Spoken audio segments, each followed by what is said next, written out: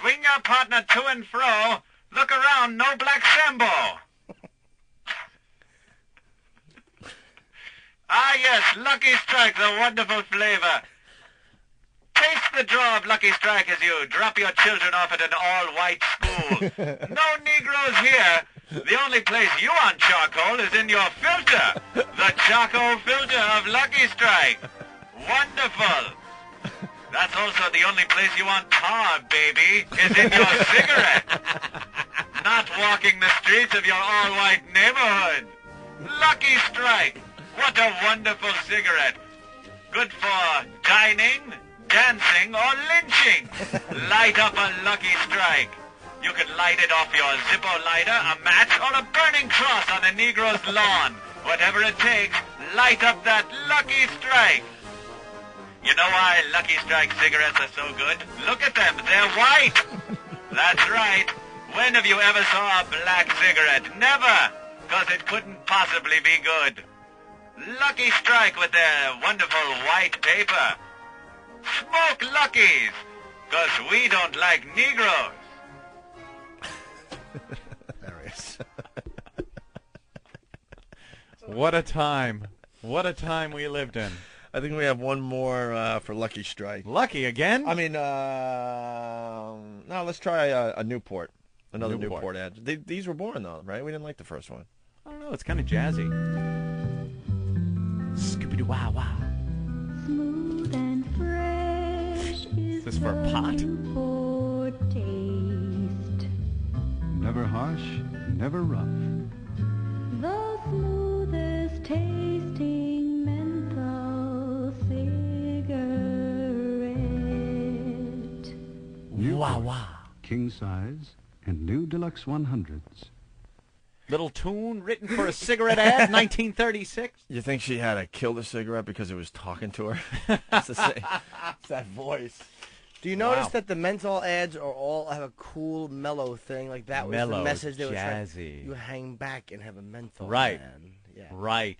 But the other cigarettes, Lucky. Smoking Lucky. Let's say hi to John in Jersey. Of course, Jersey again. John? Hey, what's up, guys? What's up, bitch tits? Hi, John. I don't appreciate that type of language. I just want to tell you guys, when Anthony said he was going to stick to German Shepherds, I almost drove into a ditch. You guys rock. This is the part of the program where we allow you to compliment the bit. Oh, thank you. I'm tearing down the third wall for everyone, Anthony, so we could feel a little better about ourselves. What's that? What is that, Eric? I have no idea. Eric, what are you doing? Pack of Marlboros. You ever heard that theory that the Marlboro box was KKK? designed like the KKK thing, the hoods and... the Oh, way really? Yeah, that's been around for years, that theory. Yeah, there are all kinds of rumors like that. Yeah, all right, well.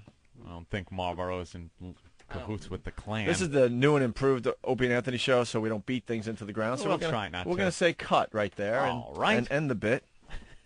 End the bit. Bravo to Anthony Bit for is coming over. coming up with that on the fly. Thank you, sir. Thank you for the musical accompaniment in there. Derek? The only time you want tar, baby, is in your cigarette. That was great. Richard Jenny coming up. All No, right. I didn't live in those times. I was saying those were some... Guys like, how old are you? No, I wasn't around during those. Yeah, that's right, sure. It's called a bit, silly. All right. Oh, God. Yeah, me, Burt Lancaster. We would go out and smoke. The Opie and Anthony Show. Hey, it's Opie and Anthony. We're on vacation, so we're playing some of this shit for you. Shit. It's the worst of the Opie and Anthony Show. Did I just fart? Live on the Today Show, there's some genetic disaster. I don't know why. Oh, poor Lucky kid. Are changing the lives of some pretty special kids. Special. It's a place where we celebrate ability, not disability. Some call them therapy. Others come just for the fun. Alicia Danoon is in remission now. She had a brain tumor when she was 3. All right, you know what? I'm Oh, turning off the Jesus. audio. Oh, Jesus. God. I don't even want to be tempted. Why? She's in remission. That's good. I don't even want to be tempted. The cute girl is petting a dolphin down there in Florida. Got Getting a Yeah. brain tumor. God bless her. Let her be. Look at that little swimsuit on her. Thanks, Mom, for that nice genetic handoff. A brain tumor at 3. Yeah, here you go. Can't be harmful. Yeah, must have been my smoking, Mom. Where did a 3-year-old get a brain tumor from? From Mom doing dope. Nice smile. Here's a softball in your brainstem, kid. Get headaches until you're 40. Oh, jeez. Oh, it is cruel, and there is no God, and I don't want to hear an argument about it. Yeah, what did this kid do to deserve a softball tumor? A brain tumor. Brain tumor. In her little head. And now she gets to pet a dolphin. Swim with the dolphin, hits him with that bottlenose right in the tumor. Jesus. The dolphin goes, can smell the sickness. Whatever dolphin noises they make. Tries to beach the kid and kill it. Yeah. So it doesn't, I smell the sickness on you. We must beach you. The kid has no clue that I she's... beat you. There's a ring around whatever that thing is called. The Yates dolphin. She's not sure if she's petting a dolphin or a goat. Take her to a petting zoo, for God's sake. Mommy, why is the goat in water? Shh. It's all right, It's Puddinhead. a dolphin. Puddinhead. Oh, is that horrible, Puddinhead? Oh. I see the awful, terrible things in my life and turn it into something funny. Very good.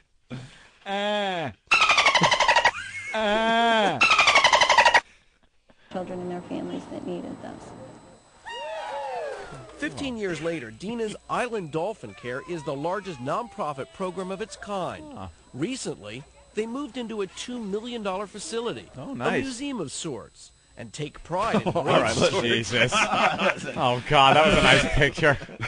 It would be funny if you get a little shirt for the kids. I went to the dolphin farm, and all I got was this lousy gene pool. I want to swim with the dolphin. Okay, dear. Be back later. Pick you up later. Why do dolphins get pegged with these jobs these days? You think the dolphin's sitting there like, oh, Jesus. Yeah. Why can't it be that hot stripper blonde that's on vacation with the other ladies from Hooters? I used to strap mines to my head and I'd put them to enemy boats. Right. Now I gotta play with this special child who's drooling on me. Oh, I remember this. Isn't this the theme to Flipper? They call him Flipper. Flipper, swimming with retards. Smarter than he. Not the kids he's swimming with. Balancing their heads on his nose because he thinks it's a big dumb ball.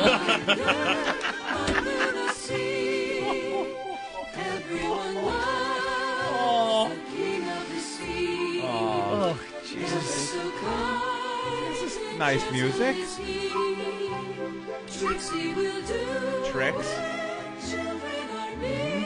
Tries to jump over his big head, but it's too big. Crashes into the ear and falls back. Sneaks under and bites the kid's foot for making him look bad. Dolphin almost dies because the kid's big tongue gets stuck in his blowhole. I can't breathe, kid.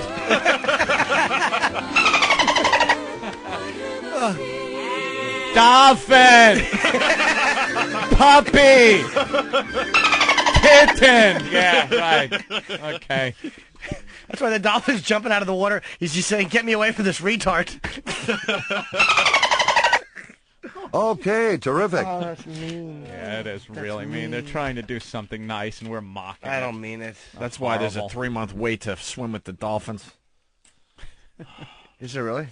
Yeah, you can't get close to the dolphins anymore. Where, here? It's all the rage down there in Florida. It is all the rage. People love swimming with dolphins. They assume that You they're go to that, intelligent or you're on something. vacation, you go to the resort there, and you try to sign up for the dolphin excursion. That's booked 6 months in advance.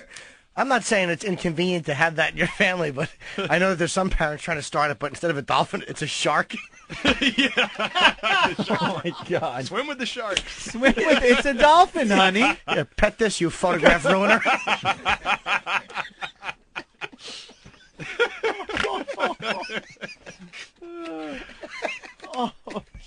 You guys, we got a quickie. It's only a minute and 15 seconds. So a friend of mine, Dally Dooley, once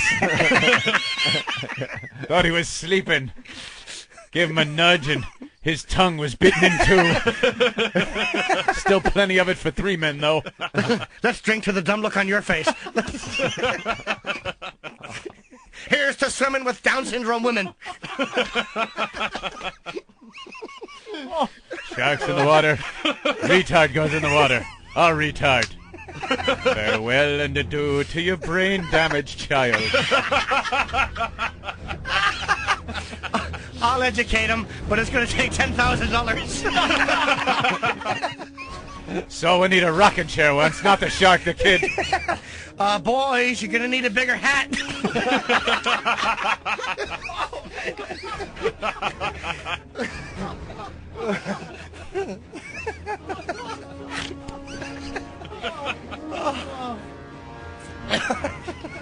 Very good.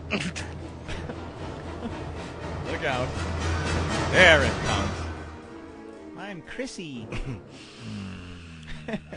Yes, well, you know we're all going to hell, of course. Instant feedback, like people are telling us anything new. Oh, that's horrific. The Opie and Anthony Show. Hey, this is Bob Saget. Yeah, it rhymes with faggot. I had a fucked up childhood. You're listening to the worst of Opie and Anthony. This can't be. Is this a real story? Yes, I believe it is. Get the fuck out of here. Is this real? This is like one of the oldest comedy bits ever. Talking about hurricane names and stuff. Oh, what are they up to? But there's an actual politician getting involved? Is this real? Representative Sheila Jackson Lee, a Democrat from Texas, yeehaw, apparently is angry that the names of hurricanes are too, and I quote, lily white. She's seeking to have a better representation of names reflecting African Americans or other ethnic groups. Yeah. Do you, the fact that they are just doing completely pointless destruction is the African American angle. A sampling of popular names could include Keisha, Jamal, Deshaun, according to the paper. And the press will be out there. I don't know. It looked really bad. I'm not sure. The wind was hopping and hollering. I don't want to be skinned it alive out here. It's been a bad month for hurricanes. Oh, this motherfucker's blowing shit all over. Back to you in the studio, B. Is this real? It's turning this shit into a ghetto. There's nothing better to do? WorldNet Daily, brewing swirl of dissent, black hurricane names. And apparently, I guess, Rush Limbaugh was ripping this congresswoman's call for these African-American storm monikers. Too lily white. You know, you fucking crackers get over on some shit. Wasn't Rush Limbaugh busted fucking buying all these prescription fucking drugs and he still got a motherfucking job? Well, OJ's innocent, quote unquote. Yeah. And he can't get a mother. Well, Michael Jackson fucks kids. He's doing fine. How about R. Kelly? This video of him urinating on a 14-year-old. He's selling out the garden. You seen that one, right? Yeah, it was hot. You can be sure. One reader wrote in a letter, you can be sure that if there were too many black names assigned to hurricanes, this congresswoman would be instead complaining that this practice unfairly stereotypes blacks as violent. Well, some motherfuckers could be violent as hurricanes. Another, Greg Cook, his name is, what a coincidence, says this is ridiculous. How about naming the storms after gang members or infamous criminals? How about not having any names at all associated with hurricanes? Yeah, so people are saying this is ridiculous, and it is ridiculous. What does she want? Representation in the hurricane naming community? Stop. That's good, again, that she's not worried about terrorism or Islam. Well, she's worried about hurricanes. How about the fact that maybe you should be looking at the fact that Jamal is killing Deshaun on the streets. You know what I mean? And Keisha was an innocent bystander being killed by bullets fired by Deshaun. While being pregnant with her 15th kid. Right. Yeah. Keisha just threw her baby in the fucking garbage can because she didn't want to support her. Yeah, maybe that's an issue you should really be delving into. That's right. Better trash pickup. Yo, where's the fucking bell, dude? This Democrat. This is satellite. We don't need to do the bell as much. All right. Fuck the bell. Fuck the bell, yo. Democrat Sheila Jackson wants black hurricane names. Hillary Clinton's going after video games. Chuck Schumer wants Cousin Brucey to keep his job. I got to say that, not that the Republicans are all right, they're not, but the Democrats, can you please pick battles that we give a shit about. Please. And meanwhile, they just showed a picture of a suspected bomber that left a bomb on the bus in London. They had a clear picture of him walking off of the bus. And we're not profiling as we're searching bags in the subway stations. Yet this guy sure didn't look Asian to me. Oh. Didn't look black. Nope. Certainly wasn't a white guy. Nope. He was a young Middle Eastern man. Or a man of Middle Eastern descent. He's a Paki. We got audio of this. Isn't that, they go that motherfucker right there. We got audio of the Congresswoman. And he's wearing a New York shirt. Wearing a New York shirt. Great. That's ironic. We got audio of the Congresswoman talking about. Oh, we do? Yeah, the dumb hurricane crap. I'd like to hear it. Well, be sure and give Pat Battle my condolences. I'm a beaten man. I'm a beaten man. There's another one. That's the motherfucker that served me my falafel on fucking 6th and 23rd yesterday. He looks like Louis Tiant. We already know with the handlebar mustache. There's another young law-abiding gentleman. Well, at least they're tackling the big issues. Hurricanes and video games. And it's all politicians. It's all politicians that do this. Agreed. I'm just saying lately. I mean, it's all politicians that are just publicity whores. They look for these dumb things that the press will pick up on and run with, and then they get their name out. You're right, but it just seems like lately the Democrats have been taking these non-issues, and they're not doing anything that I particularly care about, which is crime and terrorism. Yeah. Those are the main things, and I don't see them doing anything that's making me go, hey, man, I'm really glad you're at least doing that. Although, how scary would Hurricane Pat Battle be? Wheeling up the coast, wreaking havoc. A dark hurricane with a big, awful blonde wig on it. Well, that's why they don't got black names, because hurricanes is white. You ever see them from the satellite and shit? They're fucking very massive good, old white dirty clouds. Meteorologist OD. So, therefore, the name should reflect the color of the hurricane. Right. That's right. I was just talking to Pat Battle.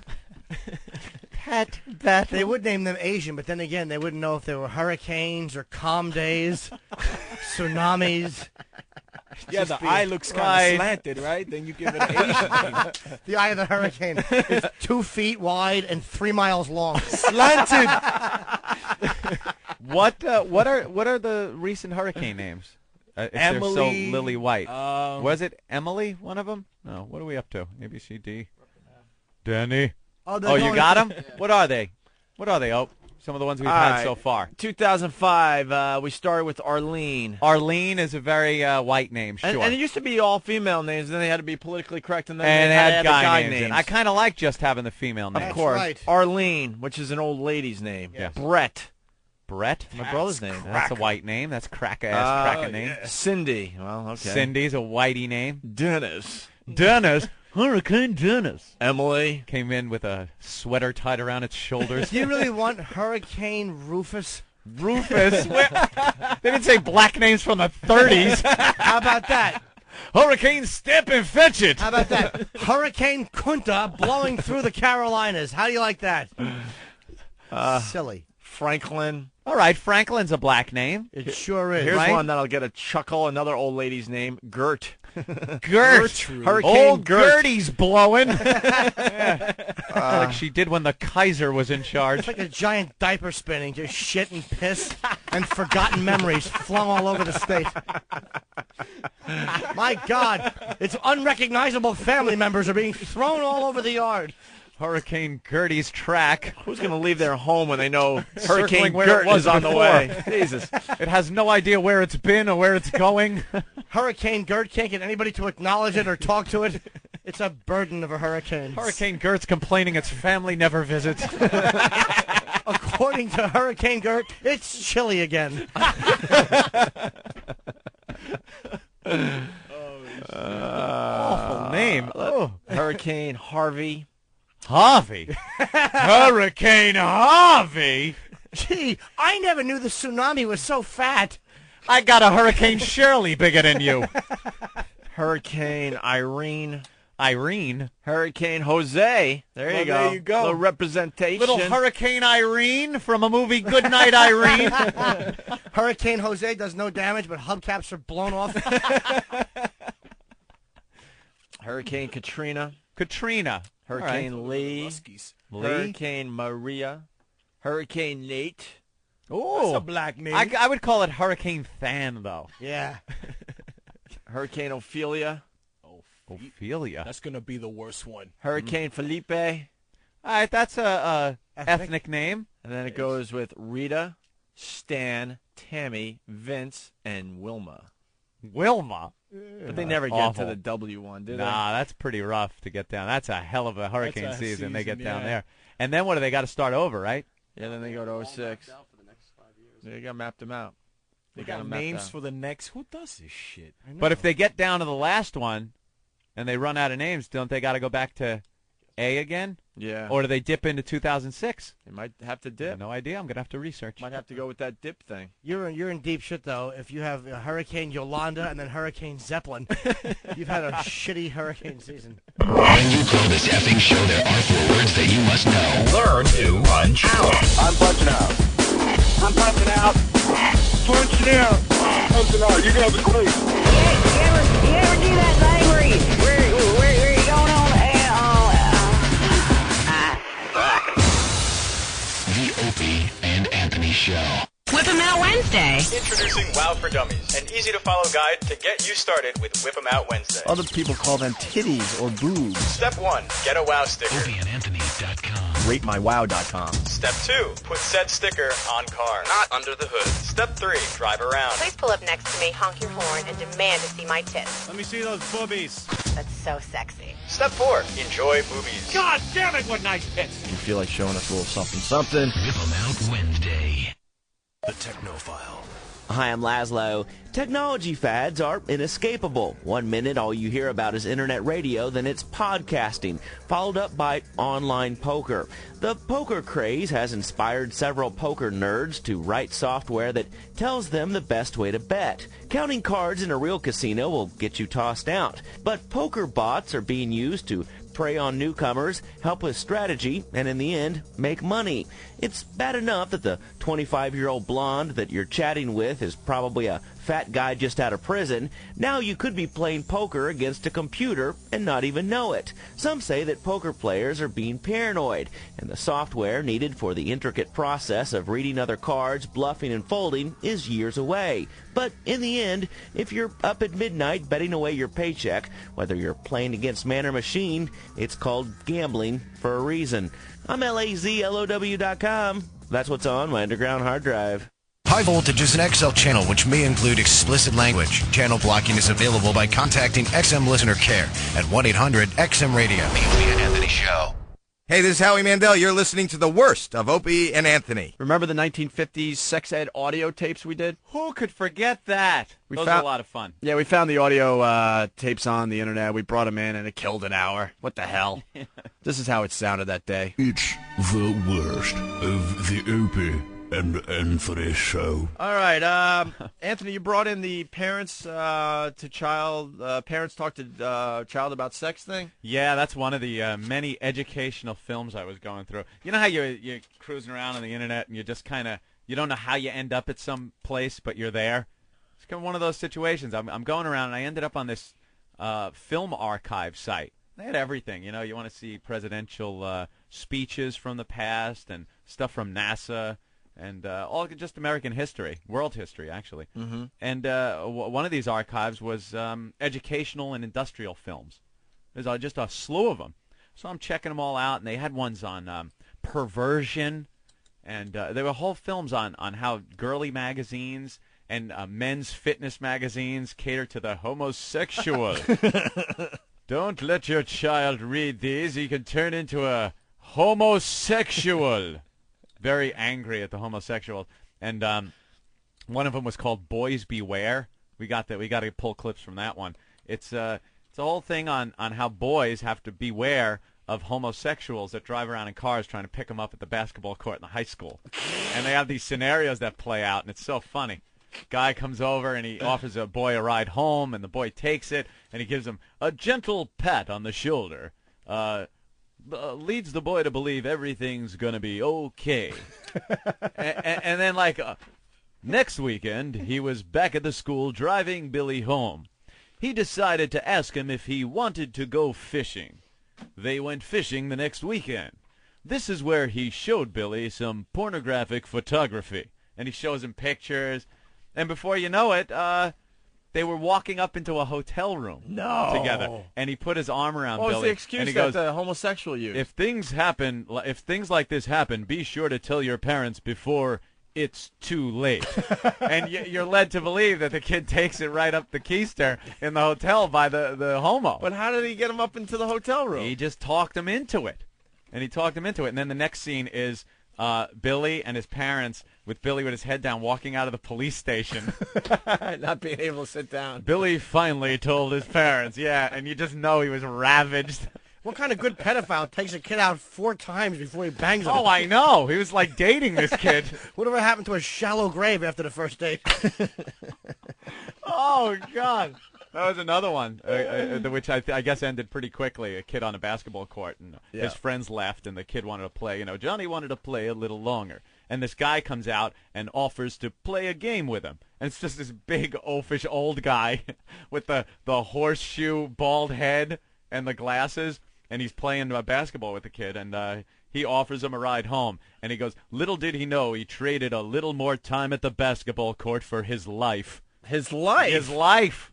That was it. This guy was thorough. No dating and fishing for him. Yeah, this guy wasn't about waiting a month to see what the little boy had. It's holla, shovel over the head. Wow. Yeah. Well, those clips are coming? And there was no distinction in this between homosexuality and predator, pedophile, murderer. They were all grouped together. Yeah. The homosexual will prey on children. So we got parents. This is a little different. This is parents being educated by these doctors on sex, how to tell their kids about sex, and a lot of it is played out in scenario and all right. The and, first clip conversation. Is Mommy talks about vagina. Yes, she does. Mommy, I want to ask you something. What is it, dear? I know that the baby goes inside you. That's where Johnny was. But he seems so big. What I wonder is, how does he get out of there? Oh. Your belly button? It's too small. Mary, the baby doesn't come out of your navel. Uh-oh. Let me tell you how it is. Oh, boy. There's a special opening Yes. just in front of the place where you have your BM. Your very, what? very tiny in a little girl. It's but a as you special. grow, You it can't. grows. Sorry. It's a special opening, right in front of the hole that you have your BM. You're Big Moody from My Bodyguard? How funny is that? Oh, And BM. you'll notice later in life that because you have that, it's the only reason men talk to you. It is a special hole, isn't it? Yeah. Because it's a special hole. Just in front of the place where you have your BM. It's very, very tiny in a little girl, but as you grow, it grows too, right along with the rest of you. Slut. Until when you're grown up, it gets to be just about this size. Now, when the baby's ready to be born, it stretches up to be about this size. Holding her hands 3 feet Just apart. big enough for the baby to slip through, head first. Then after the baby's born, it goes back to its regular size. No, it doesn't. You remember Yeah. how Wishful big my thinking. tummy stretched when the baby was growing in there? Only if you have a And good now, see, doctor. I'm flat again. I'm back to my regular size. Do you understand? Why does Daddy Yes, I beat think you? So, but if I forget it, you can always tell me again. Maybe when Tabby has her kittens, you can see how they come. I like that, but there's something else. How did the baby get started in this? Oh, boy. Oh, no. boy. Oh. Daddy comes home drunk from the office, smelling of whiskey, and flips Mommy over. Remember that special hole I was talking about? Daddy doesn't treat it that special. He makes it a BM, a bloody mess. Oh.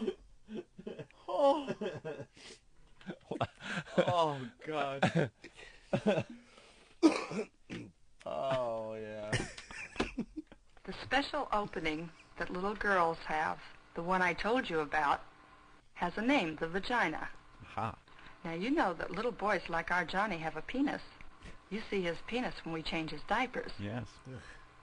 When a boy grows up and is ready to be a father, he is able to put his penis into the vagina, Right. that special opening that mothers have. And when he does this, he can plant the seed that starts a baby to grow. Isn't this little girl a little too young to to know this much? It's very wrong. It is very wrong when you watch it. The kid's much too young. Just go, shut up, go outside and play. The mother's leaving out the whole foreplay thing. The All the whole good stuff. always hold the bag, honey. You know, this mother stinks. An awful lay. Put it in. You just know she lays there. Now put it in my special hole, dear. Plant your seed. Oh, God, I'm going back to my secretary. You stink. All right, the next clip is about masturbation. Yes. Let me at this point make a clear-cut scientific statement. Masturbation is not harmful. The young child often plays with his genitals, and after puberty, masturbation is a common release mechanism for the sex drive. Growing boys will either masturbate to get rid of this energy or have a nocturnal emission, the so-called wet dream. Since sexual fantasies or dreams often accompany these experiences, the teenager will sometimes feel guilty or ashamed. What he needs right then is reassurance from his parents that they know these things happen and that the experience itself is not harmful to health or to normal growing up. Not important at all. It should be viewed as just a passing phase. Parents lasts are very a lifetime. wrong to add to guilt by terrifying the teenager with fables and myths, or by giving the impression that the genital areas are evil or taboo. These misstatements and misconceptions are the real dangers. Writing a song parody? Taboo. Is he doing a radio show with Anthony? Tell him it's okay to put it wherever he wants. That's creepy, man. Yeah. Thank God he wasn't teaching me that crap. No. Who's listening to that guy about masturbation? Funky Treasure says, sometimes Daddy puts it where Mommy has her BM. Oh, that's great. Yeah, these films are what really is BM, funny. by the way? A bowel movement. Oh, okay. I don't know. That's an olden days term for going to the bathroom or taking a dump. BM. A BM. Or making poo-poo or poopies, as they tell the kids these days. Toolbag Johnson from New Orleans writes, doesn't BM stand for bend movement? Old gravy leg. Dear, it's the special hole right in front of the place that makes you have gravy leg. You're going to need club soda when Ricky comes back because we're running out of things to do. Getting a little short. All right, good. All right, so the next clip is the doctor talking about wet dreams, I guess. Is this... We really want the homosexual audio. Oh, yeah, we'll get to that. That's on the way? This is great stuff, though. All right. I love this stuff. Every so often I get a strong sex urge, and the only way I can take care of it is to masturbate. And when I do, I feel awful. It's just like I've committed a crime or something. And it worries me, and I say, well, I won't do it anymore. And when I do, it goes away for a while, and I come back and do it again. And when I do control myself for a while, I end up with a wet dream. Well, Jimmy Norton, what you have to do is calm down. You're a sex addict. Oh, gee, like I committed a crime, Beav. I know, it sounds like Leave It to Beaver. You know, Wally, I was playing with myself last night, and I felt like a creep. Oh, don't worry about it, Beav. Mom has to wash my sheets every hour on the hour. I'm jerking it all the time. Well, me and Lumpy went out behind in the house in the woods, and he was all lumpy in his pants. And I won't even tell you what happened to Whitey. It was all Whitey in my face. It sounds like, because it is from the same time. It's the 50s, so they get these whiny little kid. Oh, and I didn't know what to do. Just grab it, crank it, and go out. Have fun. Next thing you know, I'm feeding a hooker a bran muffin, laying underneath her yelling, bombs away. I felt like a creep or something. It's okay to take logs on your chest. Don't be embarrassed. All right. I think you can do this. Hold on. Oh, man. All right, cool. Beaver! Beaver! Gee, I hope Dad doesn't come up here and catch me spanking the monkey, Wally. Oh, it's okay. Dad does it all the time. Mom doesn't like getting it in her special hole in front of the place she has her BM. So, is this how you do it, Wally? Sure, Beef, just grab on and crank away. Everything will be fine. But what if I make a mess? That's what Mom's for, Beef, to clean up our mess. Sure, Beef, the men in the house make messes everywhere. Whether it's in that special hole or on the sheets like you boys. Mom will clean it up, because that's her job. It's the 50s. She's there to clean up our sexual fluids and to take my punches in the face when I'm pissed off from a day at the office. Now crank away, kids, and don't worry about the laundry. That's Mom's job. She also cooks a mean pot roast. Isn't it nice to have someone to clean up your fluids and make a nice roast at the end of it all? It's the 50s, and it's wonderful. It's great. The 50s just seemed so great. Everyone was stupid. If you missed the 50s, move to Toronto. They're still living it. Are they? Oh, my God. Hey, I want to talk about masturbation, eh? A boot. Put a boot in your dog's liver. What's this swimming naked clip? Oh, well, they're just discussing things, Opie. The adolescent boy has other problems, too. I'm talking about his problems in growth and development, which can be as disturbing to him as his sex pressures. Boy, how do I always get the top locker? Two boys in the locker room. Junior team you're on looked pretty good today. You guys better watch out. You might make the finals. Yeah, but we'd be a lot better if I were bigger. I'm sure getting tired waiting to grow up. It's no fun being such a scrawny kid. It may sound funny to you, but boy, when I change my pants, I'd like to crawl in that locker. I feel so undeveloped. That's not so funny. Before we moved here, I used to go to a school where we had to go swimming in the Bear. I was so embarrassed about the size of my penis that we used to dread the days we had to go swimming. Even though it was my best sport, I was good at it too, like you. Boy, what I wouldn't have given for a fig leaf. For a even big from a small schlong. tree. Well, how do you think I feel? He's got a little dick. That is so fun. What school is he going to where they swim naked? Dude, we did this, we talked about stuff like this in the past, and a bunch of people came out of the woodwork saying that they were forced to swim naked in high school. Unbelievable that was actually going on. They would swim naked? Could you imagine? Gee, Dad, I feel a little embarrassed going swimming. I feel like a creep or something. I get in the pool and I got a little schlong. That's okay, Beaver. I had a little schlong when I used to go swimming, but look how big and thick and fat it's gotten. Whoa, Dad, put that away. That's what your mom says right before I put it where she has her BM.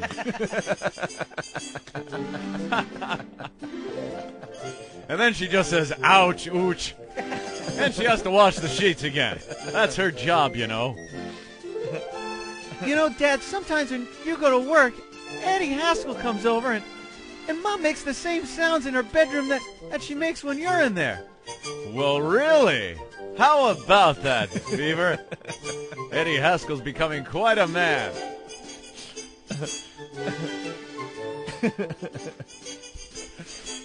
You know, someday, those girls at school are going to want you to put it in the special hole.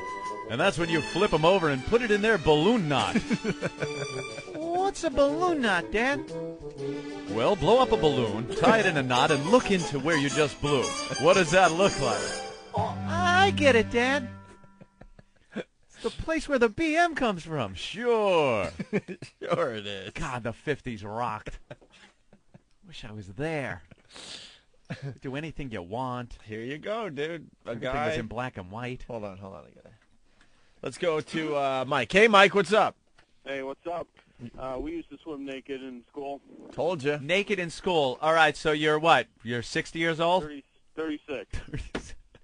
I'm 36. Where were you swimming naked? We were in Cheektowaga outside of Buffalo, New York. Oh, that makes sense now. And what would they say? What was the first day you had to do this? What was that like? It was like, what the fuck? I got to get naked and swim with fucking 30 guys. And the teacher just said, take your clothes off? Yeah. They did not give us bathing suits, and we weren't allowed to wear bathing suits because they said that the soap clogged the filters or something like that. Yeah. And I know a lot of guys who all had to do it the same thing, and I mean, it was fucking weird. And once I got in high school and stuff, I was like, I ain't doing this anymore. I mean, what the fuck? You play chicken with freaking a naked sack on your neck? You know, fuck that. Jesus. All right. Well, there you go. I told you, Ant. I didn't know that was going on. The logic of it is crazy, but this day and age. Mike in Jersey. What's up, Mike? Hey, what's going on, guys? Hey. Hey, you really pulled a boner this time, Beav. Wah, wah, wah. Yeah, some words take on different meanings. Greco-Roman wrestling when I was in school. Don't be such a baby. Stop it. They did not. I'm just joking. Yeah. Take care, guys. You never know, though. They did in the olden days do that. Not like really older, but in school they would have the kids wrestle naked. Come on. Ugh. No way. No, I read that. Mac, what's up? In one of those homosexual magazines. Kill the bit, man. They're new sponsors. Huh? Oh, yeah. Kill the bit. It's a new sponsor. Probably. Very funny. Yeah, very good. All right, what it? So we're back to this? Yeah. If you're just tuning in, we're playing Intern Runaround today. I think he's up to 5, or I don't even know anymore. This is, I think, his 6th trip. You don't have to act. Out into the tundra. Eric's all mad. I'm like, you don't have to act. He's gone. What's the matter? It was supposed to be a salted bagel with cream cheese. It's plain with nothing. Uh-oh. It's a cream cheese bagel with salt. All right, Anthony, the next clip is about menstruation. Ah, menstruation. There's been a real change in our approach to education about menstruation. It's hard to believe what grandmother experienced, but let's hear her story. Here's Grandma talking about it. I'll never forget when I was 14 years old. I went to the little outhouse on our farm. My new dress was stained, and there was blood on my underclothes. Hey, really, Granny? Sounds hot. Did Grandpa put it where you BM? Maybe it was red from slaughtering an American Indian, you rotten old bag.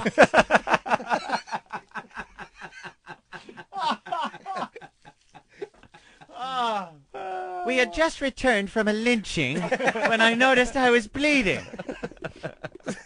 The front of my underpants looked like I was attacked with a bingo splatter.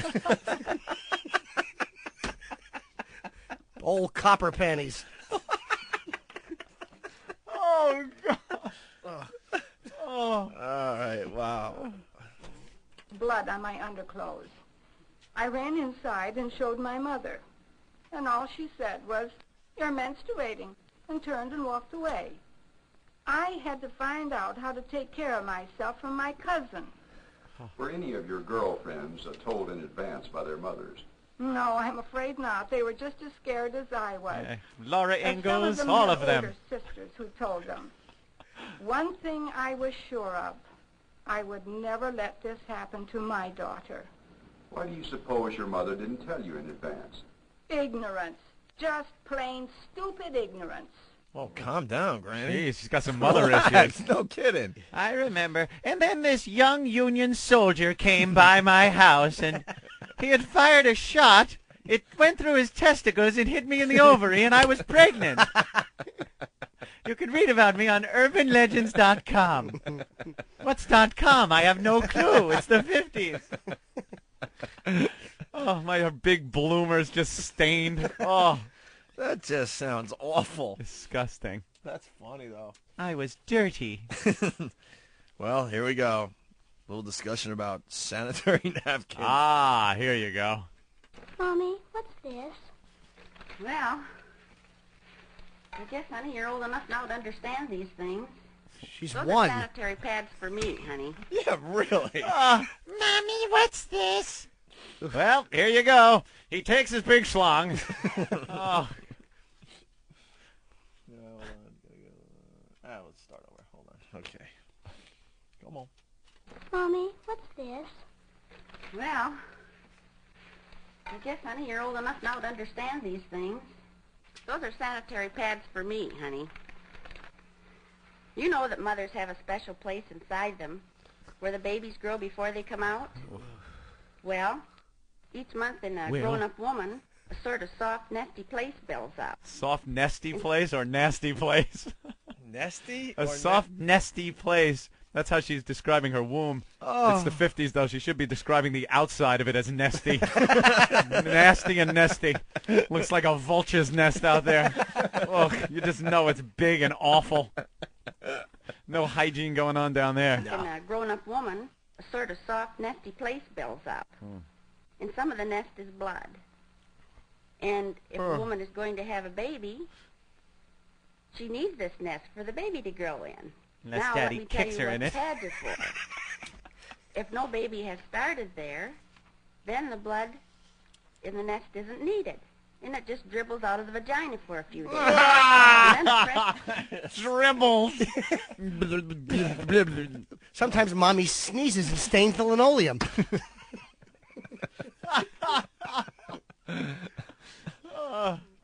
That's awful. Do they explain crime scene sex? Dribbles. Coming No. up? No.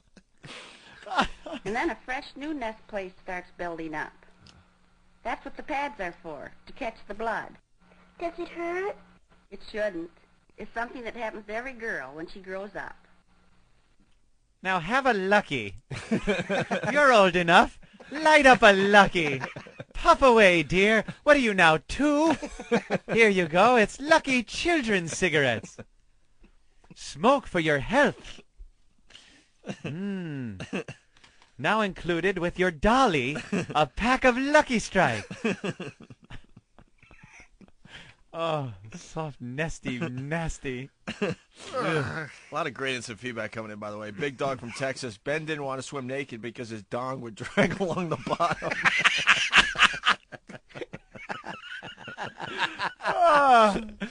Unfortunately, I can't do impressions, but Funky Treasure from cringehumor.net. Did you read this one? I'm not sure. He writes us a lot every morning. Wally, I saw Mom make a BM on Dad's chest last night. Gee, Wally. And then J-Mac from... I don't want you to get scared by what you saw last night, Wally. Dad, it was kind of creepy. Gee, Dad, I saw Mom squatting over you, and she was having a BM on your chest. Oh, Wally. Although on the outside this might look odd, it's quite pleasurable when Mom drops logs on my chest. Oh, sure, we've done that ever since college. It might stink a little, and, well, I don't tell the boys down at the office about it, but it's perfectly normal. Maybe when you're out on a date, you could have a girl drop logs on your chest, or face if you're a real trooper. You know, it started years ago when I used to play Monster Rain with some of the boys in my neighborhood. Monster Rain, Dad? Sure, Wally. That's when you yell, Monster Rain's coming, and run under the porch, and all of a sudden we fillet each other. Ain't the 50s great? Gee, I'm going to go play that with Eddie Haskell, Dad. Sure, you go run off and play. Monster Rain. And grab a couple of Luckies on your way out and puff away. I love a Lucky Strike. And striking your mom. Oh, it's the 50s, you know. So did we play the sanitary napkins one, sort of? Yeah, right? Yeah, we got And then that J-Mac from Philly writes, why does Ann have to tell everyone he isn't taking part in the gag? Why does he have to separate himself from the group all the time? I'm offended by it. All right. Ann talks about her period? Oh, yeah. All right, let's get a this little one period on here. talk. Come on. And when did you first learn about menstrual periods? Oh, I really can't remember. I just always sort of seemed to know something about it, and I knew that I'd have them someday. Her I do voice is remember, awful. though, Knew when that I I'd started to have them. develop. Like, I don't know where this accent is from, but it's horrible. It's nothing sexy about this. I knew I'd have them. Yeah.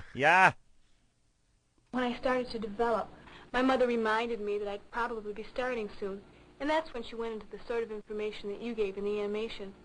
Not as clearly as that, but I felt I knew what the score was. And then she did a very practical thing.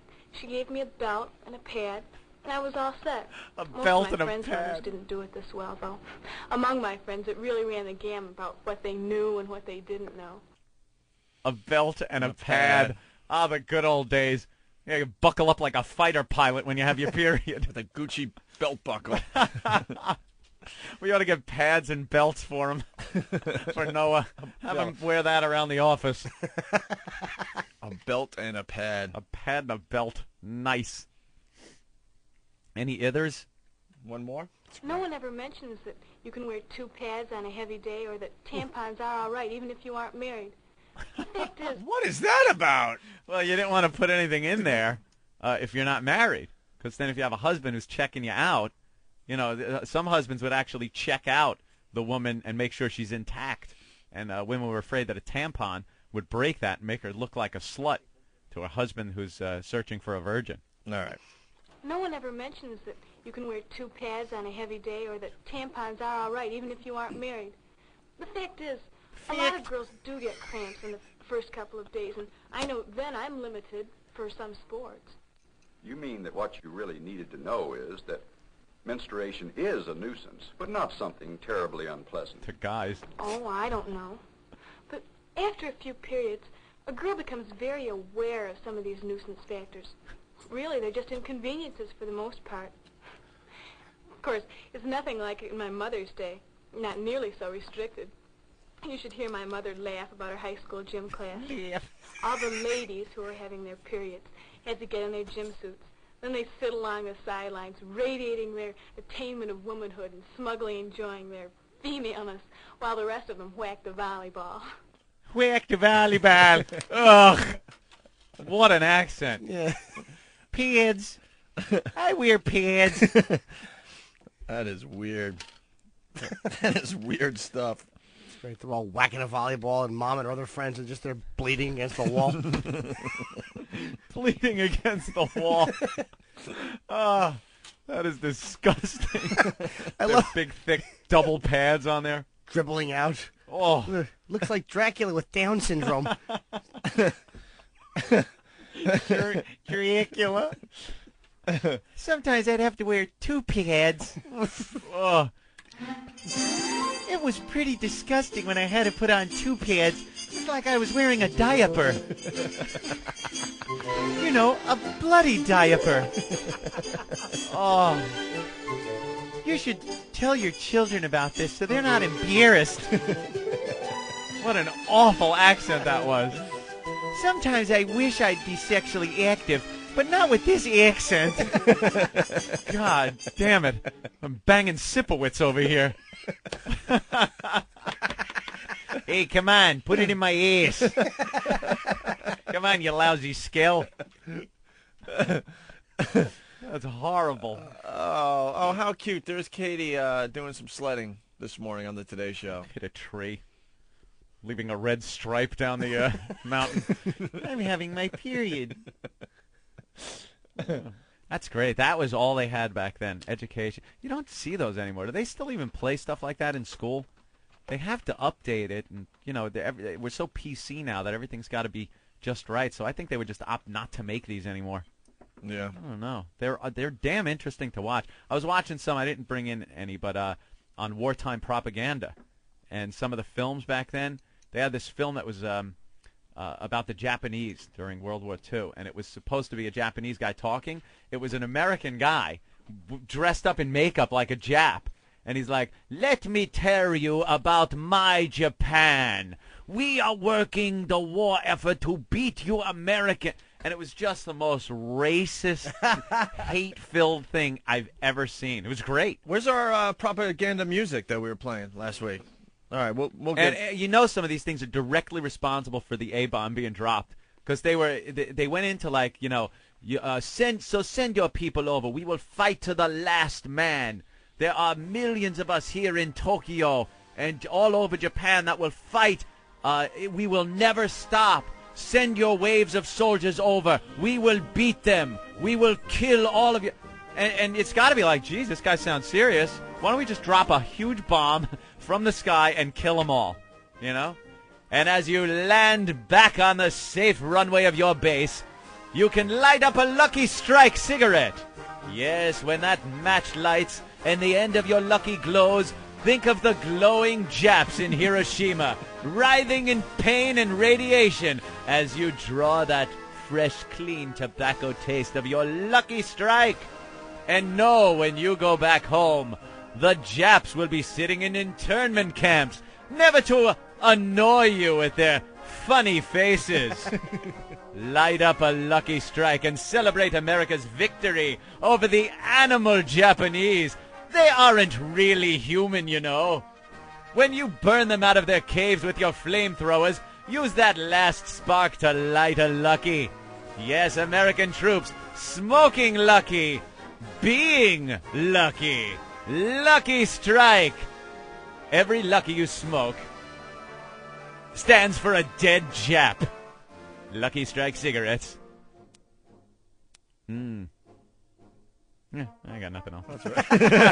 That was funny. My tank ran dry. All right. Sweetie, look, I filled the bowl. You gotta respect that. The Opie and Anthony Show. It's disgusting.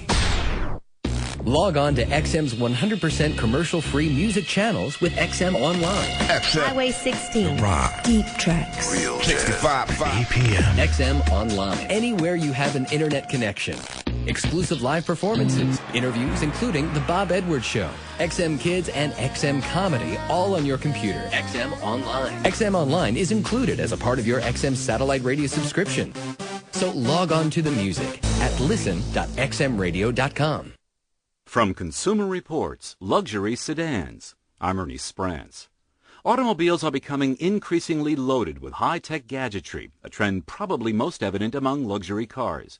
For the September issue, Consumer Reports tested 5 models with varying degrees of techno-wizardry: the Infiniti M35, Audi A6, Cadillac STS, Acura RL, and Lexus GS 300. Each come with standard features like side curtain head protection airbags, electronic stability control, and strong V6 engines mated to 5- and 6-speed automatic transmissions. Trimmed in leather and wood, each offers a variety of features that can include navigation systems, voice recognition, and heated steering wheels. As equipped, they each price out at roughly $50,000. Luxury sedans like these should be well-rounded when compared with those priced around $30,000 and should deliver superior performance, comfort, agility, and accommodations. The Infiniti M35 accomplishes this handily. The Acura RL doesn't, having been outscored by its cheaper sibling, the $34,000 TL. To our surprise, the M35 is now top-rated, besting even the high-scoring BMW 530i and Mercedes-Benz E320. The Infiniti's reliability should be very good, so it can be recommended, unlike the Beamer and the Benz, which can't because of subpar reliability. I'm Ernie Sprance for Consumer Reports, online at consumerreports.org. Hello, this is Miss Swan, and you're listening to the worst of Opie and Anthony. All of it is so bad, it's hard to tell which is the worst. Hey, where's Dee Dee been lately, man? Doesn't want to be on the show anymore? No. No? Nah, she wants Sure? to be on the show. Sure. We've just been too lazy. Satin. We've been too lazy to call her, I think. Satin. I think she's just Satin. sitting there in Washington. It's made of satin. Satin. She's sitting there in Washington every day just hoping that phone will ring so she can be on our show again. Terrible accent. We love Dee Dee, and she has a Yes. horrendous accent. Yeah. And I guess we comment. I guess we talk about it here. Yes, we do. Cool. It's the worst. Baby, you really need to drink more. Opie and Anthony. All right, Dee Dee, you want to do some more news? Maybe Sure. real news this time? Hey, I had like a Rob Lowe story, and I did good before, right? You tricked us with the Rob Lowe. I know. Well, you know. All right, how about Staten Island Animal Shelter? What? Animal shelter? It's about an animal shelter Wait, in where- Staten Island. Wait, what the hell is that? What? Nothing, sorry. I don't know. What the? Somebody hit a button. Okay, there you go. Start over? Okay. I'm sorry. Go ahead, Dee Dee. Okay, Staten Island, an animal shelter begins killing kittens. What? Okay, we see. What? All right. Hold on, I was just Wow. laughing because they're making faces I in the know. other room. I'm sorry. All right. Okay, can you start again? You Sorry, asses, stop with that. Okay, go ahead, Dee. I'm sorry, Dee Dee. Go ahead. Yeah, just start We're all over. looking in here. I know. Anyway, It's Dee Dee with the news, everybody. Go ahead, Dee Dee. the last few months, a Staten Island animal shelter has been trying to find homes for all the kittens that come in there. Why are you laughing? No reason. You make Steve sound like Voss. Well, Steve is jumping up and down making goofy faces. I'm sorry. He's You're trying to perfect. distract the show, so. Nothing. I didn't hear. First of all, they're all laughing. I didn't hear where this took place or what was happening. All right, I'm sorry. Something about Anthony. animals. What's the It's in Brooklyn. Something about animals. Yes. Where was it? Steve, stop, okay? I was told Staten Island. Okay. Yeah. All right. And you're right. You got the news story. I don't. All right, stop. I didn't even hear that because I was telling Steve to stop. All right, so why don't we right, start there- again here? Why don't we make believe They nothing just happened started, yet? okay. Okay, here we Dee Dee go. with the news. Okay. All right, Staten Island. Animals. So what is so funny? Dude, what's in there? Nothing. I know. Anyway, there's an animal shelter that's killing kittens. Because I live on Long Island. All right. Is that where that No, was? it's not Long There's not Island. Long Island, dude. Where was it? I'm not going to say. But anyway, the last few months, this animal shelter has been trying to find homes for all the kittens that come in there. It's not funny. And because they can't find homes, many cute kittens are going to be turned into General Tso's chicken. Why are you laughing? And why are they going to be turned into general... Because they're at full capacity, so they have to do it. So come on, people, go get a kitten. Don't let them die. A kitten? Well, I can't even... Listen. They're gonna kill them because they're at full capacity. They only kill kittens when He's mocking me. I'm not mocking you. Yes, sir. He said kittens. That's Kittens. That's the way you say it whenever there's a hard T sound. Do you prefer Brooklyn or Manhattan? Brooklyn. Have you ever been to Manhattan? Nope. Okay. You're trying to get me to say Manhattan. Manhattan. Damn it. Do you like Manhattan or Australia? Australia. Do Because you they like- have an accent.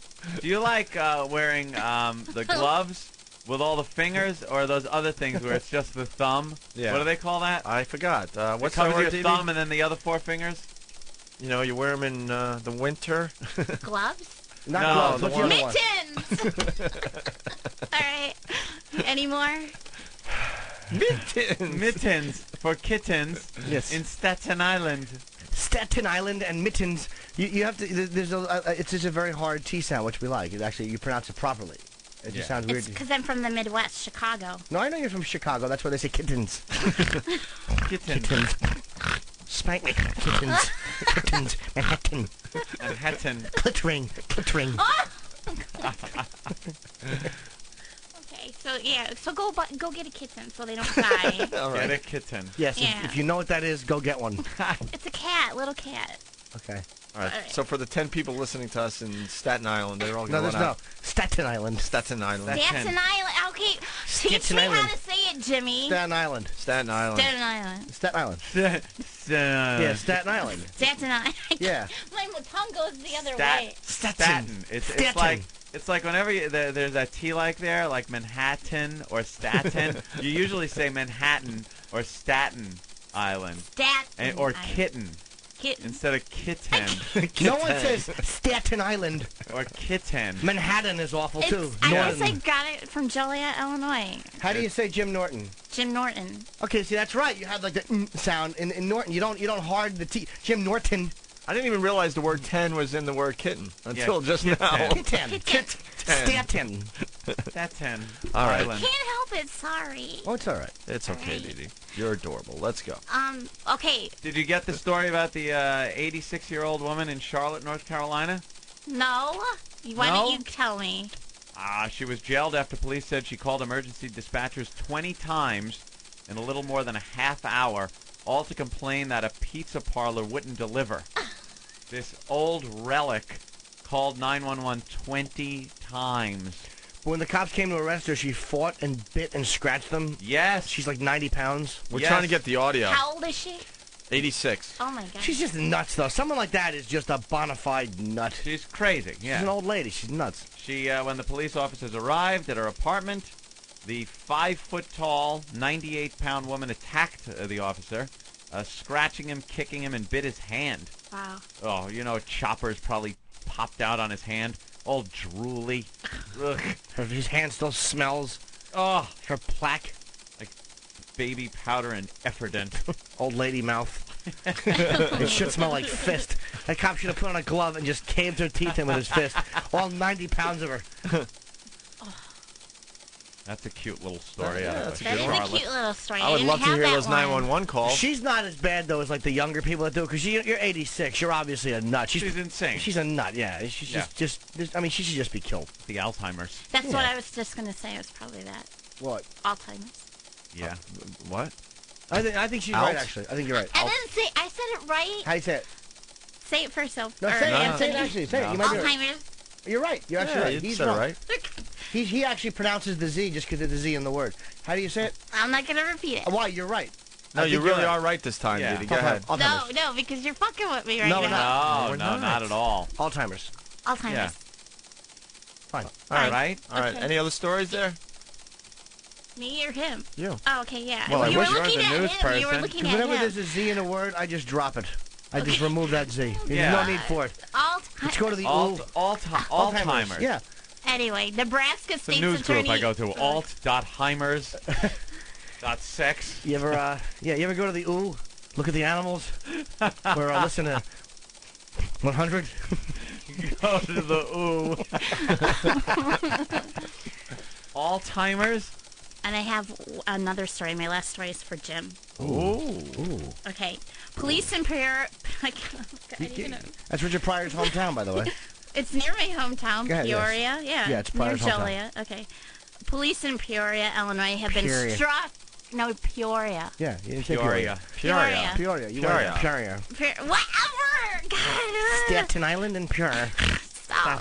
Police in Peoria, Illinois have been struck dumbfounded by the first... In Illinois? Yeah, Illinois. Okay.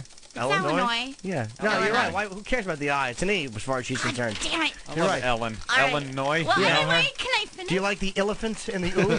Elephants. All right. All right. Let's They start were over. From the top? Yeah, because Yeah, we don't know we have All right. ADD. Go ahead. All right, ADD. Police in Peoria, Illinois have been struck dumbfounded by the first prostitution case in the area. So I thought you'd like this. Yes. A 47-year-old Christian school teacher thought her snatch was worth $200.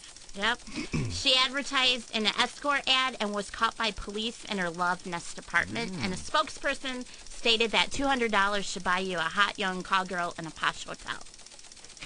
So I thought you'd like that I do. prostitution Pryor's story. mother, funny bit of trivia, was a prostitute. That's right. Oh, yeah. She was a call girl in Peoria, and his grandmother was a madam. No. Peoria? Yeah, Peoria, Illinois. Yes, that's why. Peoria. All right. Matt from Nebraska has a question for Didi. Matt, Oh, God. what's up, Matt? Hi, Matt. Hey, Dee Dee. I was wondering, are you wearing satin panties or cotton panties? What type do you wear? Yeah. Do you wear the satin or the Let me say the T. cotton or cotton? Do you like cotton or satin? I wear both. What do you prefer? Well, it depends. Like, if I'm out, on a date, the satin. Satin. Satin. Satin. Satin. Okay. That is really hard to say. You like satin. And then for just hanging around, you might use the what? Cotton. Cotton and satin. What a chore to speak. Cotton. How do you Cotton. say satin, Reg? You say it. Satin. God, we all have accents. We know that, but you just amaze us with Satin. yours. Yeah, How do you I say just wondered Satan? Who put the satin on Satan. her panties? Satan. Thanks, Satan Matt. is a devil. Satan. Satan. Satin. All right. Okay. Satin. Give me an God. Okay. Very good. Oh, that's satin. Proper pronunciation. XM202, the Opie and Anthony Show. Bernie Gatz loses it. I'm tired.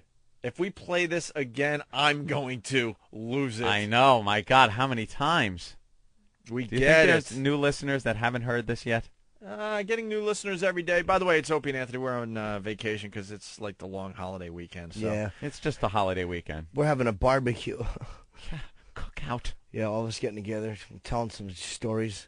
We talk with our headphones on, even in real life. I wear an apron that says "fuck the chef" when I cook up some hot dogs. Oof. Did you? Having a hard time saying cook.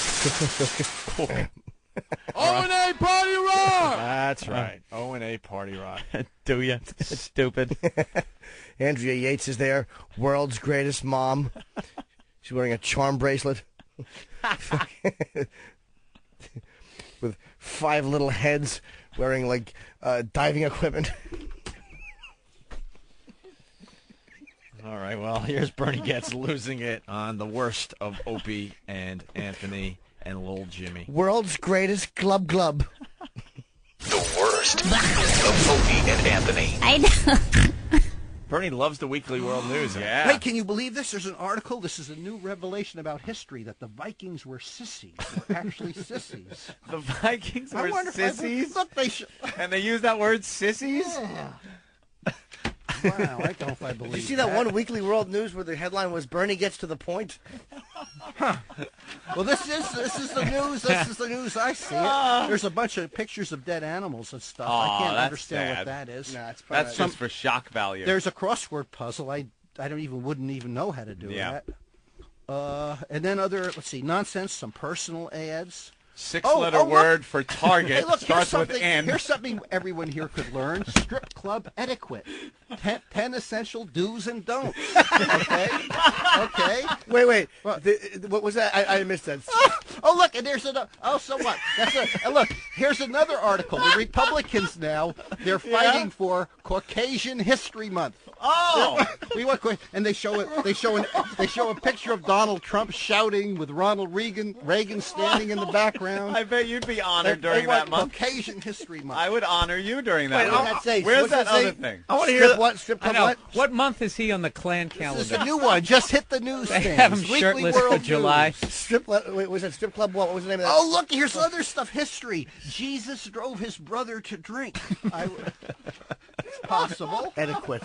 Get Craig Christ ready. That's how we'll end this. You see? Craig Christ from Stephen Lynch. This is about vegetarian. They're showing giant pictures of mutant vegetables. Mutant vegetables. This is horrible. Anyway, I'm going to take this home and read it. Hold on, can you go back to the stripper etiquette? We'll end with stripper etiquette. What is there? You just do nothing. buy drinks, put money in their belt, and say nothing is usually the best thing. Right. Just look and enjoy. Bernie, would you like to go to a strip club with us? Nah. No? No, why not? We'll take you out. Oh, thanks. That'd be fun. Nah. Nah? Nah. It's just. Nah? Yeah. Definitely. Yeah. Wow. Okay. Better porno on the internet. Gotta get bullets. So that's the news. And no news is good news. Wow, You're safe Definitely from easier to from shoot a gun the than drive a horrible car. snow. Yeah. Laugh at me. I'll get out. I'm a good shooter. Definitely a good shooter. Definitely a good shooter. Yeah. And I want my CD back.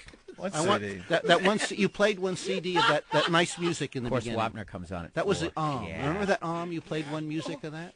You played about a minute and a half of that. Oh my God! Yeah. Goddamn, Bernie, I love when you come on. Yep. I love when you come on. The first 40 minutes were quite boring, but man, you made up What for are it. you kidding? You made up for it for the last 10 minutes. Well, I didn't mean to. It's that killer I thought it was closing the worst. bit. This he was gets. What did we learn, Anthony? That Jesus Christ drove his own brother to drink. There's That fat chicks make sexy faces sometimes. Strippers have etiquette. Etiquette. It's easier to shoot a pistol than to drive a car with one hand. Yeah. Osama bin Laden. Whoa, Bernie, what are you doing, Bernie? Of Osama. Raji It's right here. It's right here. Yeah. Oh yeah. Wait. No. You gotta go out of the machine. Yeah, sit down, Bernie. It's in the thing. No, you said. Right. It's right there. Oh, yeah, Yes, sit down. I'll get it to you. We're going to say goodbye to you. Wow. You rule, Bernie. Bernie. No, you do. This one, right? Oh, it says on the front. Oh, what are you motherfucker! Tony, Opie, you're asking for trouble. Tony. Oh, he's coming over. Oh, Bernie, sit down. Sit down. Oh my God! Wait, He's really mad. He's really mad.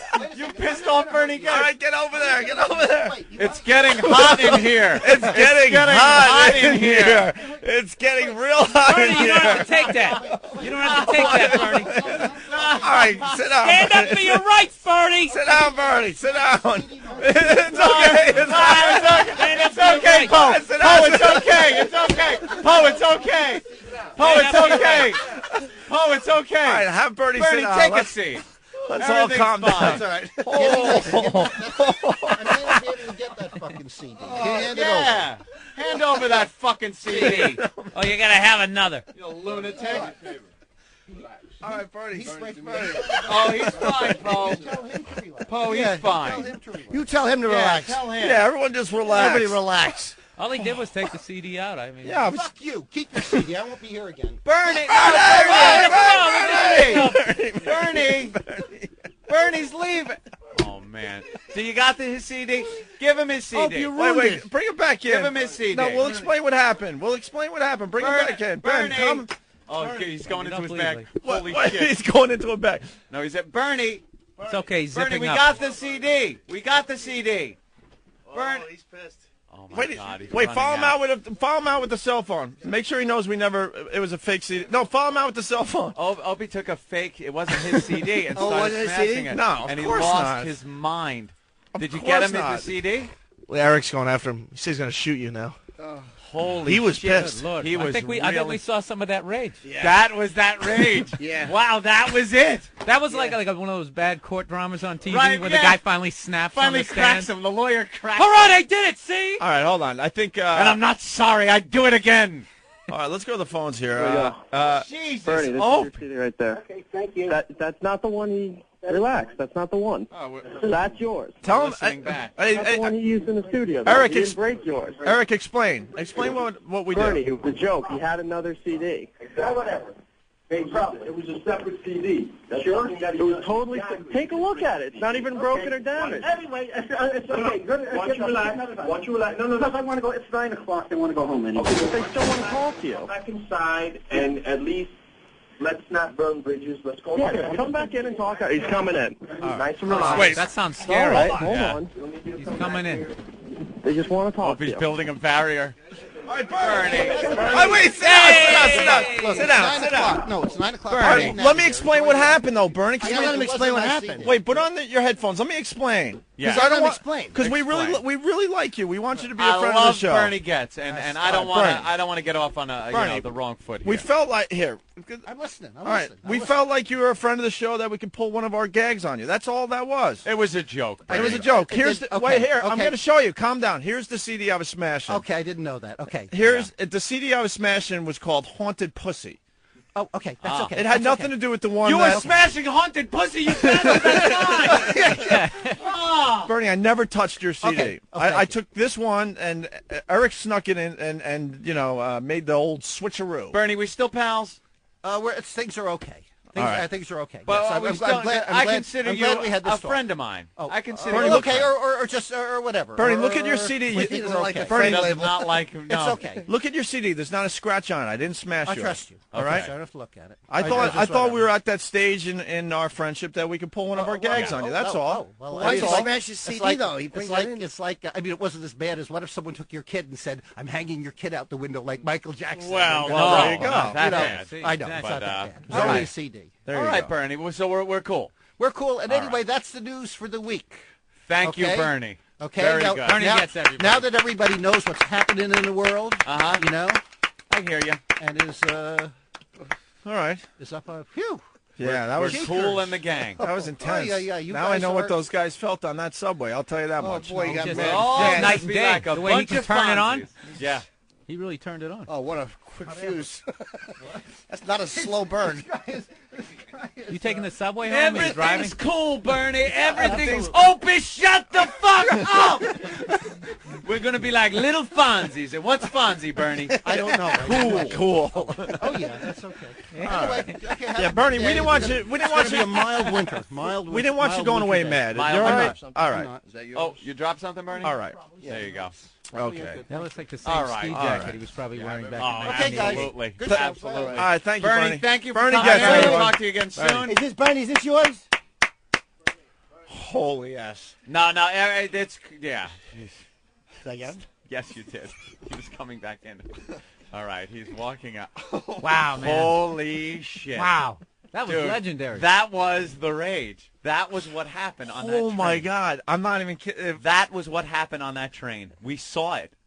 We saw it. Yeah, Eric was in between me and Bernie, and I got to give Eric a lot of credit, man. He was holding him back. He was out of his mind. Hey, you know what's pissed. odd? We were talking about Rain Man, and when you were watching Rain Man, remember, it was kind of like you look at Dustin Hoffman and go, it's not too bad. He's a little kooky and stuff, but he seems nice and sweet. And then that time he lost it at the airport. Oh, yeah. He Started just like, beating just lost his mind. That's what we saw, that snap. That was right now. You just threw his CD. It was like a Pop-Tart in the toaster, and a little smoke billowed up, and he couldn't handle it. Right. Imagine no, but that, you didn't see it coming. Like no, it came out of nowhere. He just fuck you. Keep your CD. Yeah, keep your CD. Fuck you, and take this with you. You have another. Keep your CD. Wow. Wow. Yeah.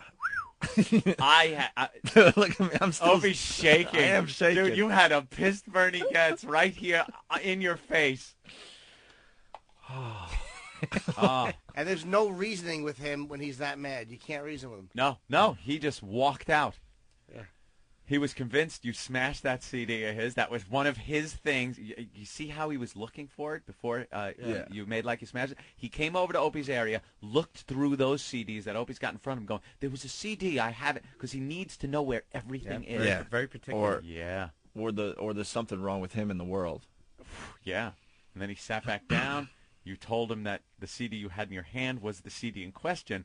When you started smashing it, the look on his face, that's when he snapped. Keep your fucking CD. Rah! Wow. Eric, is he all right? Yeah, he's gone. Eric, I have to tell you, you rock. No problem. Eric got in between me and Bernie. Bernie was literally like, what? He kept kneeing me in the legs. I'm like, stop. He's like, give me my CD, and I'm sitting there with this hand trying to cover his real CD so he doesn't see it. And Opie's just sitting there going, oh my God, he's gonna hit me. Could you imagine if he's got to go in the subway right now? Some black guy is in his seat or something? Oh, forget it. With an iPod? Disrespecting CDs? All right, Bernie, what's the matter? Hot water burn, baby. Hot water burn, baby. Fucking psychopath. Why don't we take a break? We have Billy Burr in studio. And that's the news for today. Keep your fucking CD! I push the CD in the case. It does this when it's told. Does this whenever it's told. And you want your CD, Bernie? Would you? Wait a minute. Was she a great big black person? No, we're going to do that. Yeah, CD, is that track 14? Wow. We're going to take a break, Anthony. Billy Burr in studio, like I said. And also we have Joe Rogan's gangsta fag stuff that he wants to turn us on to. We'll finally play a few tracks from that next, okay? Fine, keep your fucking CD. But first, Bernie Gatz was talking about how Jesus Christ, drove his own brother to drink. He was? I forgot everything that happened. I know. Well, it's before that snap. It's just a seg to just a segue. segue. Going. Huh? The heart rate's still up. I know. That was really exciting. Poe came in here he was the second most crazy person in this room. That look in his eyes. And he went to grab Bernie, and Bernie was pissed. Everyone was just out of their minds. They get in the other room calming down, doing his little... Oh, doing his calm down procedure? They get video of that? Yeah, we have it all. Danny was in here the whole time? Yep, he's standing right there with the camera. Oh, nice. Right. Get Danny in here. I got to see how the video looks. Did Poe make a wrong turn and go into the production studio first before he came in here? I don't know what happened. Or did he know the directions to get here to this studio? The problem is in his office there's a delay, so he was hearing it late. Oh. Wow. Hot in here. Yeah, you heard it's getting hot. Looks like rain! Whoa, it certainly looks like rain tonight. John. Yo. Hey. How fucking crazy are you to piss off Bernie Gatz in the goddamn studio? Yeah, it's not smart. Opie's an idiot. Ed Asner's one thing. He's 80. Yeah, what's Ed Asner going to do? And Ed has never shot anyone. Exactly. She's not like it's psychopathy or anything, man. Wow, yeah. Dude, I never expected him to go like that. I thought he'd get a little pissed off and bummed out. I never expected him to lose his mind like he did. All right. All right, thank you. Master Paul, you all right? No. I'm going to talk to Marcelino, and I'm going to find out. What's up? I want to get a patch directly into my room because this delay is no good. Yeah, the 15 that's why. seconds of, all right. My heart is... It's all good, bro. You did great. You did great. That's good. But I want to get a patch. What do you do to calm down, Poe? I heard, like, you just kind of sit. Poe is pissed off now, too. Poe is freaking right now. Nothing was going to happen. If it came down to it, all of us would have piled on Bernie. We just didn't want to go there. He is what they call in the zone right now. Well, plus, there's not many problems in the studio, so when there is one, and you're the security guy, you don't want to, like, not be there. 15-second delay. A lot can happen. I'm sure that he shot those 4 guys in a lot less than 15 seconds on that subway. Bernie can do a lot of damage. Yeah. Meanwhile, no one's hearing it. Please. No one here. Yeah, the security guy, 15 seconds after the fact, he's hearing what's going on. We'll get him a direct patch. This is what we do, though. We create major havoc, and the only ones that are enjoying it are you and I. I know. Poe's pissed. Everyone's freaked Ben now. is on the phone with Washington now. Why do you say we? There's one problem in the studio. There's one fucking irritant constantly hurting and annoying the guests. Poking and prodding a Bernie Gatz. Always. But I'm saying you guys enjoy it, though. Yes. Of course. That was incredible. Who else was freaked Bernie's out when he probably was on running his way for to his a bag? pawn shop right now. Right. Todd from California. That man wants to be the mayor? Jesus. We might have wrecked his whole campaign. Opie would be the guy if we had Ted Bundy as a guest. Let's get some girls in here naked. Yeah. Come on, bring in the nude girls. They could give them a lap dance. A wading pool full of mud and a 12-year-old. Ted, here, hold this blunt object. Now bring in the girls. They're all whores, aren't they, Ted? Yeah. Come on in, ladies. Yeah, these girls were bringing in their filthy whores, Ted. Here's a bat. We got Ted Bundy audio? Yeah, that's when he's having sex with his girlfriend. He's telling her to lay there and pretend she's dead. What's that from? The movie. Oh, the movie. Oh, the movie. Which one was that? Where who played him in that one? Mark Harmon. Was it Mark Harmon? Yeah, that was a good one. I liked the Mark Harmon Ted Bundy. All right. Why don't we play Craig Christ or Ted Bungie, as Bernie would call him? Could he get one name right? Al Bundy. Martin Scorsese. What did he say? Raji. That was my favorite one. Raji Dangerfield. Raji Dangerfield. Oh, you're a very dangerous man, Bernie Gatz. Raji. Keep your fucking CD. He ran right over, pointing. Oh, he was. Oh, was he mad? He was the irate white man. He was fucking so angry. pissed. Michael Douglas falling down. I think Right, we just falling saw down. That was it. Bernie Gatz I'm falling. like you, man. God damn.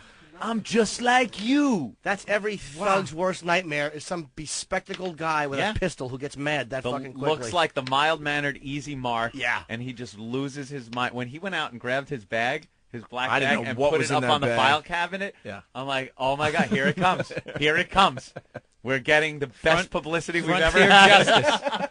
Frontier Justice. Frontier Yep. Justice. As with much Bernie Gatz. as much as I'd hate to see Opie get shot, what that would do for fucking gigs for the next year. Oh, forget about it. Every radio station in the country would want you on. That would be huge. Talk show If you circuit. pulled through, Yeah.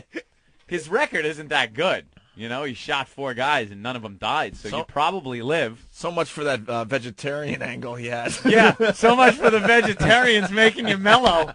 Jesus Christ. Can I have another piece of broccoli and I'll take some asparagus and... Get the fucking CD! Put the CD in the fucking basket! Oh, yeah. Enough about the friggin' soy milk and broccoli and soybeans. Wow. That was great that we really got to see him do his thing. No one gives a shit about him running for office. We want to see you snap and go into a murderous rage. Chris, we wanted to. That was it right there. It took 4 hours. You wanted to see that. 4 hours of horrible news. 4 hours. It took 4 or 5 appearances. Yeah, he's actually been on our show about 4 times, so it took that long to actually Chris, make him snap. what's up? Hey, Chris, what's up, man? Oh, hey. What's going on, O&A? Hey. Hey, man, the best part of that whole shit was as soon as you hear the CD break, you hear Bernie Gatz go, "You motherfucker!" Yeah. Oh, yeah. You motherfucker. He You was could just pissed. hear him snappy. Is there any way to pull that audio before the end of the show? Yeah, I definitely. want to hear him losing his mind. Yeah. I got to hear him losing his mind. We'll replay it after the break. Dave, what's up? Yeah, I want to know what you think he would actually have done if he actually had gotten to Opie. I don't know. He probably would have hit him. Operandi? He probably would have hit him. Yeah, I didn't want it to get to that point, so I used poor Eric as a blocker. He would have hit you for I disrespecting mean, he him. used lethal force last time. Would he have dug his thumbs into your eyeballs? That guy would use the gun at a drop of a hat. Oh, yeah. I don't think he doesn't strike me as a grappler. No. Tommy. Yeah. Maybe a bitch slap, like as a... I saw him walking down the street looking like a raving lunatic. He had a shovel, and he was talking about Vermont. I don't know what that meant. It's where the gun's buried, by the way. Where he buried his Hunting gun. out. All right. Still there somewhere. All right. Well. All right. We'll do... a lot of people saying don't lose Bernie as a friend of the show. No, we won't. No, he'll be back. No one else is going to let him talk for an hour about nothing. Of course.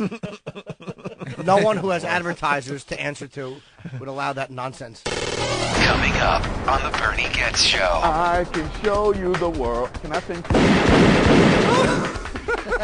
It's the Bernie Gatz Show. I don't fear death.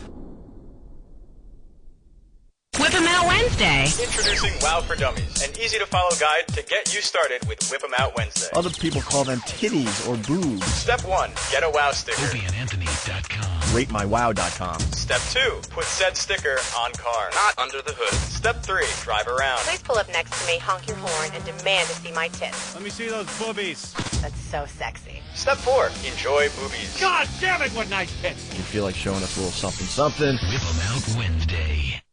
The Technophile. Hi, I'm Laszlo. Technology fads are inescapable. 1 minute, all you hear about is internet radio, then it's podcasting, followed up by online poker. The poker craze has inspired several poker nerds to write software that tells them the best way to bet. Counting cards in a real casino will get you tossed out, but poker bots are being used to prey on newcomers, help with strategy, and in the end, make money.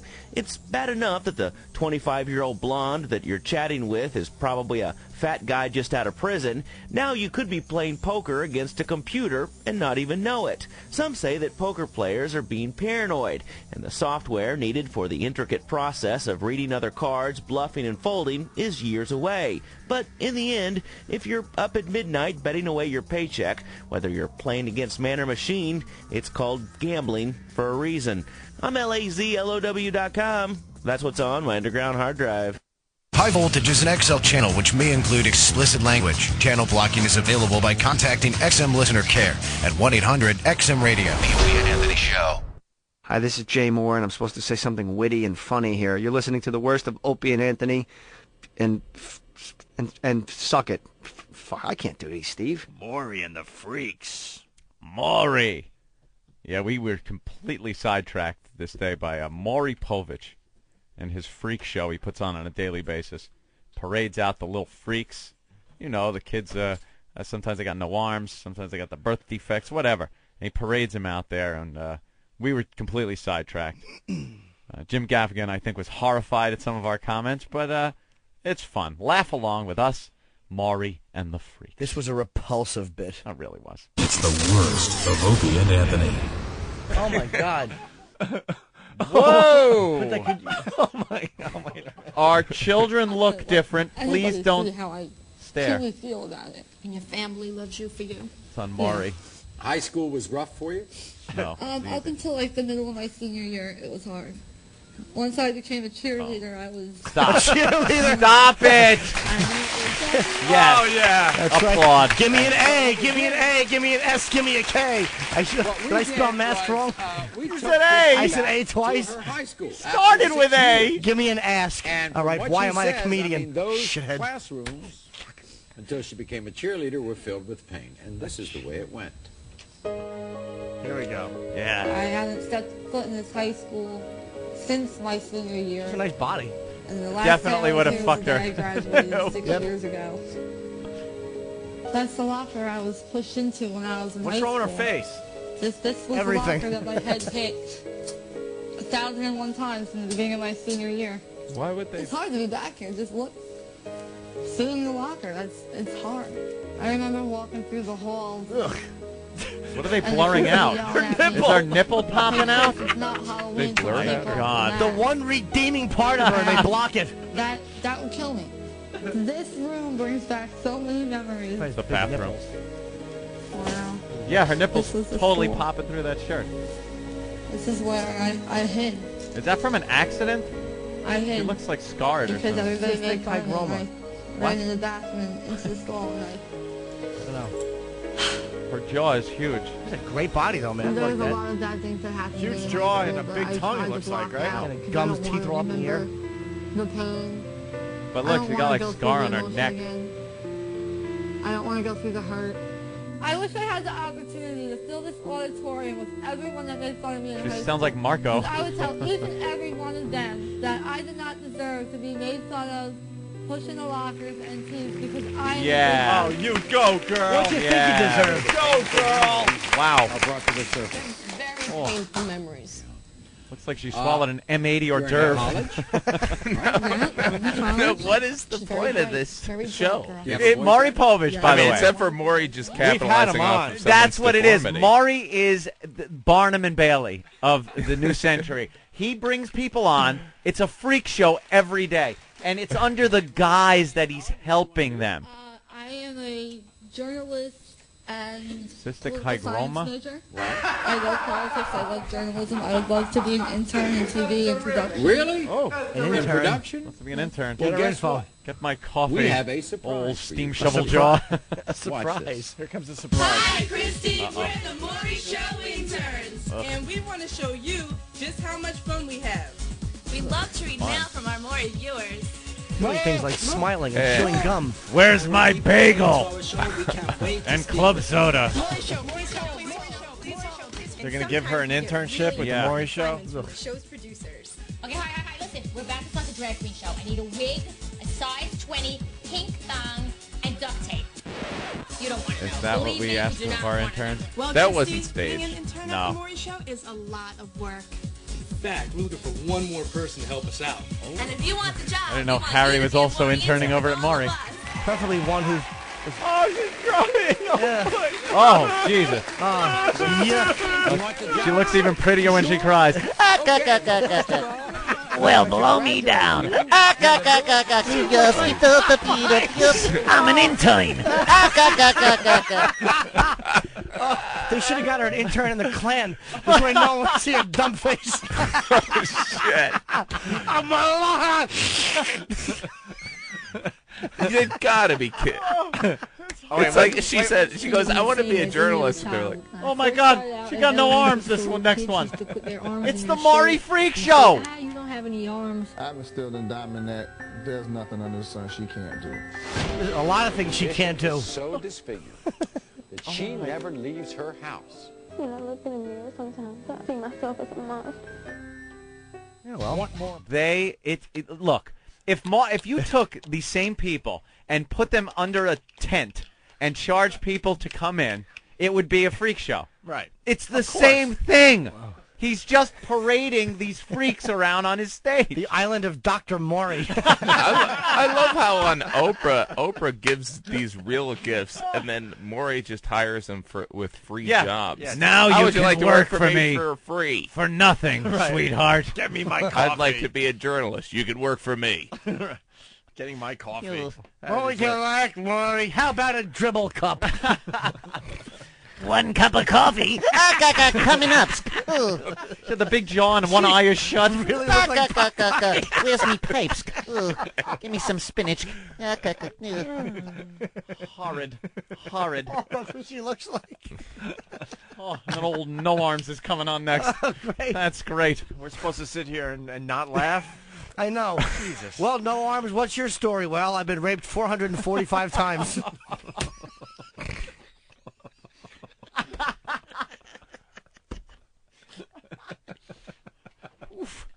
Awful. Maury's been doing this act, and it's been working for him. We had him on our show once and asked him, I was like, Maury, what are you doing? You parade around freaks on your show. It's a freak show. He admitted it. Under the guise, and he's like, hey, he said something like, hey, I got to make a living. He knows what he's doing. He doesn't have... You think he cares about this woman? You think he hangs out with the Pejoria kids after the taping? Yeah, that's it. Maury, you said you were going to set up a whole softball team for us kids with progeria. Get away from me, you little fucker. You give me the creeps. We're done with you. He hid them in his office once. He had these little progeria kids, and they were real little. And as a gag, he had one in his trash can. No, he didn't. Yes, he did. One in his drawer. shelf. And he's like, where's Mindy? Where's Mindy? And he'd go, is she in here? To show how little they are. And he'd open up his drawer, desk drawer. Hi, Maury. And this alien, this thing that was dropped off from a fucking spaceship is in his drawer. And then he's like, where's Billy? Billy, I hear you. I don't see you. I'm in the trash can, Maury. He's in the fucking garbage can. In the garbage can.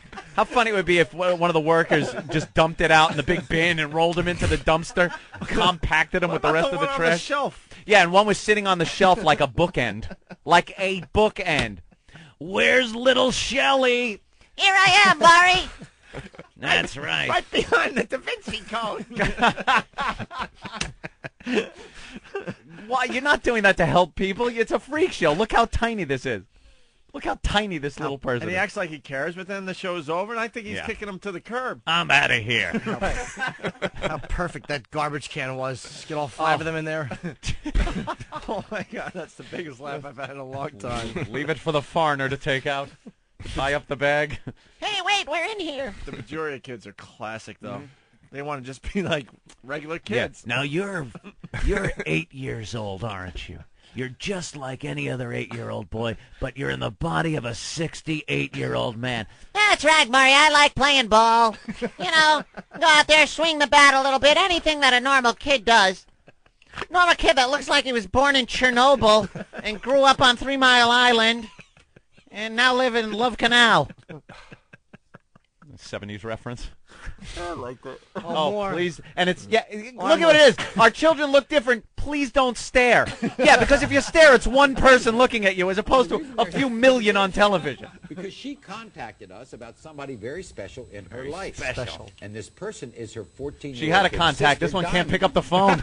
Because Diamond was born with no arms. But it doesn't stop this young teen from living a normal life like other girls. Unless normal is doing cartwheels. Now, let me tell you, it was Normal no life without coincidence dates. that Diamond was named after a precious stone. She was? When I first laid eyes on my daughter Diamond, she was the most beautiful baby you would ever want to see. The name Diamond fit her perfectly. They should have named her Broken Watch. She has no arms. And my parents treated me the same as any other child would be treated. When I was Looks little, like my parents did everything for me. I remember them throwing the best birthday parties and taking me to see Santa on Christmas and dressing me Santa, in the cutest what do you want? What do you think, Fatso? What do you want besides when not my sister mittens? Deja was born, I was so happy because I had someone to play with. My big sister is special because she helps me do a lot of things and she's my role model. She's nice, she makes me laugh, and even though she doesn't have arms, she doesn't let it get her down. Sometimes I'm sad because she doesn't have arms and she can't do things that I can do. Yeah. But I'm happy because Give her a that's strapless my dress. best friend and I don't know what I'll do without her. She's naked. Even though she doesn't have arms, I still love her and I'll be there for her through thick and thin. That was quick. That was real quick. Delia, are those tears of joy, happiness? Yes, Maury. Because? It just touches my heart to hear how my younger daughter speaks so highly of her older sister. She's nice. And how much of She a looks inspiration harmless. she is to her. Not only her, but myself. That's right. Yeah. That's right. Let's parade her out here. Let's get that human chaise lounge out here. Ever make fun of your big sister? When they make fun of her, I think it's bad because she's like... Bring on the walking surfboard. She has one disability that she doesn't have any arms, but she's like everyone else. Yes, she is. Yes, she is. Let's bring her out. How does she wipe her crack? Really? With How her do you, feet? a bidet, maybe? What do you scoot on the rug? Scoot on. Oh, she's sweet. They showing her sweeping with her feet and ironing. All of them can do that. She is, oh, Jesus.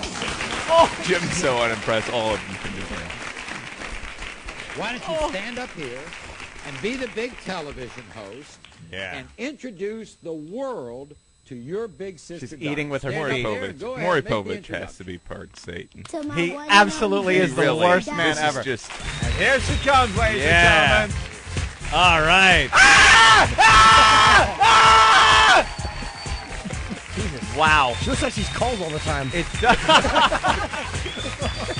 She does absolutely look blue screened. You're right. You want to hug your little sister? hug your little sister. Exactly. Just put your face awkwardly in hers. You said you want to hug your little sister.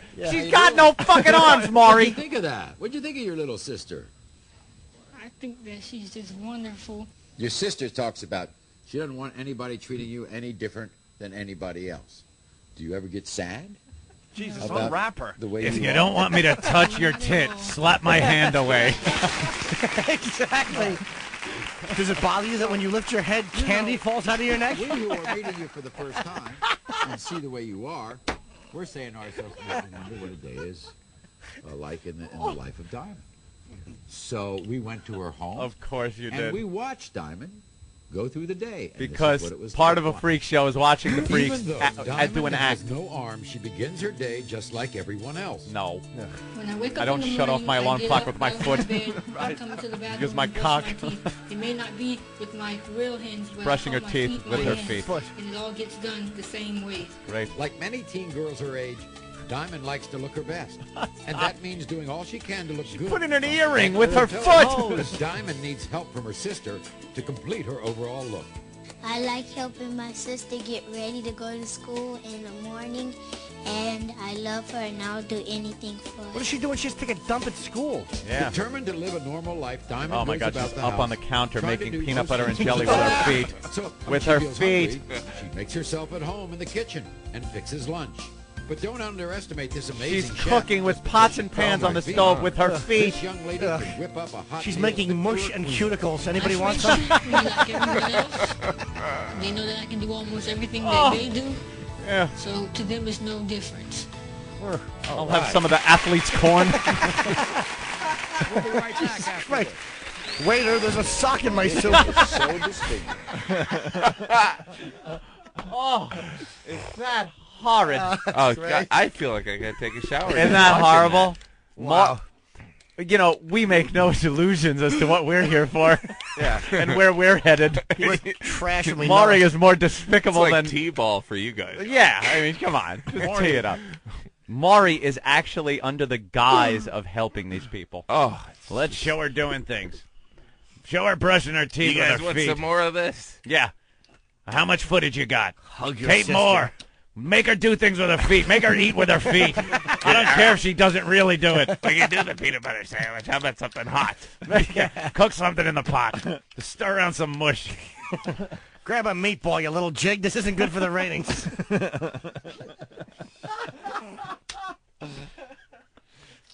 People keep throwing dishes on her because they think she's an armless war.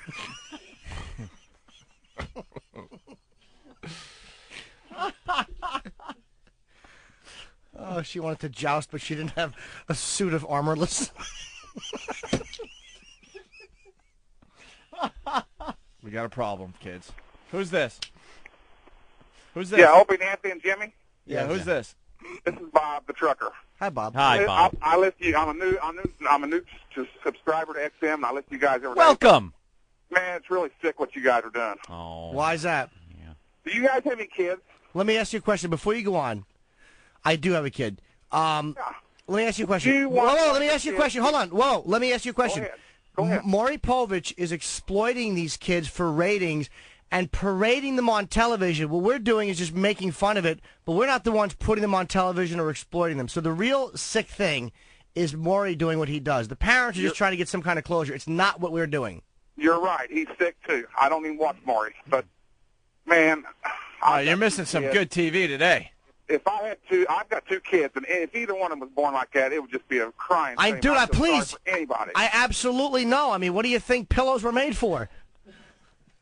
It's just, you guys can find something else to make fun of. I mean, that's real bad. We're not making fun of old golf tee.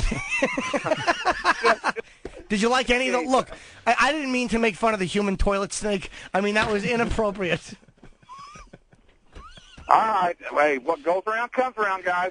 No, it doesn't. Really? What did Dana Reeves do besides care for her husband and then get fucking lung cancer? Yeah. What goes around comes around? Does it really? So where's her act of kindness from somebody? Where?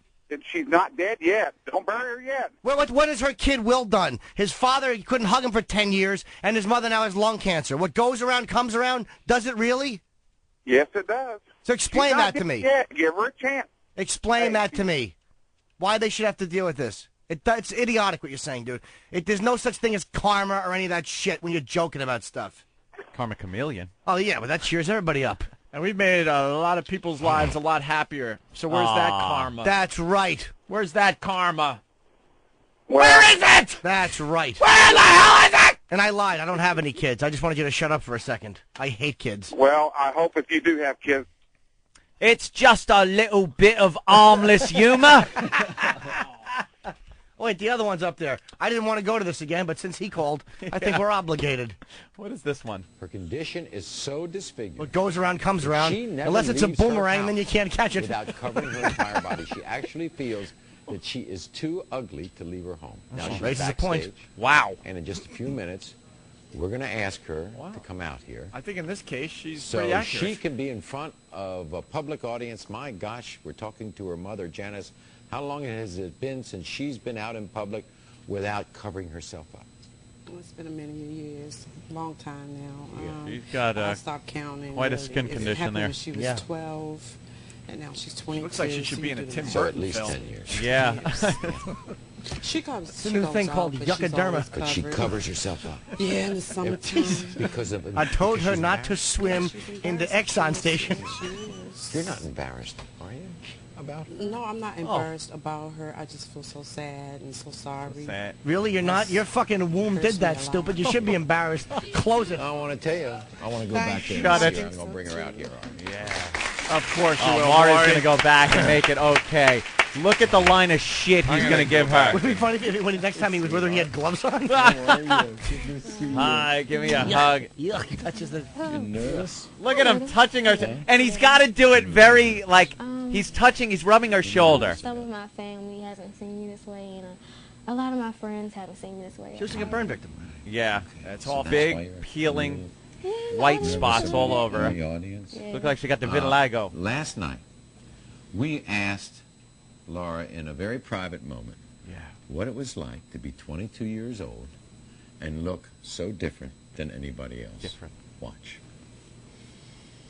When I was 11 years old, this came out of the blue. Out of the blue! All of a sudden, like a wildfire spread. Oh. What does it cause from? I don't know. My hands started to close. I don't know. Then my arms, then my legs started to get worse. It's hard for me to walk sometimes. Jesus. When I look in the mirror, sometimes I see myself as a monster. Sometimes I worry that no one will be able to accept me for who I am and love me. That's sad. Who I That's am right. inside. Some days I feel alone. The hardest part for me is I had to finally stop sleeping in the crock pot. seeing my mom hurt. Because there's nothing that she can do to help me. I mean, if I had a cold, she can give me cough medicine. But She this is could something baste you.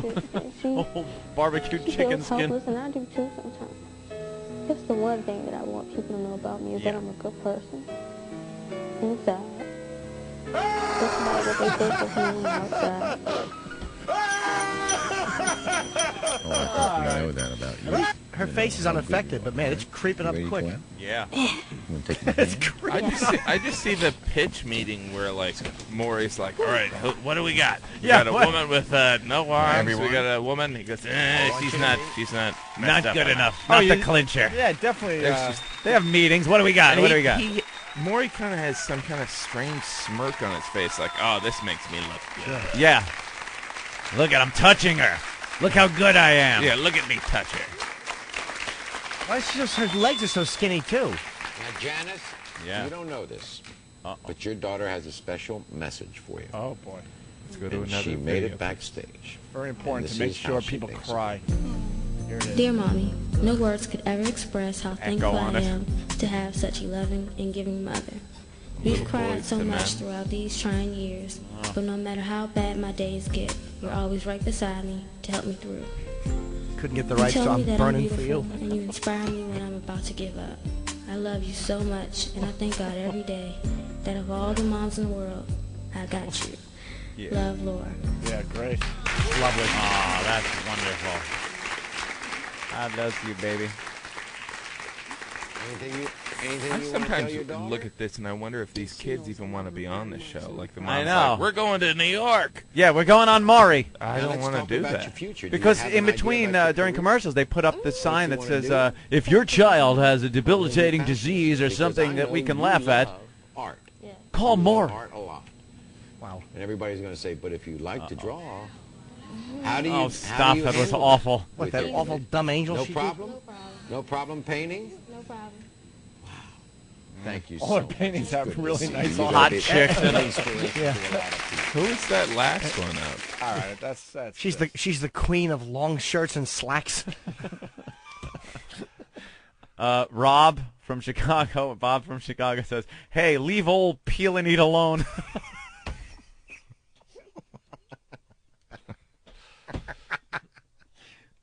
You are a horrible man. Let's say hi to Darren. Oh, wait, more. Oh, no. Hey, Darren. Oof. Hey there. Jesus. What's up, Darren? Yes. What's up? Am I on the air? Yes, Darren, you're what's on the ours? radio. I'm sorry. I had a quick question about the armless girl. Do you think she feels that everyone on the roller coaster is taunting her when it's heading downhill? Now, what is this girl about? She's got this a big cheek. Is that what that is? She's got tumors on the left No, side of stop. her face. No, not this one. What is it?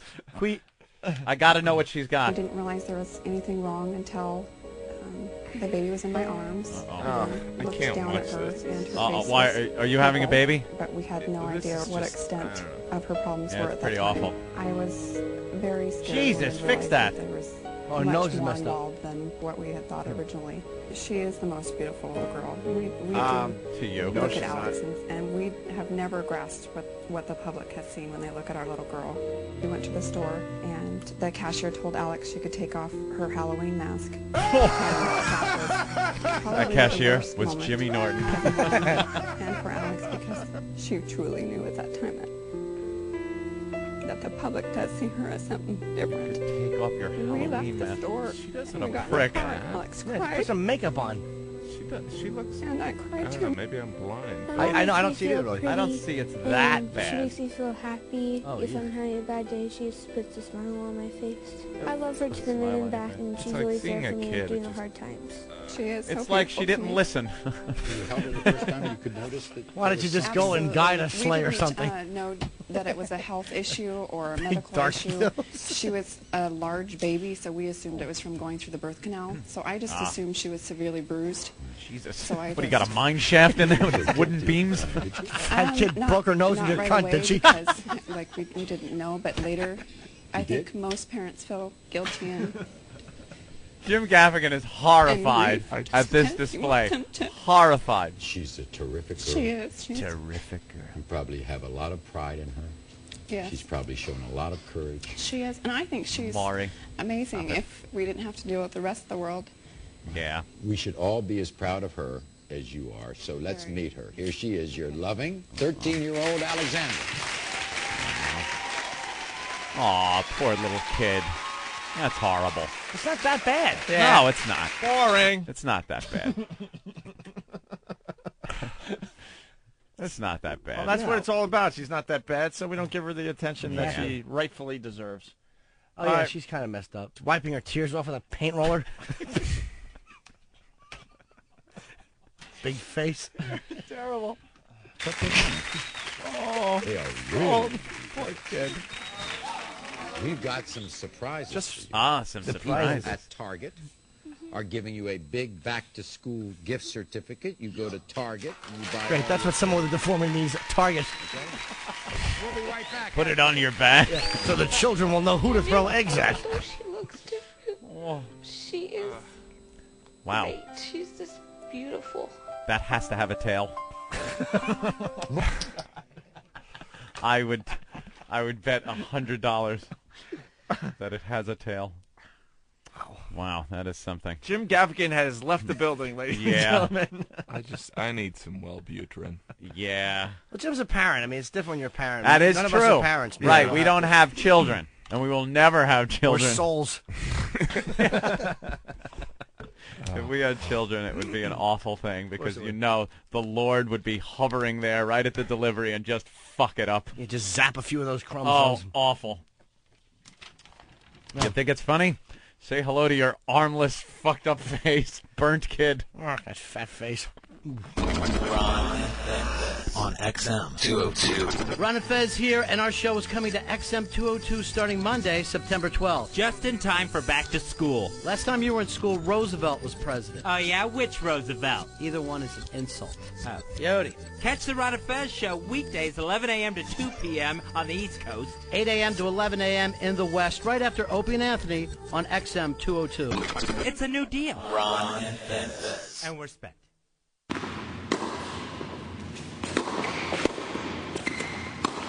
Quiet, please. XM Satellite Radio presents U.S. Open coverage August 29th through September 11th on XM Live, Channel 200. Check out Bud Collins from 9 till 10 a.m. Eastern, serving up nothing but U.S. Open tennis. Also, Bud Collins doubles up with Murphy Jensen for men's play-by-play, and he'll mix it up with Virginia Wade for the women's action as well. It's the U.S. Open on XM Channel 200, August 29th through September 11th. The 2005 college football season is here.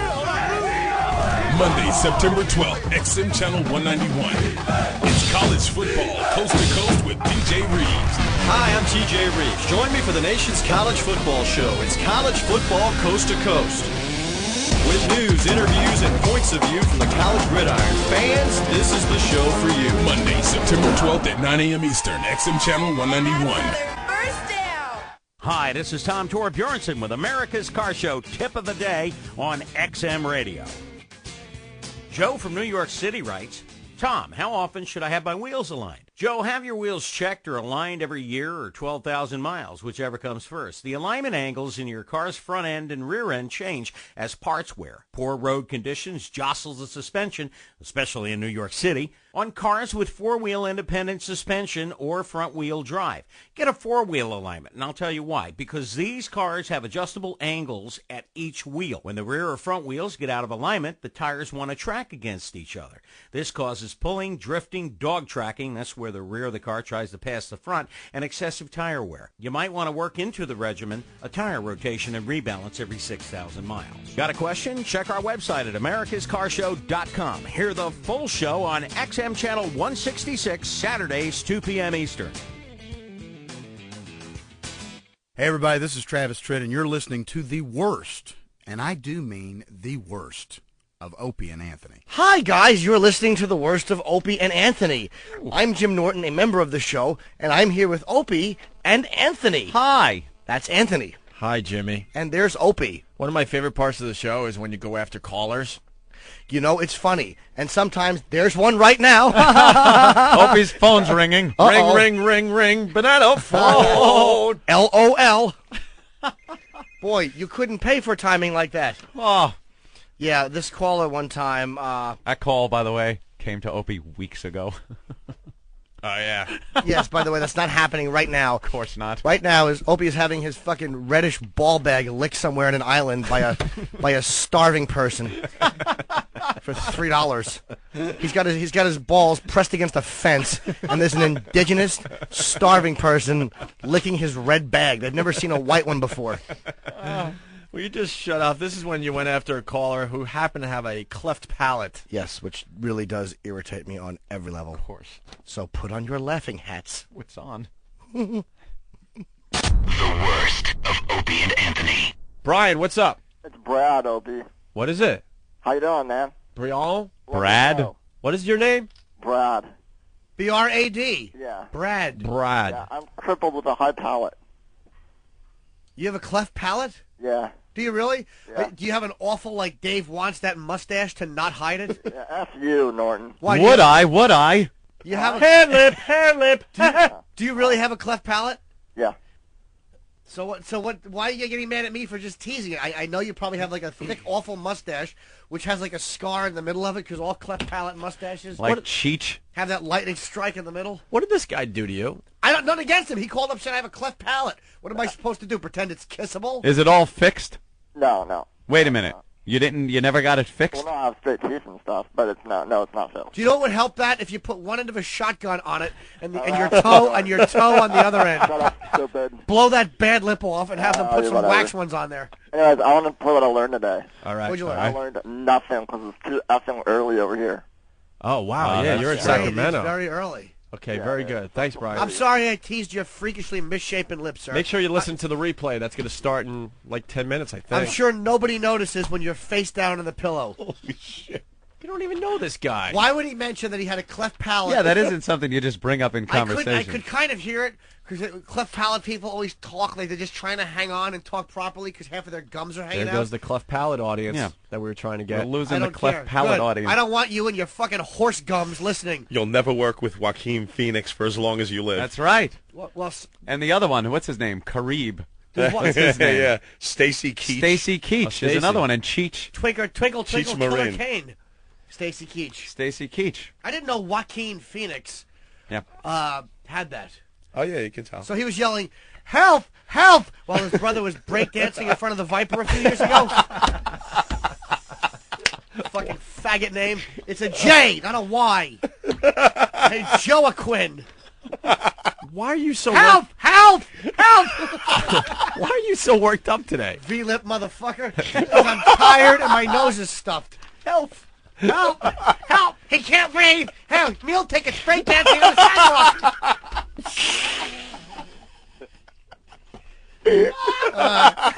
You're going after the easy targets today. Oh my God. Wow. How can you not? Everyone in Pittsburgh has a cleft palate. Awful city. I had 9 people at every show at the fucking Improv.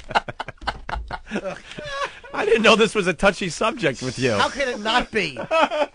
Calls him he's a cleft palate. We're supposed to go, hey, are you brave facing your injury? Ugh.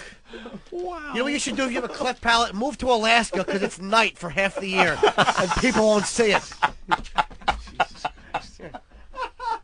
I gotta build an igloo and live in that. Awful. What would you do if you brought home a girl and she had a cleft pussy lip? You'd punch her in the stomach and kick her out. You wouldn't talk to her like she was an equal. Ugh. Stupid knife slash on the face lip. Fuck off. He's hurting me. You imagine having to kiss that. It's like this is a kiss, but his kiss is probably this. Like that fucking half an awful kiss. Can I make out with the right side of the left tonight? Holy ass. Oh, that's got to be awful. Who punched you, son? Oh, nobody. I was born this way. Ugh. I'm sweating. Where does this come from? Always have to be careful you don't make B or P sounds because they go like this. I'm a good boy. I'm a good boy. You're a good boy. What is that?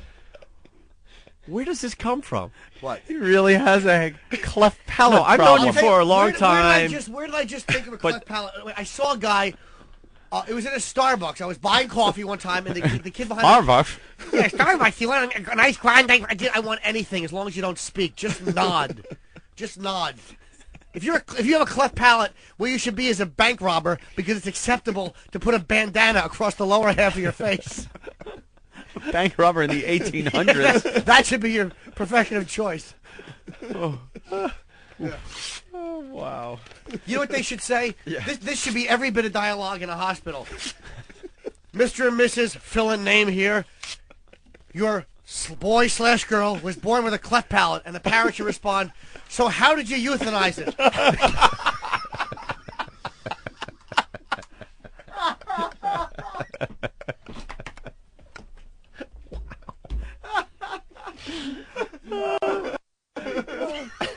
Wow.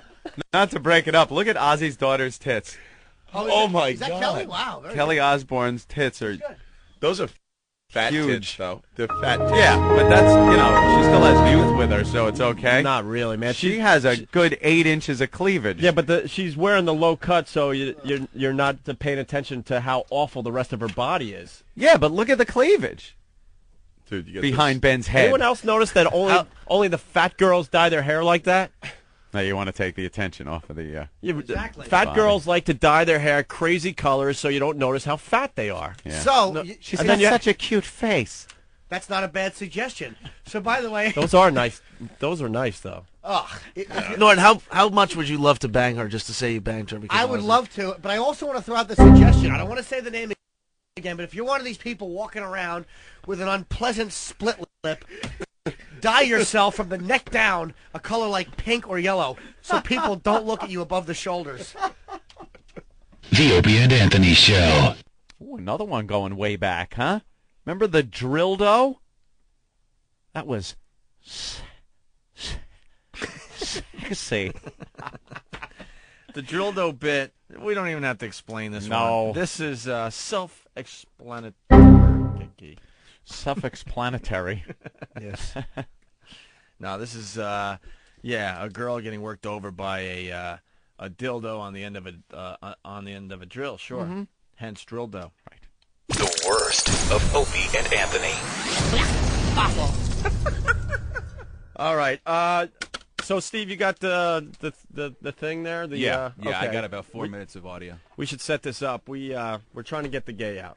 Yeah, the past few days we've been talking a lot about guys, and some sexual conversation has come up, and it usually turns into the gay zone. Yeah.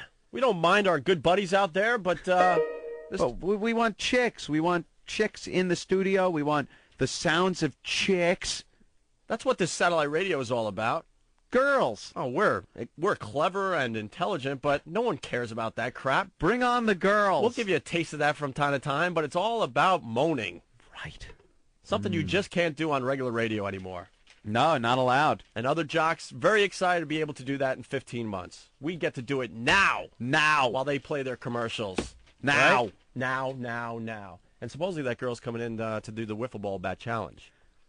Did she get, you got her the address here and everything? Yeah? Yeah, no. Nodding really works on radio. No, I Thank know. you. Well, nodding's usually an indication of a positive response if you ask a Do we have lube? Do we have lubricant for that?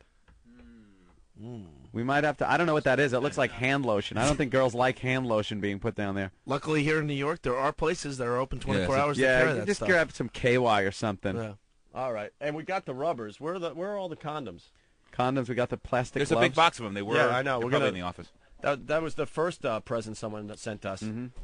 All right. So cool would it why don't be? we set this up because we've just been babbling like idiots for the last 20 minutes. Steve, what's this? What is this audio? This is audio that one of our fans sent to me. It's shut up, please. What happened, Steve? No, they're just talking and it's distracting. That's all. WD-40 he's holding up. No, Oh, we can't use WD-40. we can't use No, you WD-40 on the wiffle ball bat. Not that it'll affect the girl or anything. It'll just take the marks off, so we won't know where it ends up. Opie has a cold. Oh, just sneeze on the bat. I could let some phlegm loose on the thing. All right, go ahead, Steve. Set this bit up like a radio professional. All right.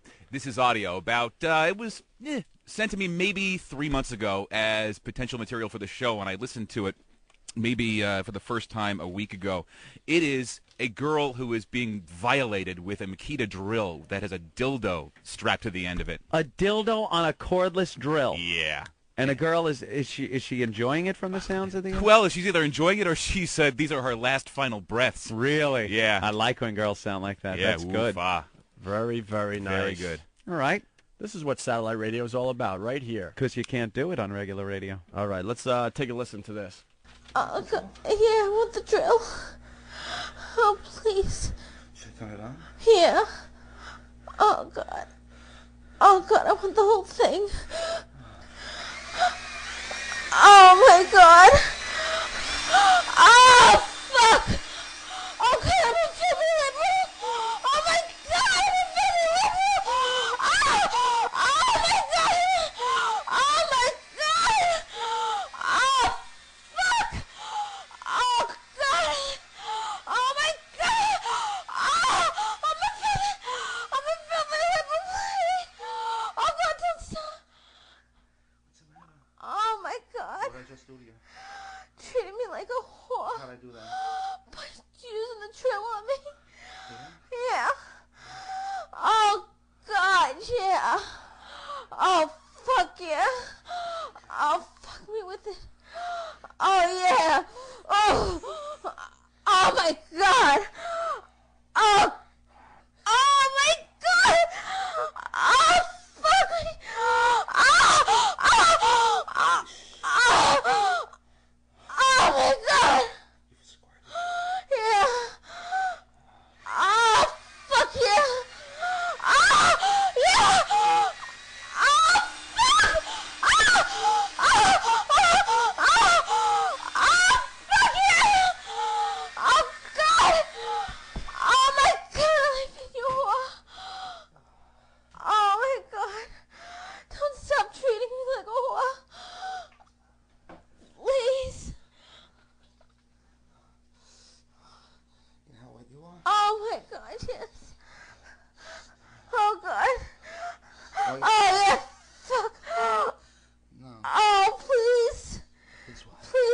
me. Please fuck me. Oh my god. Oh my god. I think you're done for today. No, please. Please, just a little more. Just a drill on me a little more. The drill? Yeah, just a little more. You don't like the drill? No, I want the drill. Please. Yeah. Only one orgasm? Oh, yeah. You promise? Uh-huh, I promise. Oh, God. Tell me when to turn it on. Oh, God, turn it on, please. How fast? Full. Oh, fuck! Oh! Oh, God! Yes! Oh, don't stop! Please don't stop! Oh, my God! Oh! Oh! Fuck you! Oh, my God! I'm a filthy lip. Oh, my God! Oh, my God, yeah! Oh, God, don't stop! Don't stop! Oh! Oh, God. Oh, yeah. Bitch, sit up. Oh, God. Oh, God. I think the windows are open. Are they? Oh, God. I'm sorry. Suck on my cock.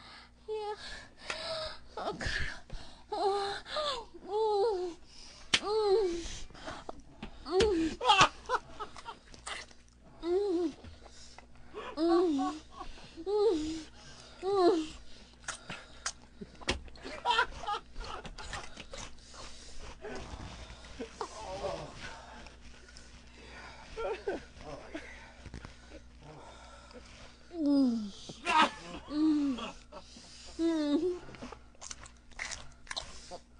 Come on my face.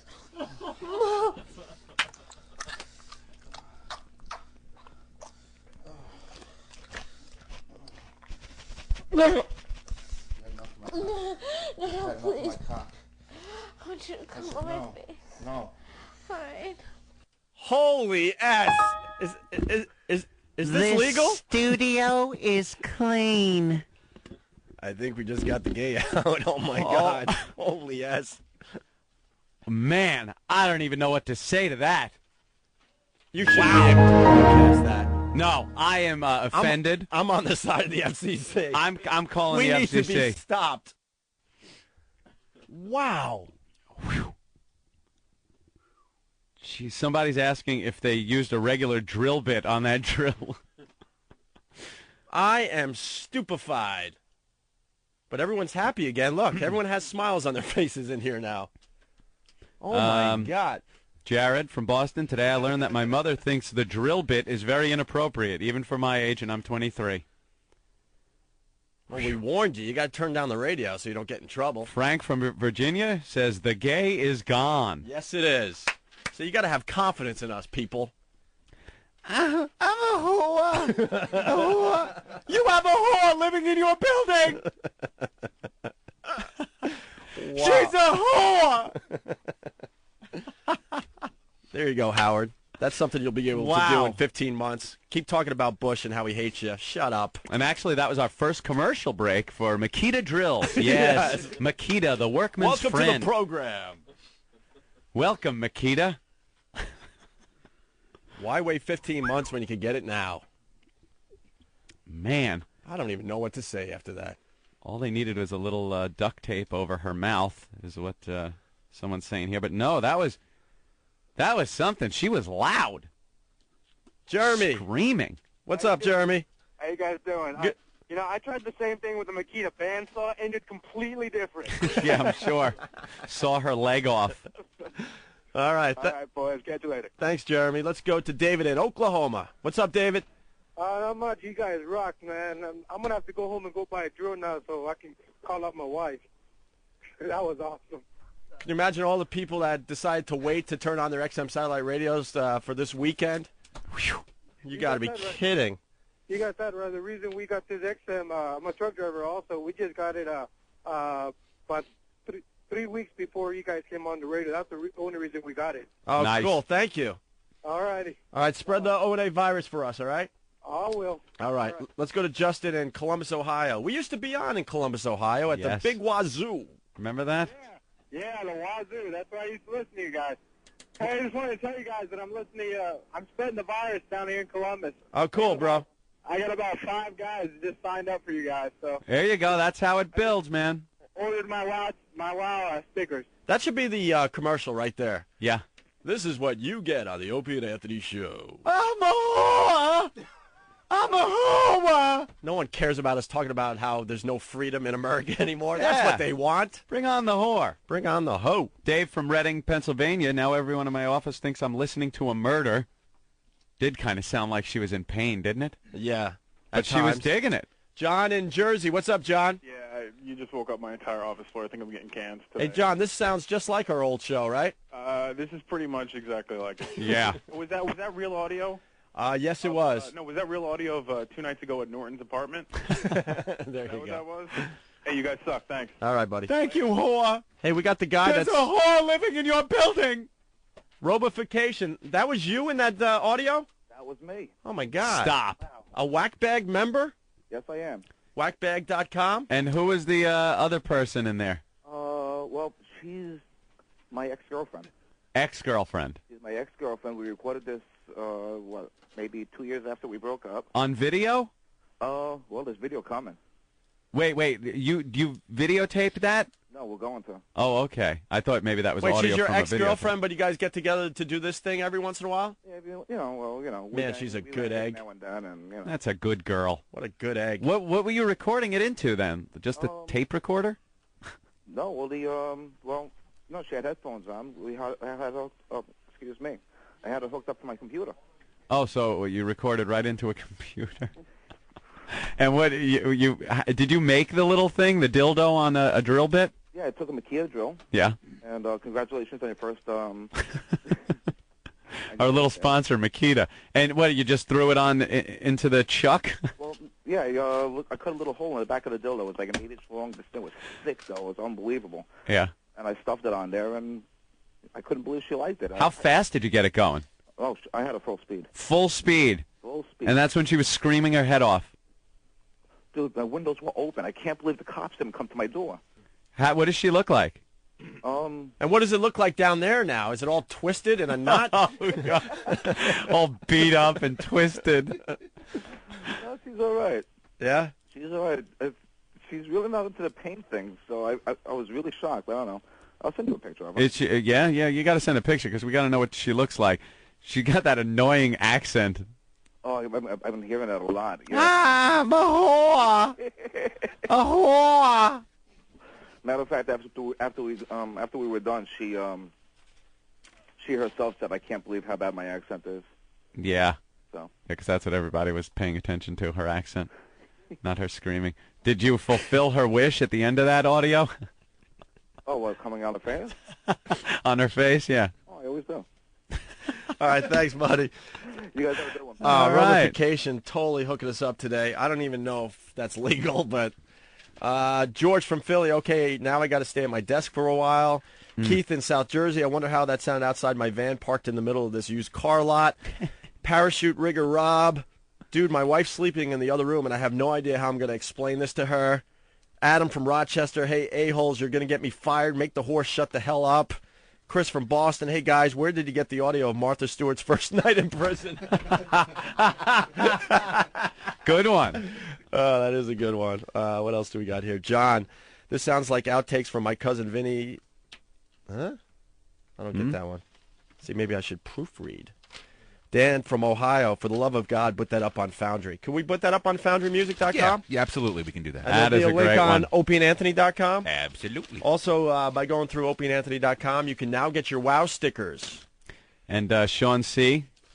from work says, Jesus Christ, guys, I work at a school, and my finger's on the volume control during the whole show.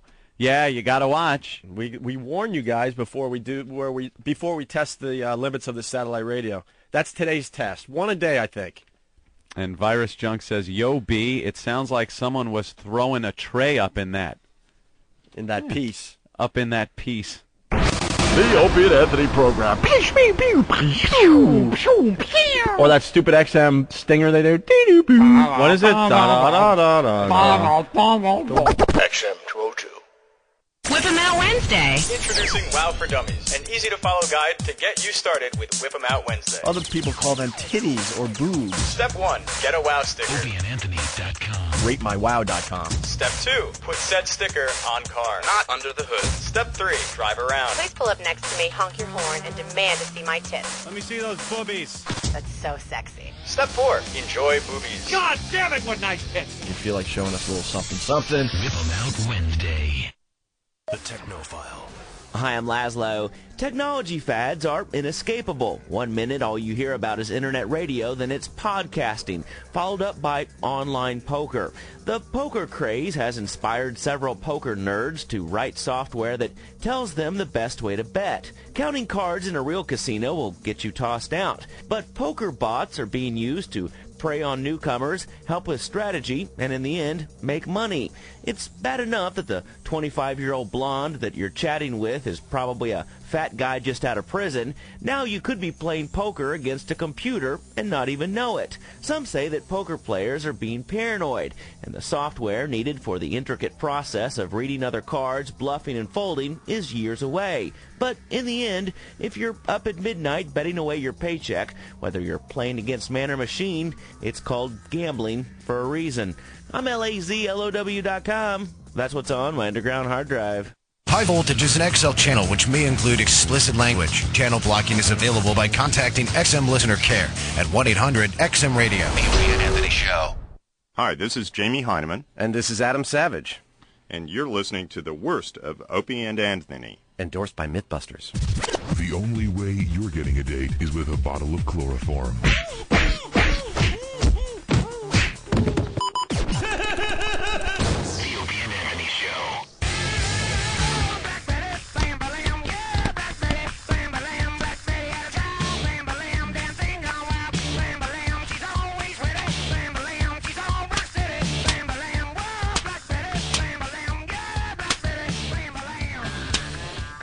Rob checking in from Florida on the Instant Feedback. Anthony says, dude, the Tara Reid's boob picture's up already on opieandanthony.com. Hey, there we go. Maybe I should look at opieandanthony.com more often. Now, suffice to say, if I was to pay for it, it would have to be a young, hot chick. You know? What are you talking? Oh, what? A little discussion we were having during commercial. Yeah, Norton saves his best stuff when we go to break, and then I have to look at him like, why aren't you talking about this on the air? He went to Sacramento. He's a successful touring comic when he's not doing the Opie and Anthony show. He pretty much goes somewhere every weekend. He was in Sacramento, and he had 3 sold-out shows. The 4th show was pretty much sold out as well, and all the fans were there, and everyone's saying he killed, and then he went back to Adam and Ariel's house, the couple that is in the lead as sexiest state in America, which there is a controversy on that, but we'll get to that in a second. And he went back to their apartment just to meet their creepy friend Ed. I mean, these people think you're a rock star when you're not on stage, bro. They know I'm an ass. And then what did you get? You got a massage? Last night before I flew home. Now, this is a prime example of somebody who does this so much, who pays for women's company so much that it's nothing special anymore. Right. It's nothing you look forward to like it would somebody who never does it and would really go through the shopping process and make sure you're paying for the best thing you could possibly get. Like, I've never paid for it. I couldn't bring myself to do it. It's something I just... Why are you looking at us I know, shock? Oh, weird. I in recent history have stopped girls from giving me Hummers because I had one I wanted to pay for later that night. I'd rather pay for it. Isn't that odd? Why would you rather pay for it? I don't know. It's I wish just I the knew. way he is. It's part of the dirty factor? I don't You're know, just feeling man. like extra naughty? Probably. I just like the idea of it. Like, here's the cash. Blah, blah, blah. You know, there's just something about that exchange. That is Wait, saying so you'll blow something off like about a hot, yourself. like groupie or something, let's say? No, I'm not an idiot. I mean, I'm not going to blow off a 9 just to pick up a 7 or a 6 for money. I'll tell you what it is. I'll do a little psychoanalysis here. Jimmy is so self-hating that he feels... He's not he worthy? has to pay for it. Like he's not worthy and he has to pay for it. shouldn't be getting it for free. Right. Like the girl has to get some type of compensation for doing stuff to him. You know, it's because I hate my fat tits, so whenever I'm paying for it, I don't care that they're dangling. Right. I'm like, God, play with my nipples. Now you'd I can be get what I want. self-conscious if the girl's doing this for free. He's a little more self-conscious Yes. about what's going on. If he's paying, it's like, screw you, bitch. I'm paying you. That's why you're here with me. Yeah, exactly. We all know this is honest. It's going to be awful for you. Just play with my nipples. We'll both dissociate and get through it. So now, if I was paying for it, it would be I would shop around to find the best, hottest chick for the money I was paying. But sometimes it's Jim and I have discussed this. Sometimes it's not about the hotness of a chick. What is it about? Sometimes the slobs, try a little harder, give you a little extra, and that's kind of a turn on too. Well, Jimmy, what did you have? Well, I was in Sacramento. I said, you know what? I'm flying home in a couple hours. Why not get a massage? Relax myself a little. That's good on the air. Coughing. But it's not about the massage. Well, no, it's about the end of the massage. Right. And this girl was $100, and I went to her online. Girl. Yeah. Stop saying girl. All right, this 49-year-old... 49-year-old woman he's paying for. And how did you know she was 49? I looked at her online. She looked good, and there was a picture of her hiney up in the air, and the thong was barely covering... so she looked like she really had like a nice little hot dog pack down there, which I like, a nice big lips. So I'm like, all right, this is the girl for me. She comes over, she gets lost. She comes in like has that old lady reek of cigarettes. You know that old lady? Oh my God, no! Do you know the old lady cigarette smell? Yeah. It's in their hair. And she looked good in the picture. What was a brand new AMC Pacer behind her?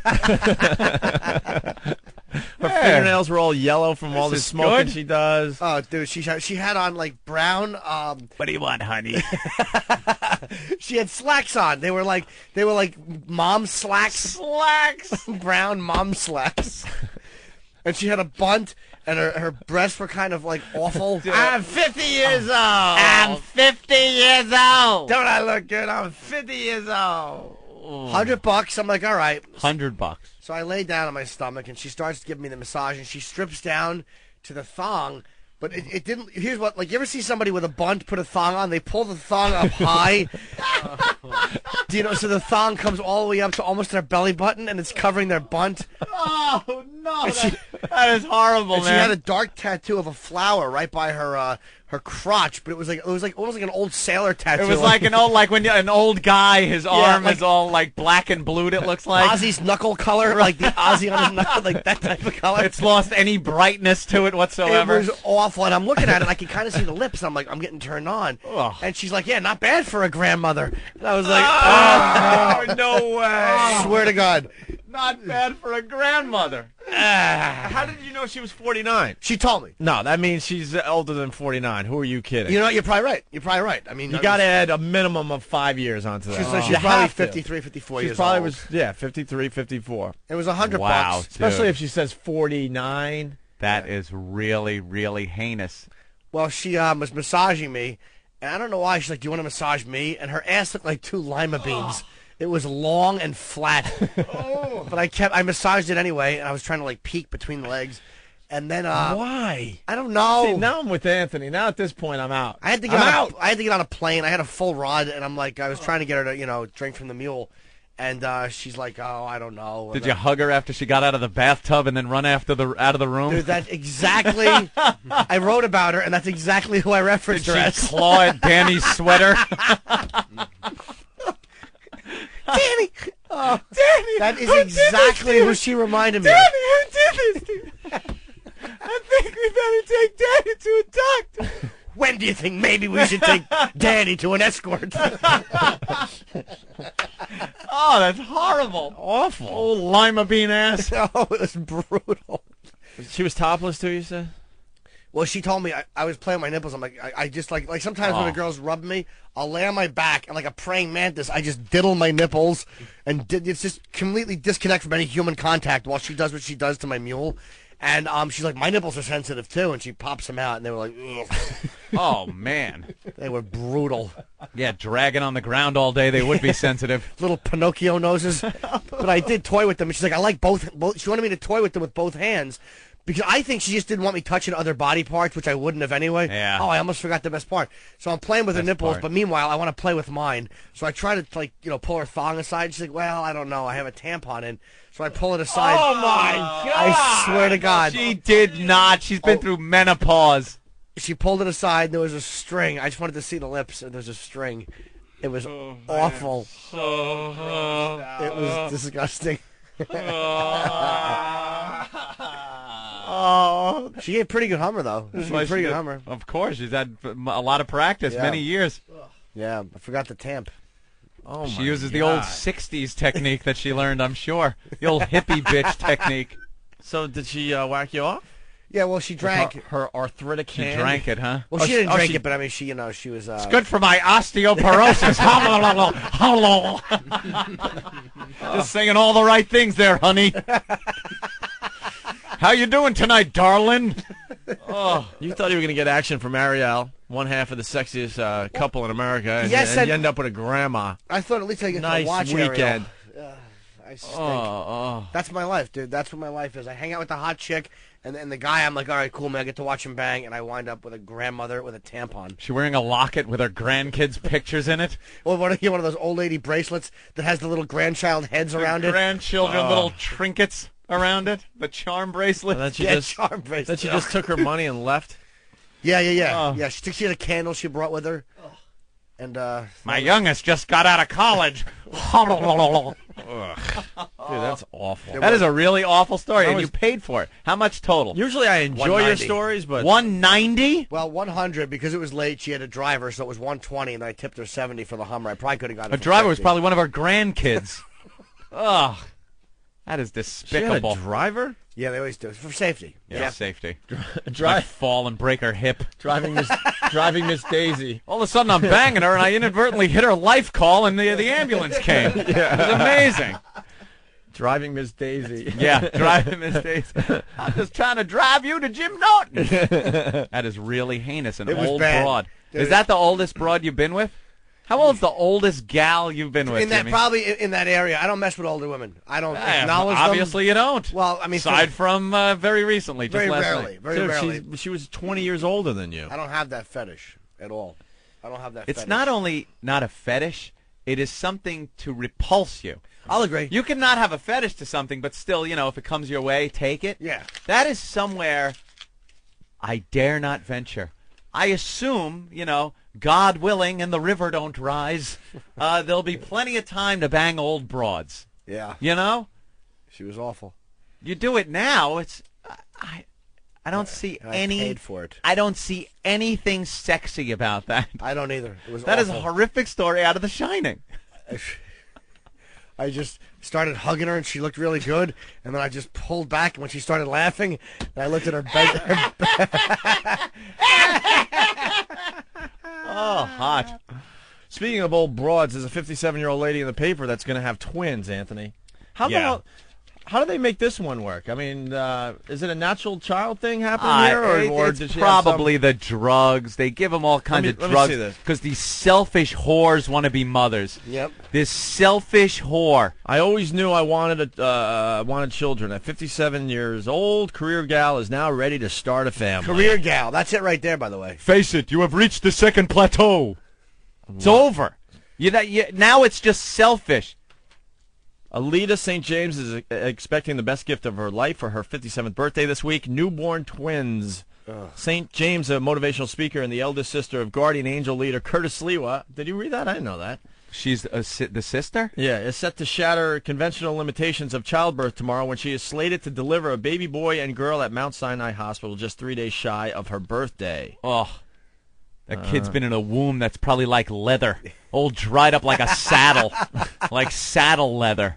She conceived through in vitro fertilization, and she will become the oldest American woman to give birth to twins. You want your career, have your career. You want a Yeah. career, have a career. You want to be a mom, be a mom. Make a decision. Do you know how awful it's going to be for that kid?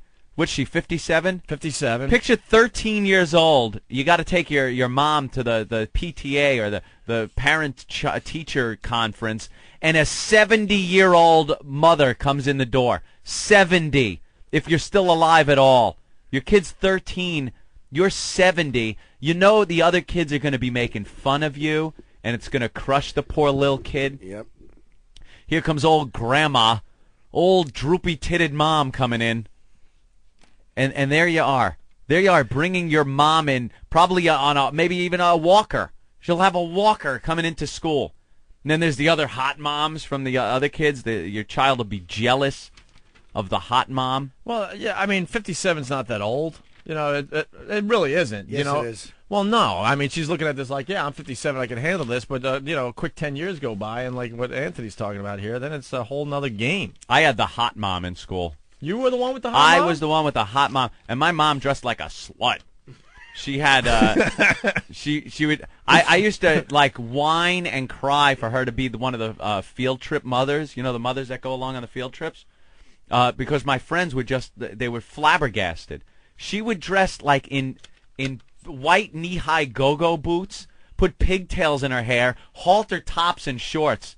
And she's on the bus, and That's how she was dressed this summer for that yeah, that party. of course, she does that. For your sister. She's 65 years old, or whatever she is. She's still doing that. She is very solid. I met her once. Aunt's mom is still hot. Very solid. She's a gym rat. Your mom She's is an animal. Smoking, man. She's an animal. But sorry. Back then, when she was, she was in her mid-20s, I guess. Well, you had a young mom. Mid to late 20s. You had a young mom yeah. growing up, right? And she was the hot, she was hot. I had the hot mom. And it was cool because, all my friends and stuff would be like, oh, your mom is so pretty and everything. And it was kind of, something to be proud of.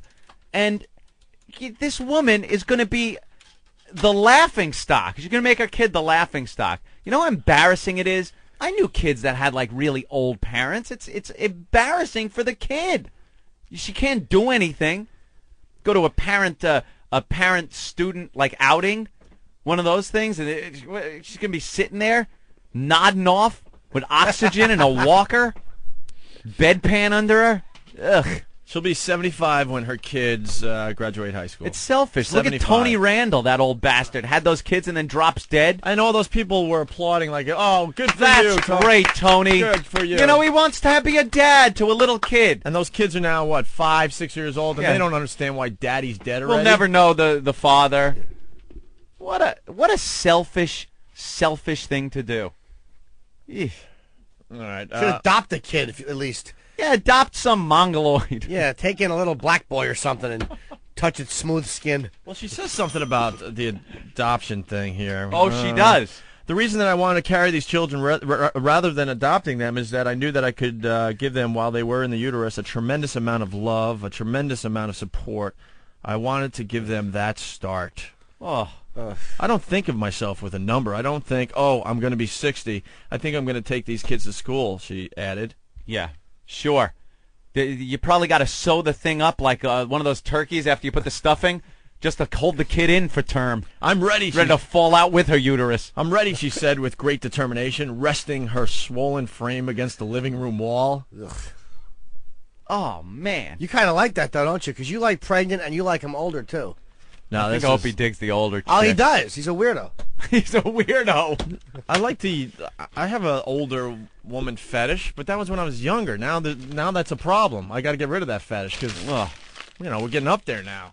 So now for that fetish to happen, I got to be into 50-year-olds. Never liked older women. I'm talking when I was 18, 19, 20, and I saw the mothers in their early 30s. That was a major turn on, even as high as 40. Yeah. So I got to get rid of that fetish, obviously. Yeah, let's Birth see. canal looks like the Indiana Jones ride at Disney. Kid'll come toppling out of there, big boulder chasing him. Hey, Bill, what's up? Bill, you still there? Hey, yeah. All right, let's go. Hello, Bill. I teach kindergarten in a Philly suburb. Philly, how about those Eagles? How about those Eagles? Yeah, Whatever. Go ahead. we got old bags coming through there like you wouldn't believe, man. In kindergarten, huh? I had a mom last year. She retired while her kid was in kindergarten, and she still had a 3-year-old. But what they do is they do their careers, and they get a bunch of money, and then they get a nanny to come and take care of the kid.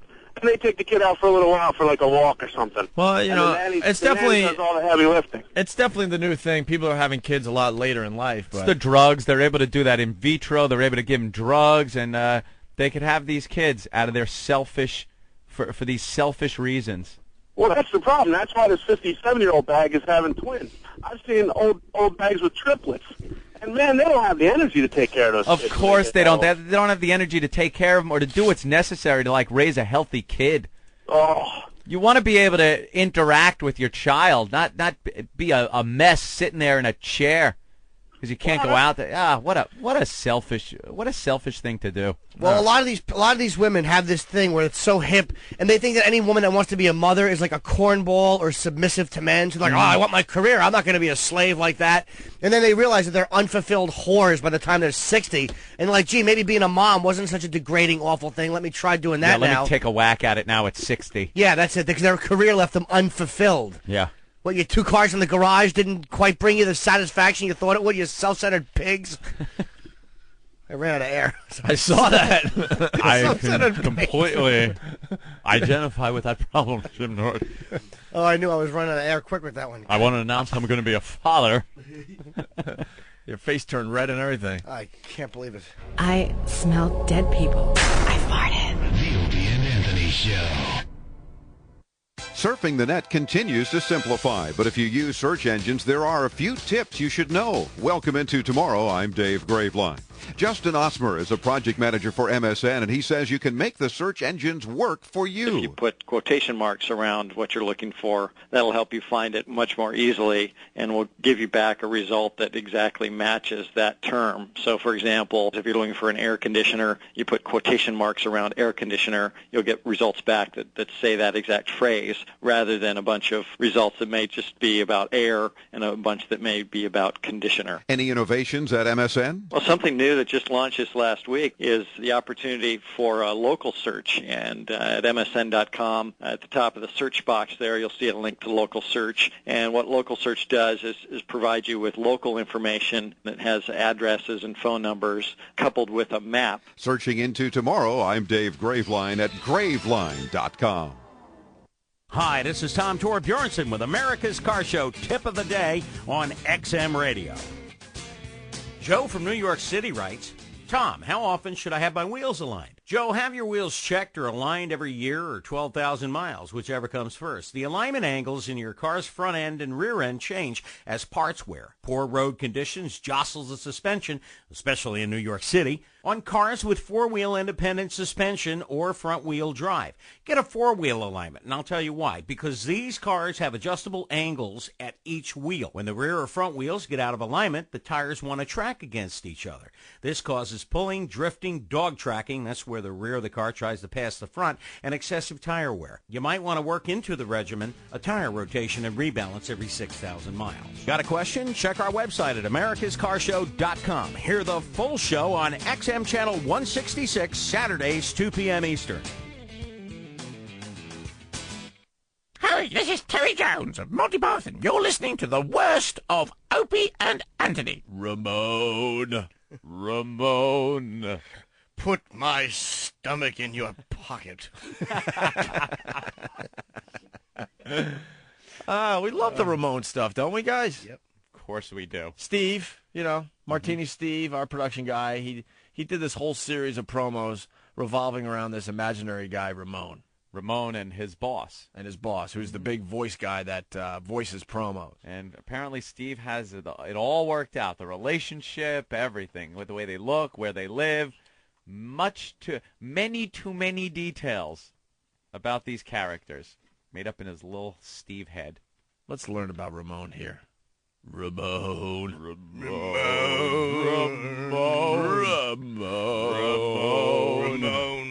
Peroxide your hair and speak in an effeminate fashion.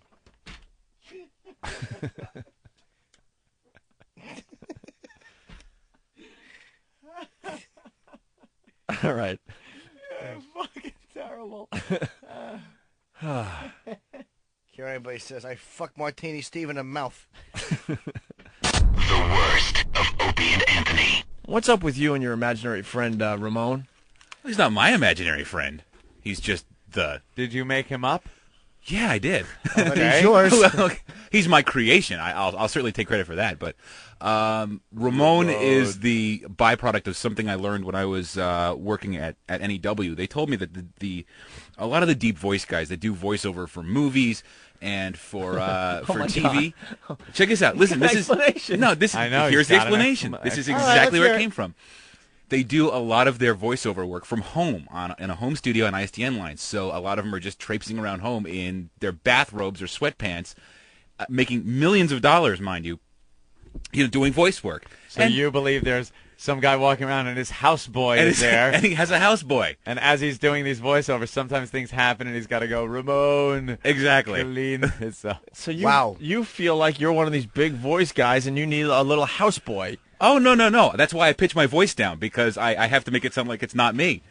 So, right. So, yeah, exactly. So not only does he have an imaginary friend named Ramone, he has an imaginary him. Oh, this is not going well. Did you just call from Jersey 2 minutes ago? What are you Dude, you think way too much into this. No, this is how you be. I sit in a room with no windows, mind you, for hours on end. So sometimes you're. What's the profile of Ramone? What kind of person is he? Well, that's interesting. Is he short? Because I brought this up with Nathaniel and Danny yesterday, and they each have a different visualization for what Ramone looks like. Really? All right, get those guys in here. Look at them, all excited. They get airtime. All right, so what? So I think Danny said it might. Danny said I think he looked something like Ricky, the other intern, but then Nathaniel had a totally different look for what Ramone might have looked like. And for all I know, everybody's got. Danny, some do you think I believe he looks like the cover of Rent Boys. Danny, do you think it's a little weird that Steve has an imaginary friend named Ramone? It's a little strange. And what do you think Ramone looks like? To me, he looks something like Hervé Villachez if he was normal sized. Oh, okay. But with the Ricky mustache. Nathaniel, do you think it's weird that he has an imaginary friend? I don't know. I kind of like Steve. No, it doesn't. Yeah. It's not about liking him. Do you know that we smash the people we really like on this show? Yeah. Well, I think he does have a whole persona worked out. Yeah, definitely I think Steve's given a lot of thought to this. Yeah, really? I mean, he hasn't stuck his hand in a sock and started talking to it, which is probably good, but it could be soon. No, that's not happening. But you do have to. Is Ramone with you right now? No, Ramone is not in the room. Can you channel Ramone? No, because you'll never hear from Ramone. You'll only hear Ramone being referenced. You do hear from Ramone. Steve's not here right now, Mrs. Torrance. Ramone's the little boy who lives in my mouth. Is Ramone your Jenny Piccolo? It's a friend that we'll just never see. It was Jenny Piccolo, right, from Happy Days? Yeah. Ramone will, kind of. Ramone will never be referenced in the first person. You'll never hear, a little voice pop up and go, "Yes, sir." You'll never hear that. You will only hear Ramone being referenced as like he's being addressed, or in the third person. His name. Do you want him to talk, but he's not supposed to? No, it's. You like ice cream, Ramone? Do you want to secretly be Ramone? Oh no! Ramone's a houseboy. Yeah, Ramone's a house. You don't aspire to be Ramone. I'm thinking you might want to be a houseboy. No, kind of like where someone tells you what to do. I'll bet you in his mind, Ramone is probably 5'10", very svelte, smooth abs, unclipped, hung 10, fat, doesn't speak English, willing to do anything for a buck. Is that who Ramone is? Ramone. Do we have an example of Ramone? Does Derek have a promo he could play featuring Ramone? Yeah, he'll find it in a second. Here, how many Ramones? How many Ramone promos are there? Honestly, I just did the second one yesterday, but I'm thinking there could be a series of Ramone. Of course there will be. When do you think maybe we should take Ramone to the doctor? All right, let's. If Derek's ready, let's hear the Ramone promo, Anthony. All right. Welcome to the Opie and Anthony. Ooh, it's in my shoes. Ramone, clean this up. It's a little weird, Steve. Of course it is. Now your houseboy's got to clean the crap out of your shoes. Do you pay him well, at least? No, houseboys generally don't get paid well. He's not making a lot of money? No, I mean, let's say maybe he's Guatemalan. Maybe he's, uneducated. You do great production for the radio show, but I got to tell you, it's a little weird. The Ramone thing. Did you buy him after his mother was killed in the tsunami because of child slavery? Did a tree go through his mom's head? No, actually, he is from Central America, I believe. Oh, Central America. Well, no, I mean, the tsunami hit around the Philippines, so you're certainly not going to find any Ramones out there. Is Ramone's last name Robinson by any chance? Hey, good reference, Dan. Good. But no, I didn't have to dress up. That's very good. Oh, that's the fun of it, though. All right, listen. Let's listen to the second Ramone promo. This is we debuted this earlier this morning. I just love a drive in the country, laughing with Opie and Anthony. That plane is flying awfully low, don't you think, Ramone?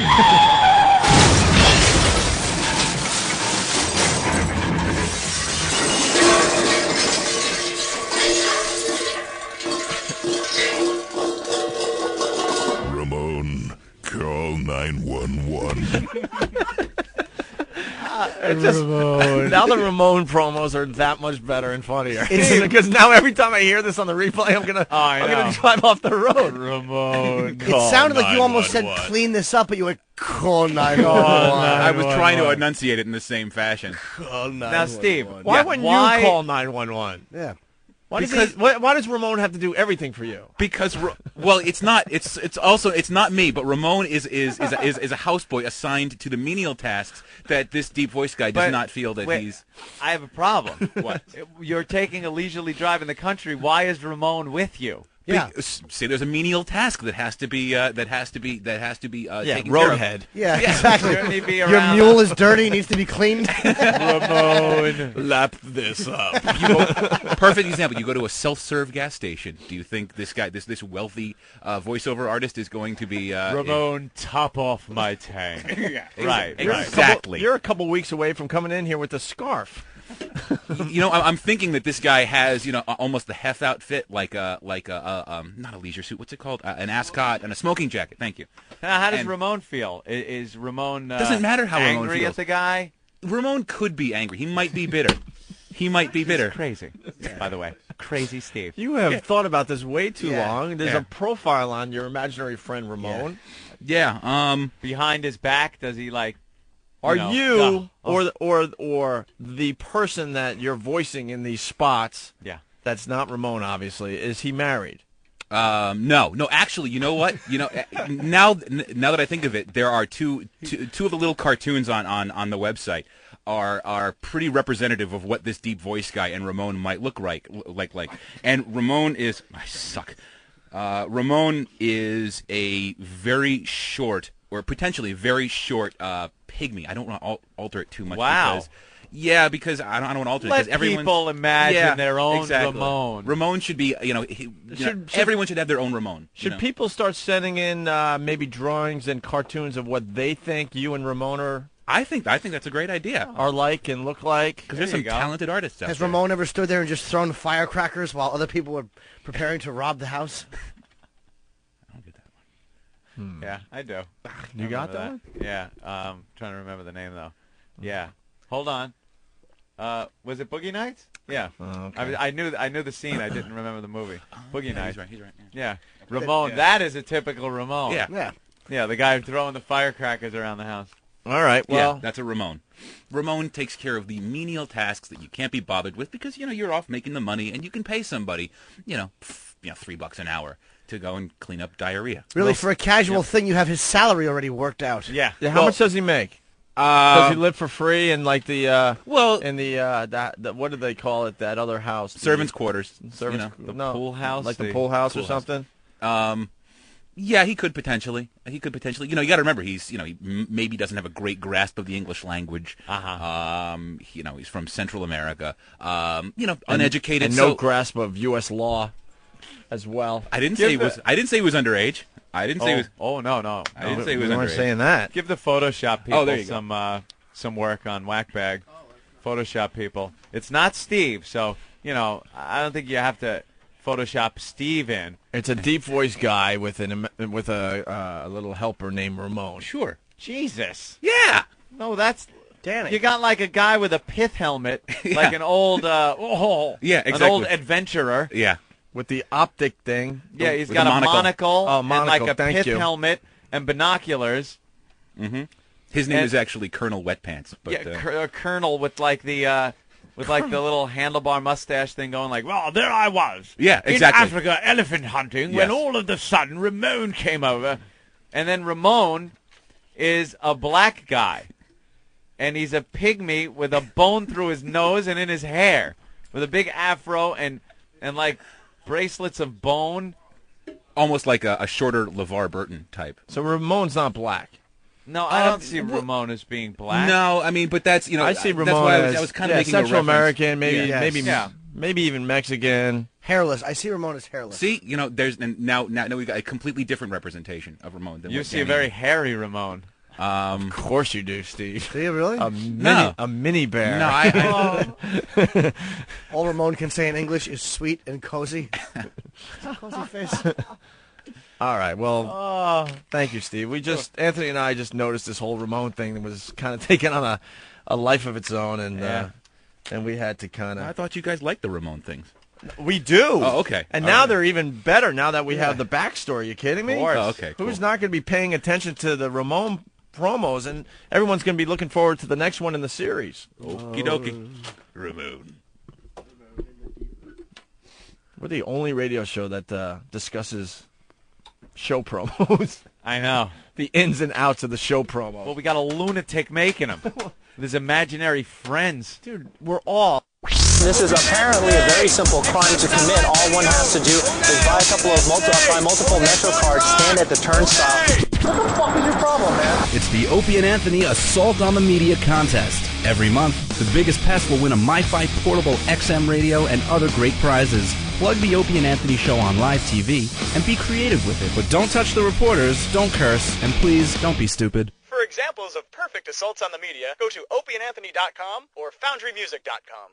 Scott Walterman, XM Satellite Radio News. This is an XM Satellite Radio Red Cross Operation Helping Hand update.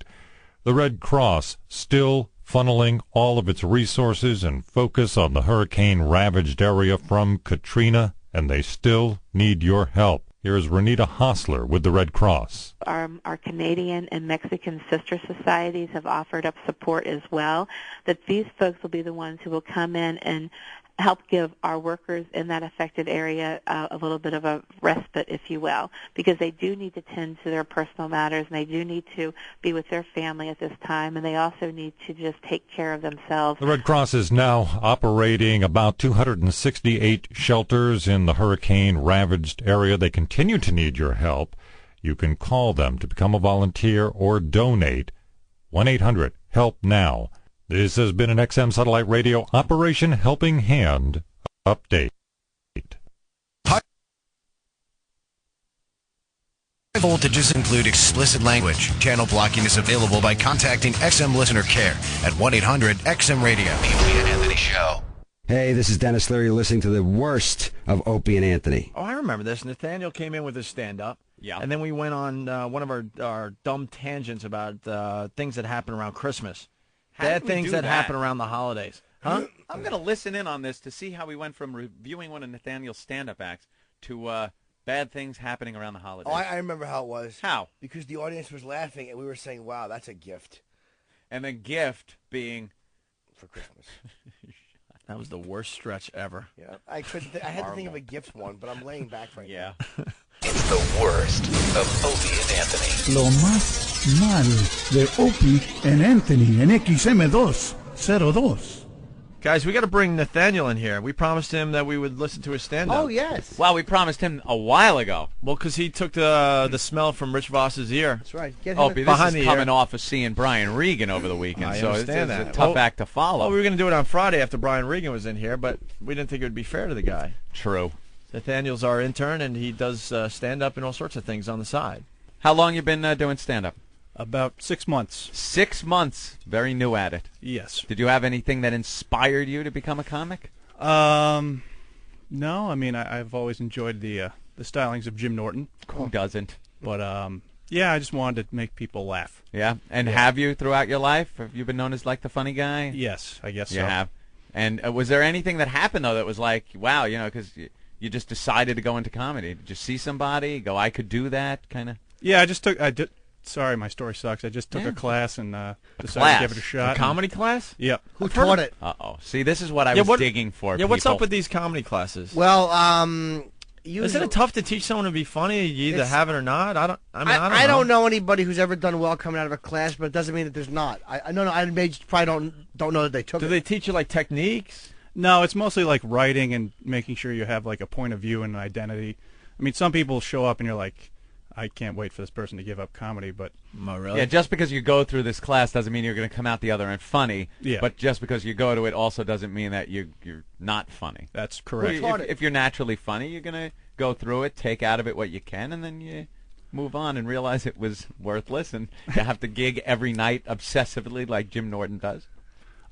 Yeah, the one I took 2 years ago, which turned into nothing, was taught by David LaBarca. Dave LaBarca, he was related to Joe Ancis, who died unfortunately, who was the guy that gave Lenny Bruce his whole lingo. Really? Yeah, like hey, Daddy-O, all that stuff. Joe used to hang out Dangerfields, man. He was a very interesting guy. Really? Yeah, he knew Lenny well. He was one of the funniest guys, but he would never go on stage. Sorry. Isn't the best way to just do it? Just to do it. Just go to the clubs and gig everywhere and take your crap nights where you bomb and take your good nights where you kill and then just keep doing it. Absolutely. Eventually. Yeah, for the past 6 months, I've been trying to do like 3 open mics a week. And Nice. That's pretty good. Very good. Subject myself to that hell. You got to bring people with you? No, these are just $5 for stage time and tell jokes to comedians who won't laugh. Yeah. You pay $5 to get on? Yep. That's something. $5. Wow. That's pretty funny. For a bunch of cynical, jaded asses that are just waiting to go on themselves. So. Right, awesome. right. That's pretty much the whole audience is the guys that are paying $5 to get up there. Yep. Wow. It's delightful. Really fast, we got to rewind slightly. Larry in New York, what's a mezuzah? O&A, what's up, guys? Hey. Listen, the mezuzah is put on the door frame by Jewish people. It prevents evil spirits from entering your house, which means Norton can never see Anthony's Christmas tree. Well, Anthony took the mezuzah off. Yeah, he took it off. I took off my mezuzahs. I don't want them there. It'd be great if I left it on my door and some Arabs attacked me thinking I was Jewish. Exactly. To explain that I'm not. But something tells me in the area you're looking at for an apartment, there's a mezuzah on every door. Yeah, there are a lot. Yeah. You know what? Jewish people make fine neighbors. They don't cause a problem. They don't join gangs. I mean, unless you consider bankers gangs. They're wonderful neighbors. I'd be happy to live among all Jews. We're all gays. They're great neighbors, too. Just got to smell that awful food that they cook. No worse than my guessers, Aunt. Believe me, they'll be complaining about me. They'll just be going, who's cooking the matzo ball soup? Jews are fine neighbors. All right, so we got Nathaniel's Jimmy Nortonberg. His last appearance at Caroline's. This was about a week ago, right? Yeah. A week ago tonight, I think. Yeah, it's one of the worst intros ever, too. And, well, you checked off the ones you want us to play, right? Yes. Okay, so this is Nathaniel's. This is the intro and him getting his act going. Is this CD you're playing available on eatabullet.com? Were you selling it December 23rd at the downtown? Yes. Naughty Nathaniel? See, now that would work. All right, let's listen to Nathaniel's act here. All right. From the Connecticut, welcome Nathaniel Bryan. From the Connecticut. There we go. There we go.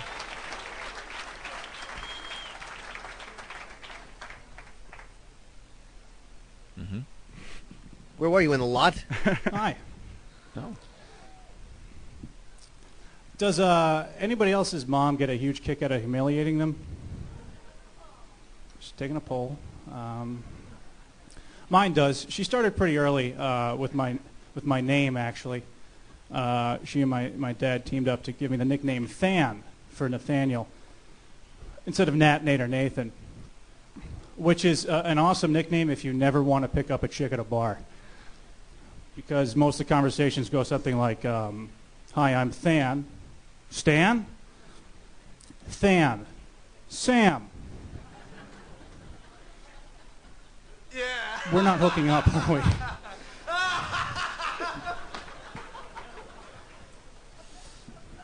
Conversation has run its course.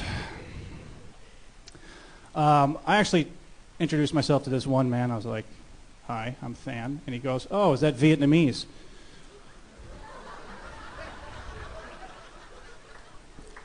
I can only guess he was looking at my Asian features. Turns out he was wrong. I'm Korean.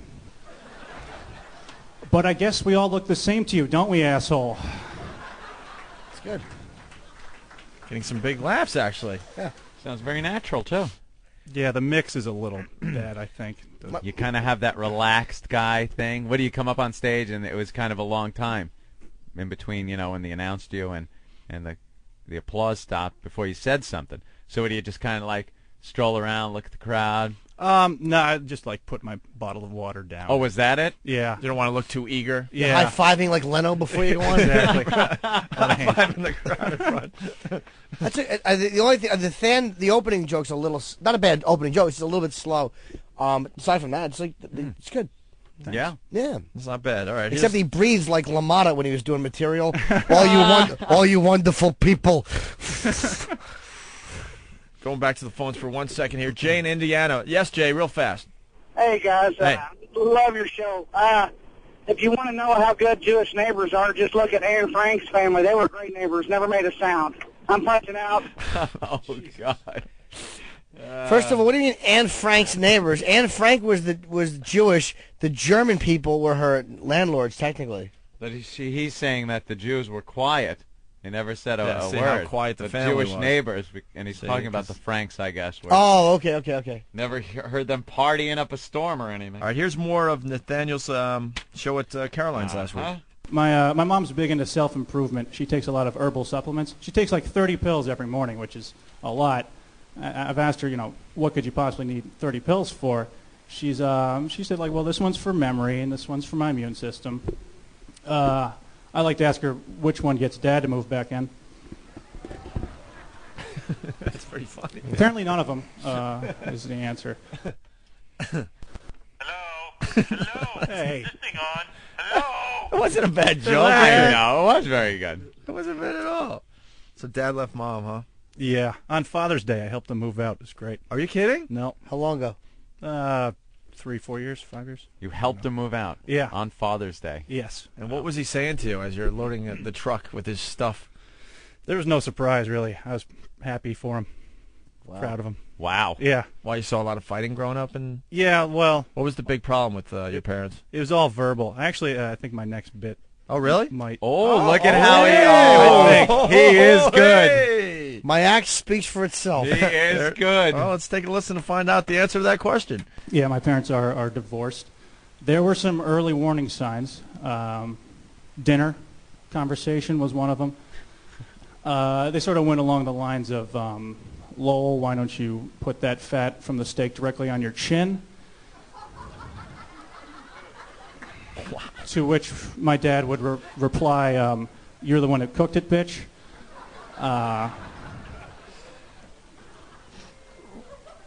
Really, I'm just happy that a man named Lowell got laid and made me. That is a tough first name. God bless him. Problems at the home, yeah. Yeah. It was just like, I would be, well, not to bring the show down too much, but I wouldn't want to have friends over too much unless they were already in the circle and knew that it was going to be hell. That you're just going to hear them yelling at each other. Yeah. I had the yelling parents, too, growing up until they got divorced, and it was just, oh, can't you two just shut the fuck up for, like, one night? For one night, always, hey, son of a bitch! And then you'd see, like, the old man would take the plate full of spaghetti and throw it, and it would hit like the wall next to the phone.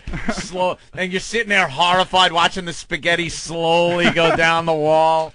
Like, oh, fuck you! Get the fuck out of this! Go fuck yourself! Oh, and the horrified kids. Did just Dad actually sitting there. leave after the fights? Yeah, a lot of times, sure. Huh.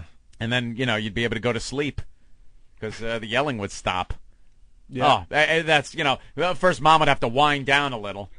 Even after Dad left, she's still going, fucking asshole! Eat that shit like I need a fucking hole in the head.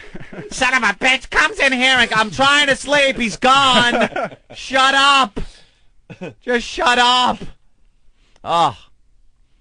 I'll tell him to go fuck himself if he thinks he's coming back. No way, is that so? Oh, God, he's been gone a half hour. When would he come back? The next day? Yeah, like the next day. And then everything would Find be some all right? chick to go sleep with or something. And Would everything be okay the next day? And they would yeah, like it would you'd resume again, I guess, like normal life. Would they go upstairs, have sex, make up sex and all that? I guess. I wasn't until the next fight? I didn't have much of a perception of that kind of thing. But I guess, yeah, if everything was fine. They'd be sitting down watching, like, Ronan Martin's laughing, everything was fine, and then out of nowhere, you'd hear the rumbling. You'd be in bed, and you'd hear, like outside the door, just talking, just talking. What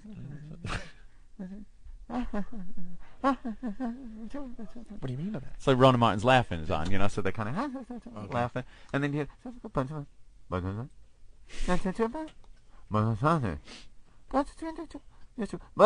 was gone,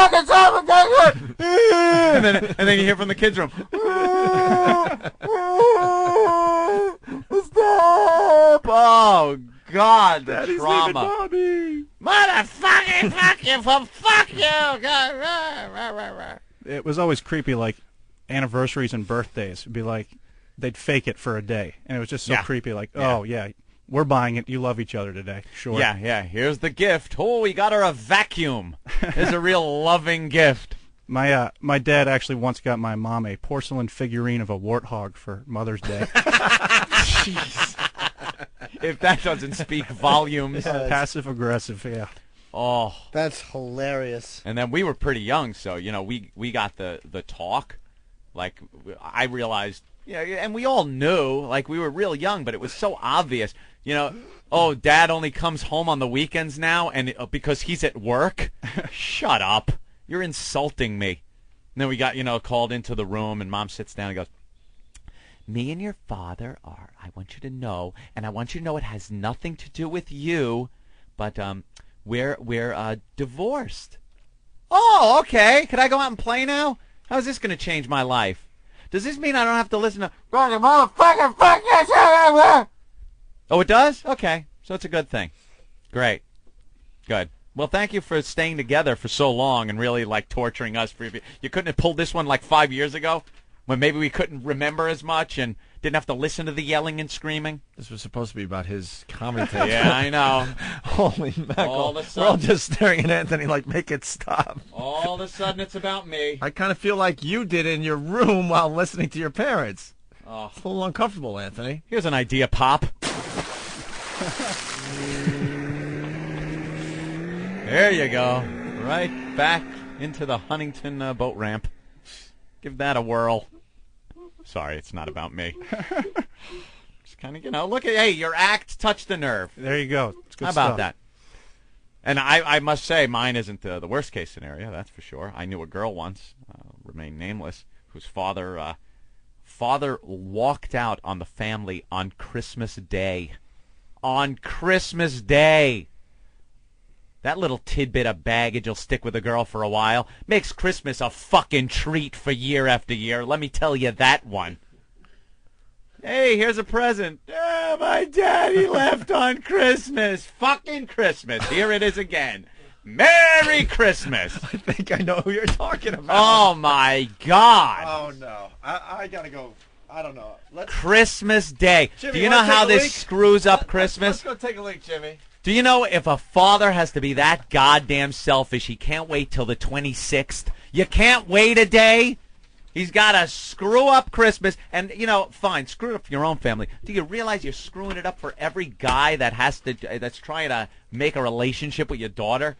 Because every Christmas, especially the first one, takes you by complete surprise. Everything's fine and dandy. That's hilarious. You're thinking, man, this is a special day. I just started dating this girl. It's our first Christmas together. I got a nice stack of presents for her. Oh, I've been listening to Christmas carols in my car all the way over to her house. Dun, dun, dun, dun, dun, dun, dun, dun, dun, dun, dun, dun. Right. Honey. Right. Mary. What? Why are you crying? It's Christmas. Christmas is jolly and fun. What's the matter? Oh, I got to tell you something. Oh, fuck. More baggage I hadn't figured out. Usually a guy can figure some of the baggage out.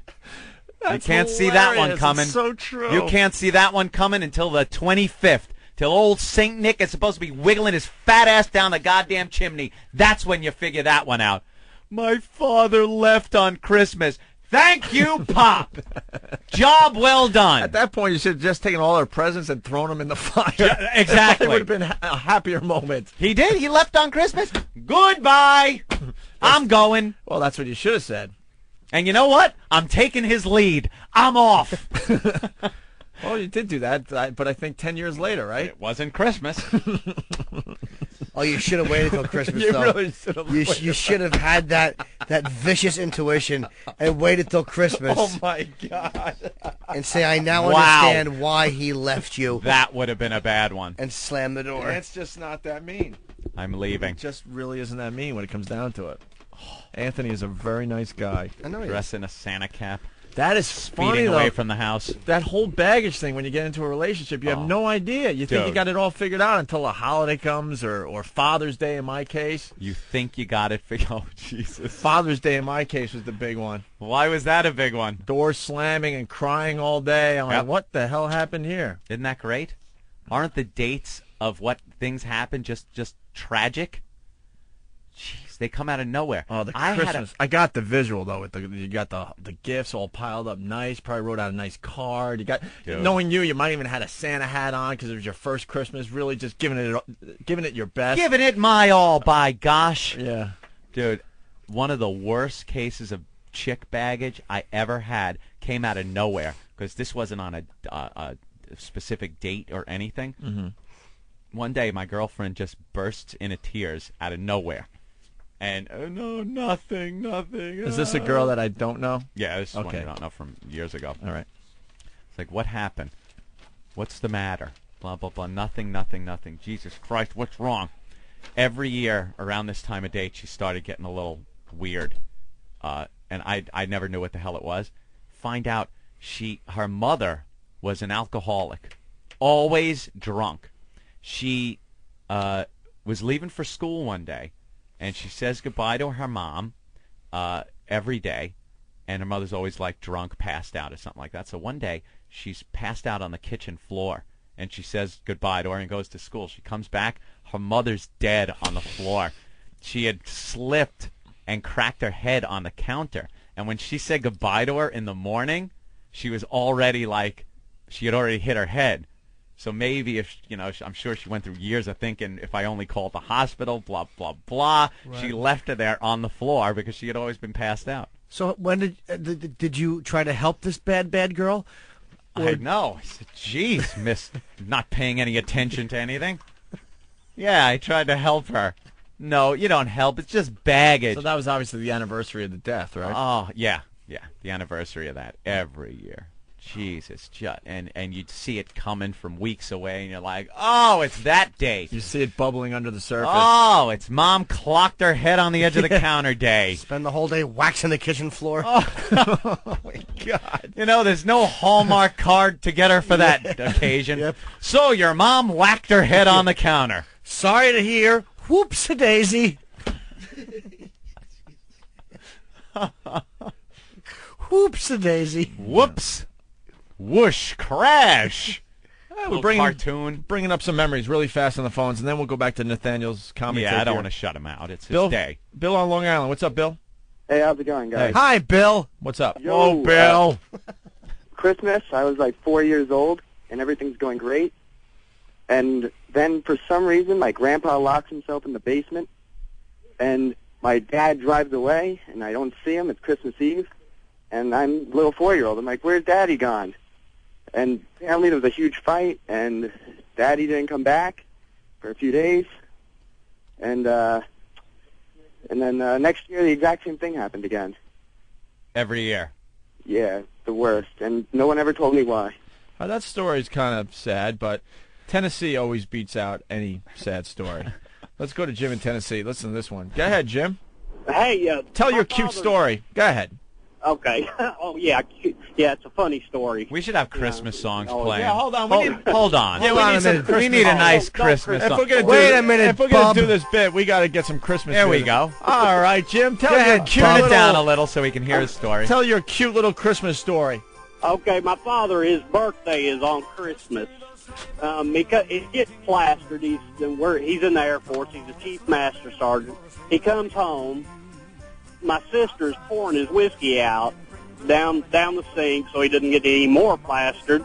He takes the bottle and commences to busting her over the head with it. Yeah. Oh, 16 stitches, and you know, he was a chief master sergeant. So nobody was going to call him. Of Nobody course. was going to, take him to jail. But. Well, that must have been a Merry Christmas. Yeah, Merry Christmas. That must have been a fun, memorable Christmas for the kids. Yeah. I have a worse Christmas story. I really never told it on the air. Come on, Jimmy. I just remember one year my friend was married and he didn't want to be married. He took a Little boat ride. Oh, God. Why does it always have to go back to the little Connor Peterson?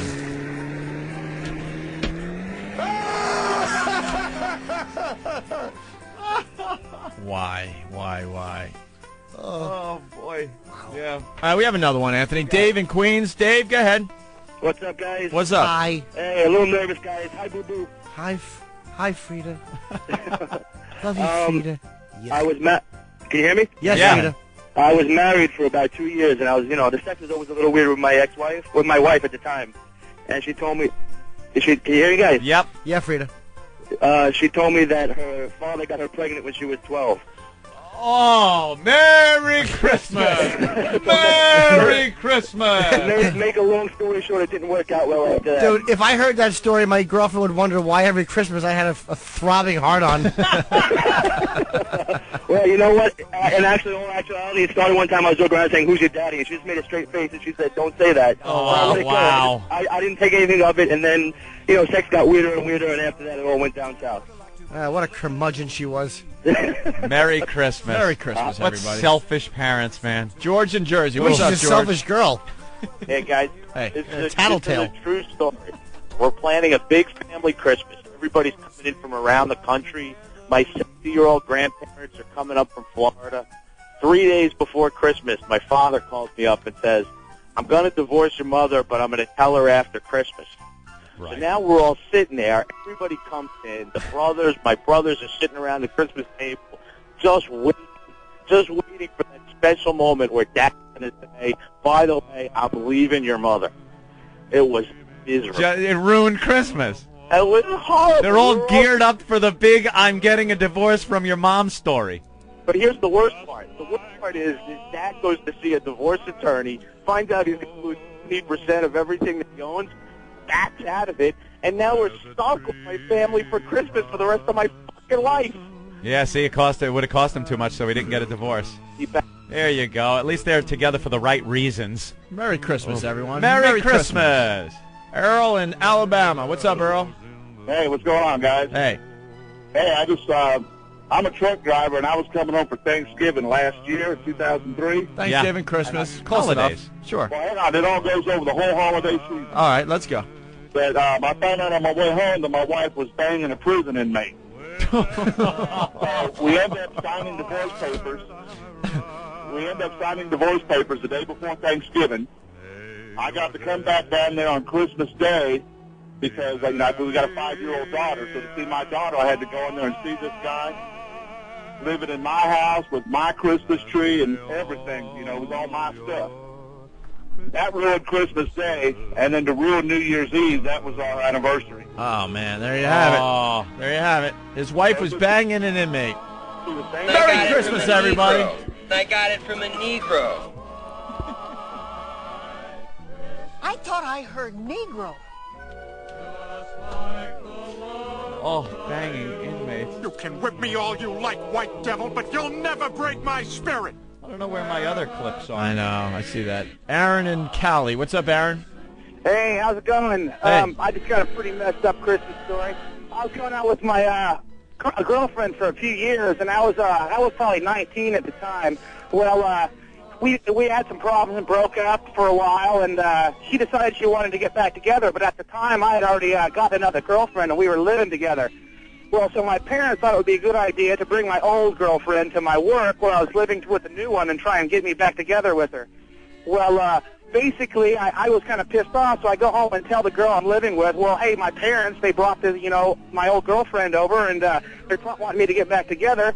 And, of course, my girlfriend's logical reaction is to get pissed at me and basically want to break up. So I'm thinking, well, maybe I should get back together with my old girlfriend, because she was pretty hot or whatever. And so, anyway, I called her up, and we made plans to go over to her house on Christmas Day. Well, I did. And got back together with the girl I was living with, and she was crying and sniveling and whining, and basically I felt kind of bad, so I was like, well, no, I called my old girlfriend up on Christmas morning and said, sorry, I'm not coming back together, it's over, and basically all I heard was this click, and after listening to you guys, I'm thinking she's going to have some emotional trauma for long periods of time. So punch it out. Thank God. Too late. I know. Just in time. Everyone else punched out. You were the last one to punch out. I didn't like it the anyone. Yeah. He's the guy that has to turn off the lights. He's the last person listening to the show today. Flip the lights on your way out. Lock up. Lock up, please, because everyone else left. Eric, what's up? Oh. Hey, what's up? Hey. I was about 9 years old. Me and my sister had a paper route, and my father was, mechanically inclined. If he wanted the grass, he would set the house on fire. So Christmas Eve, he comes home all drunk. He falls into the bushes, and him and my mom have a fight. Me and my sister go to bed. I wake up like 3 o'clock in the morning, and I hear something in the living room. So I go downstairs, and I see my father, what I thought was taking apart these bicycles, and he was actually trying to put them together. So I got all pissed off, and, that he was taking apart the bikes that Santa left us. So I start, throwing the presents at him. My mother wakes up. She's screaming. It was just a friggin' debacle. So your drunk dad was ruining your presents. No, I thought he was. Thought so. He thought he was, but he wasn't. But he still kind of beat up his father a little bit there. Yeah, he was trying to put them together, and I didn't put that together. All right. And Nothing worse than the Thank you, Eric. father-son brawl. Never had one of those. My father would have killed me. But those things are just the most awful things ever. When the son is beating up the father. I almost had one. I picked up a stick out of the garage. And my father's like, "Come on, let's go in the backyard. Get out." I'm like, "Nah." You gave up right there, nah. Yeah, when he didn't. What are you picking up a stick for? You I was ass? drunk. I was drunk. You were drunk. Yeah, he didn't mind the stick at all. He was ready to take it and smash me with it. Shove it up your so ass. I felt, even in my drunkenness, I felt it would be prudent to replace the stick and end the quarrel. You're quite a willful young boy, Jimmy Norton. All right, let's go. Let's try one more. James in Arizona. What's up, James? Not much. Just listening and loving. All right. My story is that I come back from being deployed in the Army. Yeah. My wife was pregnant. It wasn't mine. I've been deployed for 13 months. She's 7 months pregnant. We got a divorce right before Christmas. It was finalized on Valentine's Day exact. Wow. There you go. I found that to be perfect. What a great Christmas. You wrecked 2 holidays for her. Yeah, that was just fucking magnificent. No, she wrecked them for him. Yeah, that's true. Did she try to explain the pregnancy? Yes, she said that she slipped and fell on somebody else's dick. Slipped and fell on someone else's dick.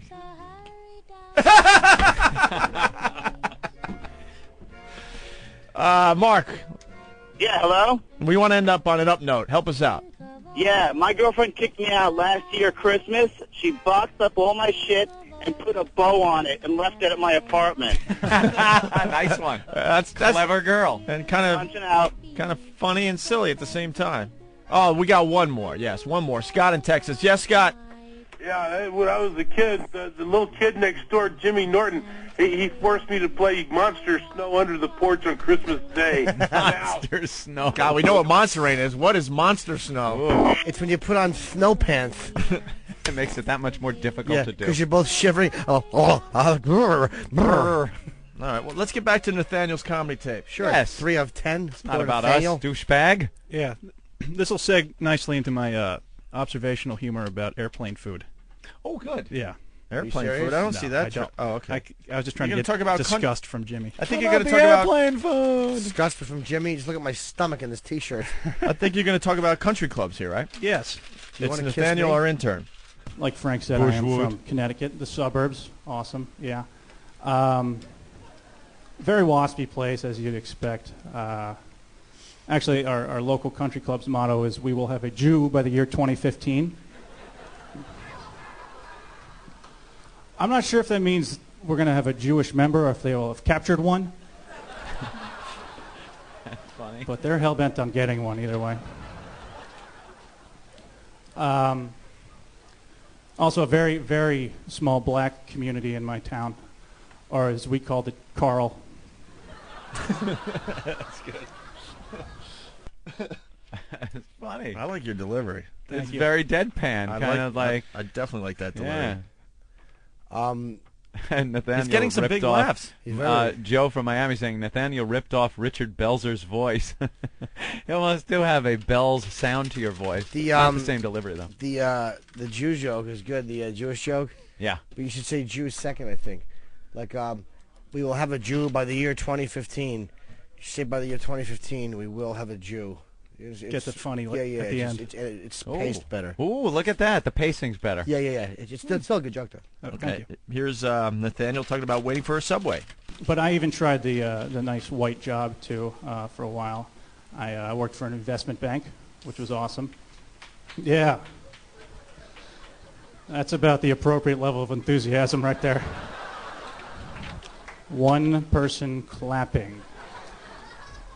But, again, I knew it might not be for me because during the morning commute, of all things, I'd be waiting on the subway platform being like, here comes the train. I could take it to work or throw myself in front of it. I wonder what the third rail tastes like. Probably tastes like sweet, beautiful freedom is what it tastes like. That's very funny. Thanks. All right, let's go right to the next one. It's Cherokee. I was psyched, though. I thought I was less white, actually. I found out I was 164th Cherokee. But I sort of thought about that, and I was like, so that means my great-great-great-grandfather had sex with a Native American woman, right, in the 1800s. I have a hard time believing that was consensual. I'm white and a descendant of a hate crime. Good. Wonderful news. That's good stuff. I was just about to criticize you for not enough rape jokes. They are coming through. Oh, look at that, doing Jimmy proud. Like a trooper. All right, we got one more from Nathaniel, our intern here. I take jujitsu, too, to defend myself from some of these things. Could you say jitsu Jew? It's cool, though, when you start there, like, why do you want to take jiu-jitsu? A lot of people say fitness or confidence, whatever. I think my reason through them, I was like, I want to take jiu-jitsu in case I'm ever wrongfully imprisoned and need to ward off the amorous intentions of my fellow inmates. As soon as I said that, I was like, you know what? Take that back. I would kill for that kind of attention. All right, you guys have been awesome. Thanks a lot. Oh. Prison rape joke. Thank you very much. There's some good laughs in that. Not bad at all, man. Very good. Very good, Nathaniel. And you do other things. You do a little acting. I think it came to everyone's attention that you're in a commercial. Yes, I have been in several TV commercials. Several? Yes. Which ones? E-Tops, Tops Trading Cards Online presence, E-Tops. Comedy Central, I was actually on a 30-second promo. It was all me. It was pretty cool. Really? Yep. It was the You're Among Friends promo. I don't know. Among Friends. You're among friends, Ricky. Was Ruth Gordon holding your cut wrists while Martin Mull milled about and Chris Makepeace just sat there? You're among friends, Ricky. Come on, Hobson. Wow, that is good. My Bodyguard. Yeah. Yes. And also NFL Network that aired during playoffs last year, which is very cool. Yeah. And most recently, National Geographic Channel. National Geographic Channel. That's the one I heard about. Yep. Me in a doctor's office. You're in a doctor's office, sitting in a chair. Yep. In the waiting room. Yep. Right? And I also do improv and sketch on the side, too. Oh, that's what we got to get a little more of in this. That's right. More sketches. And he takes good coffee orders, too. The next time you come in here, I'm going to yell freeze. Freeze? No, we don't do any of that short form stuff. No? No. All right. Let's hear from Nathaniel. All right, thanks, guys. Ron and Fez, XM 202. It's Ron and Fez, and our show starts next week, beginning September 12th on XM 202. I am excited. Fez, not so loud. This promo may be running on the loft. Let's take it down a little bit. Oh, gotcha, Ron. The Ron and Fez show starting next week, 11 a.m. to 2 p.m. in the East on XM 202. That's 8 a.m. to 11 a.m. in the West, right after Opie and Anthony. What do we do for the Country Channel? Just say something nice about Johnny Cash. Right. I'm Mike King. This is Indy Racing Today. Bev Patrick is the mother of IndyCar Series rookie driver Danica Patrick, and while she's watched her daughter turn plenty of laps, she's never sat in one of her race cars. Bev Patrick slid into the passenger seat of one of the Indy Racing Experience two-seaters to take a few laps. Okay, go ahead and slide in. Just put a foot off to each side. Okay, we're going to tighten this down. Okay, we're going to do your shoulders. Yep. Bring your head forward. If you look right up here or right up here, you'll see everything you want to see. How was that, Ben? Wow. Something, huh? Yeah. Holy cats! This is everything I could do to think we were going to make the corner. Never mind, like shifting. I'm Mike King. That's Indy Racing Today. Don't miss XM driver Brian Herta behind the wheel of the XM Satellite Radio number 7 Honda-powered car. You can catch all the excitement from the IRL on Extreme XM Channel 152. The PGA Tour Network, XM Channel 146, plays home to the best pro golfers in the world. Phil Mickelson shoots 68 today. PJ Singh wins number. All the biggest names and all the greatest moments from the PGA Tour. Tournament record, Tiger Woods, 2005 champion. Can be found in only one place, live and right here on the PGA Tour Network, XM Channel 146, radio to the power of X. The 2005 college football season is here. Monday, September 12th, XM Channel 191. It's college football coast to coast with TJ Reeves. Hi, I'm TJ Reeves. Join me for the nation's college football show. It's college football coast to coast. With news, interviews, and points of view from the college gridiron fans, this is the show for you. Monday, September 12th at 9 a.m. Eastern, XM Channel 191.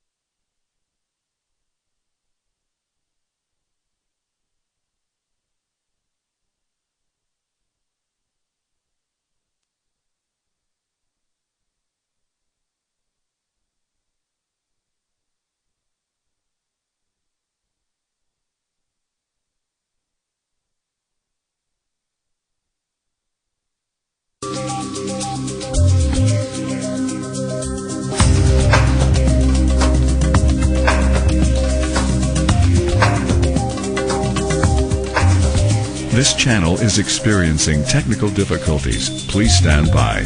We're working on the problem.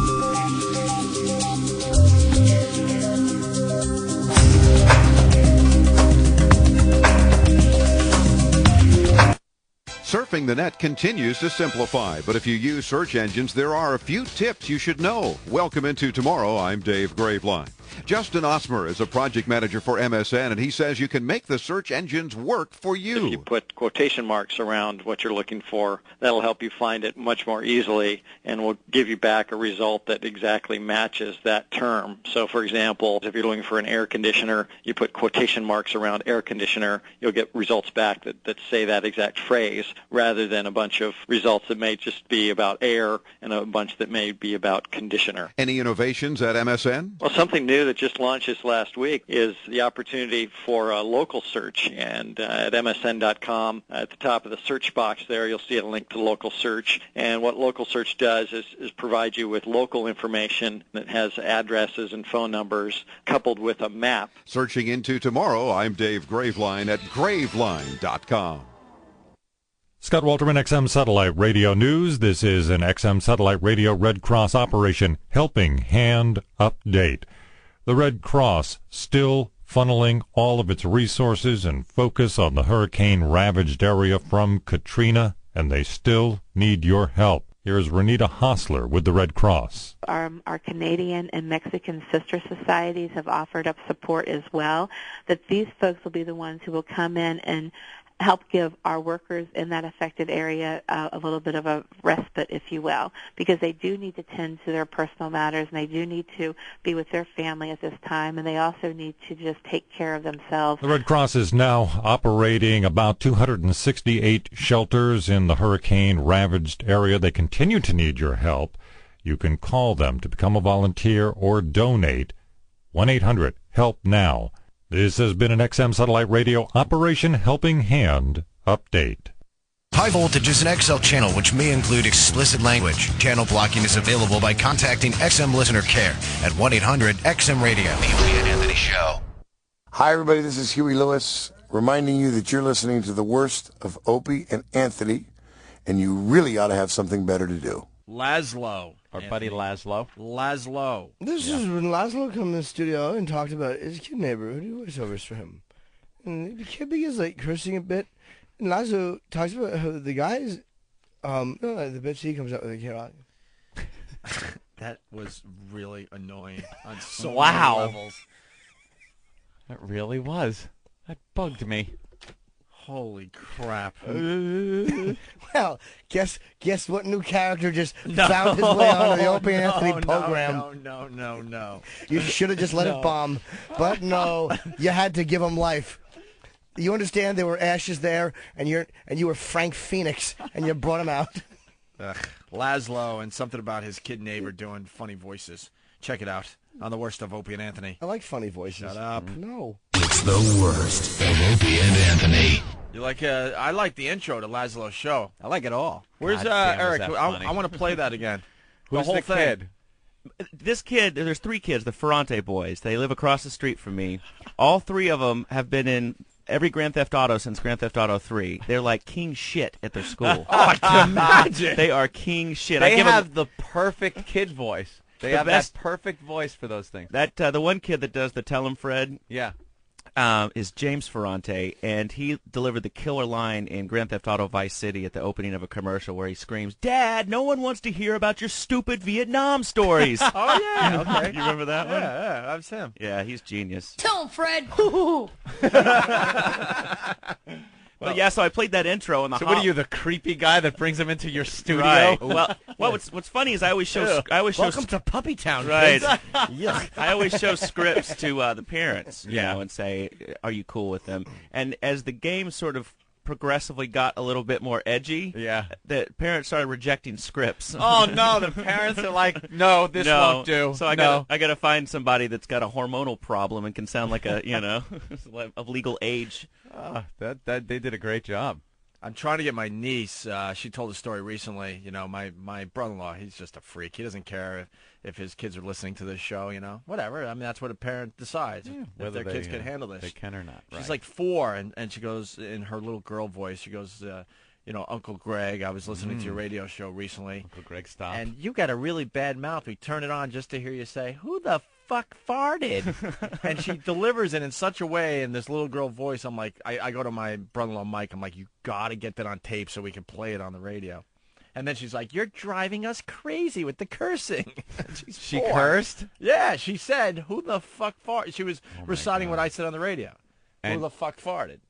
And there's no problem with a kid that age, like, saying bad words? My sister wants to strangle, my Yeah. brother-in-law all the time. Yeah, because it's a whole... I mean, my sister compared to me is the sweetest thing in the world. Yeah. That's what people don't even understand, that she's even related to me. But she's married to a guy that's like, he might as well be one of my brothers. He's like an Uber fan, and then doesn't care if the kids are watching porno. Cursing kids is just hysterical, but My it does God. make for problems when they're out in public. You got to mic the niece, man. Get that in here. Yeah. You know what? Yeah, but another bit just popped into the head. Uh-oh. We're going bit crazy lately on the show. Ladies and gentlemen, send in audio of your kids cursing. That's right. All right. That's an easy one. That's a very easy one. Because Yeah. I know there are parents out there that are very open-minded and have no problem doing this. You don't have to give your real name with the audio, so maybe you could, save face. I think at the family functions. An easy way to do it, because it's not just, we just don't want to hear fuck or shit. Right. Maybe, again, movie lines with a lot of cursing in it. Well, just take it and run with it. Yeah. I want movie lines, them just cursing normally, whatever. And we'll play the best ones on the Opie and Anthony Show. Yeah. And I got some ideas for some videos that you might want to send in along the same Jesus, lines. stop. Jimmy. You're going to read it. Yeah, but immediately, there's a assignment for America. We like to give America an assignment every once in a while. Assignment America. We got to have it. Why don't we make up some production for that? Yeah, because Steve should have been on that. We go down that road every once in a while. Assignment America. This is your assignment, America. your kids cursing, send them into the Opie and Anthony program immediately. You tools are actually calling me out on the // thing. You know, you're getting a little too sensitive out there. Yeah. It's not like I said under. I guess that's called an underscore then, the little thing. Right. Okay. Anyway. Yes. Yesterday, because I sent that to Steve and Ben at like 2 a.m. I was sort of like half ripped. And I sent it to him, and I said, "Hey, I thought it was Tuesday." I said, "Right." I said, "Well, dude, I've been working ahead because I'm splitting for Alaska on Saturday." But I said it to him. I said, "You might find this funny, and if you're listening or whatever." And I said, "Your old company is quite a joy because they asked me if I'm interested in maybe doing a show for like on a Friday night." And I said, "I'll do 3 or 4 as a goof." And I thought I'd come out swinging with a little reference that got to show props, show allegiance and shit, and. So I sort of come to the next day, and I check my email, and it's like 80 million emails of who, tell him Fred. And I'm like, what happened? And so I email one of the guys back, and I'm like, what's going on? It's like, oh yeah, they were talking about it this morning or something. I'm like, uh-oh. So I'm sitting there with the clock counting down to the replay, Yeah, the pests, they're everywhere. Tell him, Fred. But here's the intro to your radio show. I think it's brilliant, actually. It's really, really good. Listen to this, Laszlo's intro to his radio show. We have a number of very important goals to accomplish together in this first lesson. Hey, how do you become a radio DJ? Say the name of the station over and over. Play at least a half-hour commercial. Broadcast live from the Quickie Mart. Smash lots of sounds together. Talk on and on about how you invented radio. Tell him, Fred. Play the same songs again and again and again and again. We'll teach you how radio stations operate. If only I could win crappy tickets. Enough of this. Start the stupid show, Laszlo. That is brilliant. And after I got done talking, and I'm scared shitless because I haven't run a board in a while. Yeah. Hotline flashes, and this guy's like, "Who's this?" And I'm like, "This is Laszlo." And he's like, "What was that?" And I go, "It was just my opening music." And you didn't even begin your stupid show. I know, because they don't have a sense of humor. He's like, "Oh, this is so and so with Infinity. Who authorized this?" And I said, "Dude, you're gonna have to talk to Rob Cross, who's the operations manager or whatever." I said, because if you don't, here's the deal. I haven't run a board in a while, and you're about to have dark fucking air, dude. Yeah. So then I'm in 20 minutes into it, and I'm talking about how weak and stupid and gay blogs are, and who wants to hear about some stupid guy's trip to the library? And then I hit that other thing you played yesterday. Yeah, which is this. Let's play it first, and then you can tell us what happened. Dear blog, I had a wicked cool day at the library. I've really been obsessing about my old high school girlfriend Julie so much lately that I said, what the hell? I decided to look her up. She lives in the next town over, so I got her address and stopped by. She was really surprised to see me. Then I slashed her throat. And I went right from that into commercials. And I had Hotline flash it again, and it's another guy that works for the guy. He goes, "What was that commercial that just told people to slash women's throats?" God. And I'm like, "Oh, dude, this is not going to last." Thank God. And then, thank God you're here to remind us that we just don't want to go back to that atmosphere ever. And then there's one of the guys that was going to be on the show with me. He's a guy I've worked at out at DRE on Long Island, and I don't know if I can even say his name, but he's sort of the in-stadium announcer for a major sports team around here. And Bob Shepard? He was no. Oh. He was leaving. Thank you. He was Laszlo. leaving. He was leaving the game.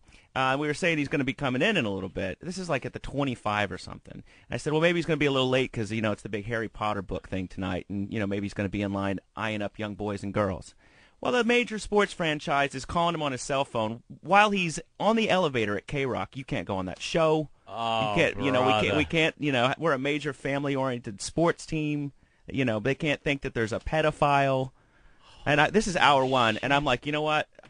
I can't fucking do this, That's dude. 3 in no time. I can't I was shaking after the show. Yeah. I was like, this is weak. Well, we got a place for you on 202. We're going to start building out the channel. I think sometime in September we'll have to figure out something for you because unbelievable. You can't work in that environment. Dude, and it just shows you the sense of humor that they have at the old company, Infinity Broadcasting, that they're hotlining you. They don't have a sense of humor whatsoever. This is like an 80-page thing that they gave me the week before because they started getting a little nervous. And they're like, so what are you going to talk about? And I said, I don't know. And they started getting a little nervous because the last project I worked on has some senators clamoring for a federal investigation into it. And so they give me this like 80-page missive that was put together by a lawyer and Tom Chiasano. And I was looking through it. And I'm like, where's the O&A stuff? Where's the O&A stuff? And it gets in there. They don't say O&A, but there's a little bit in there about blasphemy. Really? Yeah. Blasphemy. I guess that's what you were in trouble for. Was blasphemy. Wow, that's heavy. So they said that now blasphemy falls under FCC. That's hardcore. Yeah. Blasphemy is not an FCC violation. That's what this thing says. They're lying. Wait, you highlighted that part? I highlighted all of it. And it has every FCC judgment. Let me take a little look. From we used to have to read these on a weekly basis. I we remember were mentioning this these. earlier with Carlos, I guess, huh? Expletives, shit, fuck, piss, cunt, cocksucker, motherfucker, tits. It's unacceptable. But there's 7 dirty words. There's other ones too that never broadcast on even an occasional or fleeting basis any time of day, including safe harbor. Included in this category are such terms as prick, dick, pussy, titty bar, hard-on, asshole, douchebag, twat, cock. Douchebag is not an FCC violation. Broadcast should also avoid language that, while perhaps not rising to the level of expletive, may otherwise be considered to be objectionable by the FCC, and that includes douchebag, twat, cock. Yeah. Yeah, we used to women who use douchebags. These all the time. They bring up the Super Bowl halftime show. That's from Steve the lawyer, right? It has to be the Steves. It's in that lawyer spacing, that word perfect spacing.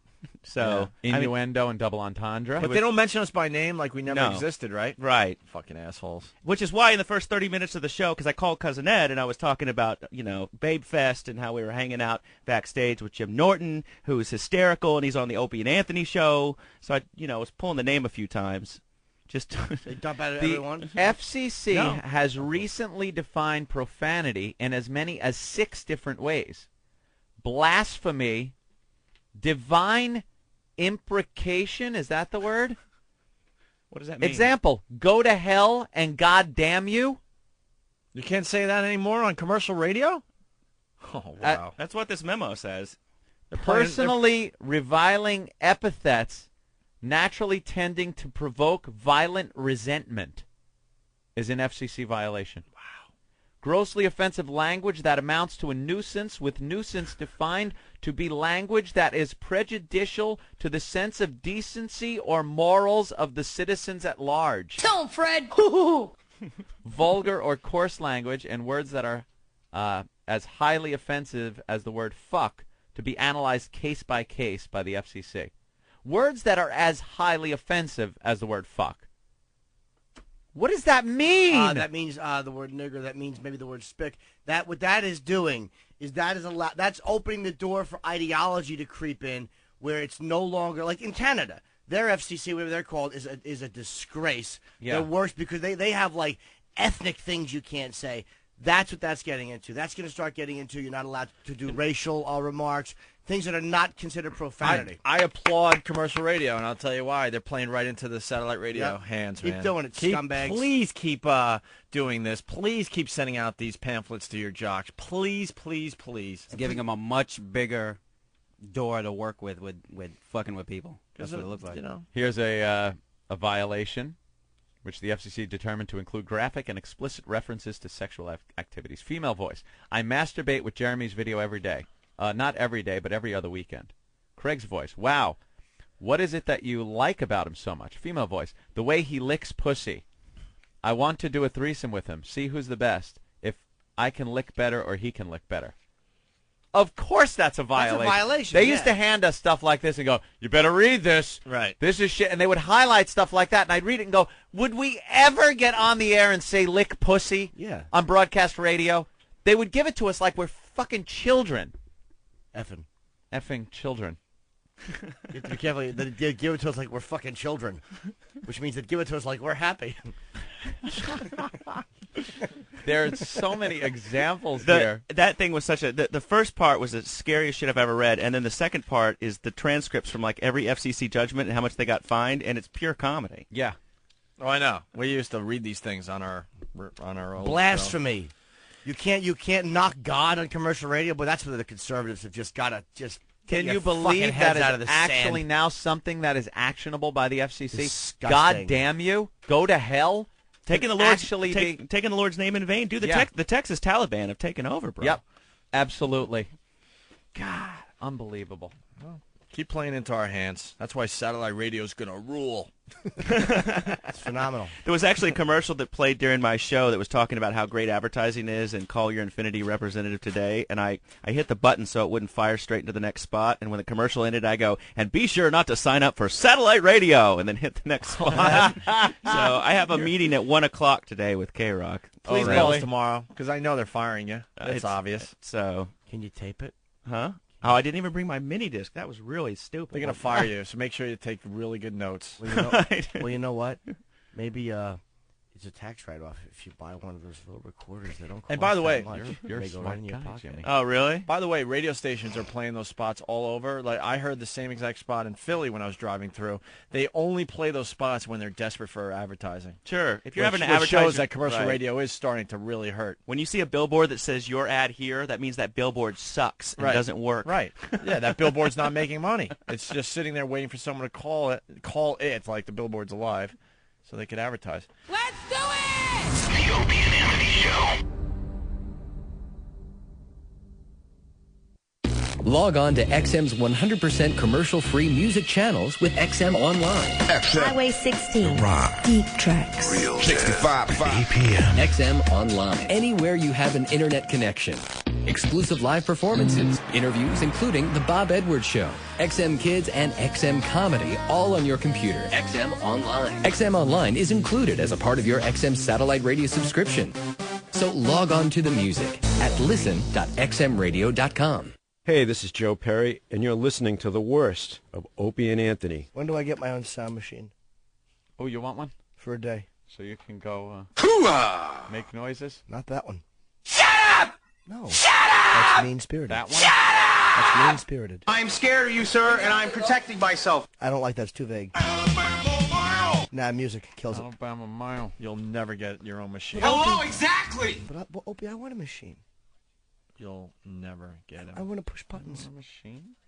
Love a machine. Why is everyone whispering? Don't I you know. understand we're broadcasting? Yeah, what are you whispering about? Yeah, Steve, what were All you whispering? All I hear is... What were you whispering? I was, sorry, I Jesus. I isolated some Frenchie clips for Anthony's instant replay, so I just was telling Eric to get them in. That was it. Really? Yeah. Frenchie clips, huh? Yeah. It's pretty relevant. I know. That's up no, there it was, on it was the, actually, on the, excuse me, it was... on the need scale. How about those new water bottle caps we ordered? What's yeah, those that two. Well, status? those are coming. It was something Ben had asked me to do. Anyway, we're going to talk about news teasers. We love news teasers. Yeah. And this was the start of the Pat battle. What does that mean? I guess we're going to have to sit back and listen to this bit. Listen. It's the worst of Opie and Anthony. I know we're going to do news teasers where the news scares the shit out of you, and then it's going to turn into something else, I guess. Oh, this was the time that... Oh, I got it. Okay, yes, now you get it. The start of the whole Pat battle phenomenon. And it really is sweeping the nation. Well, not anymore, but yes. A lot of people have tuned into this channel, and they're like, why are they referencing this stupid Pat battle person? This is the day it all started. We call her P to the B. The worst of Opie and Anthony.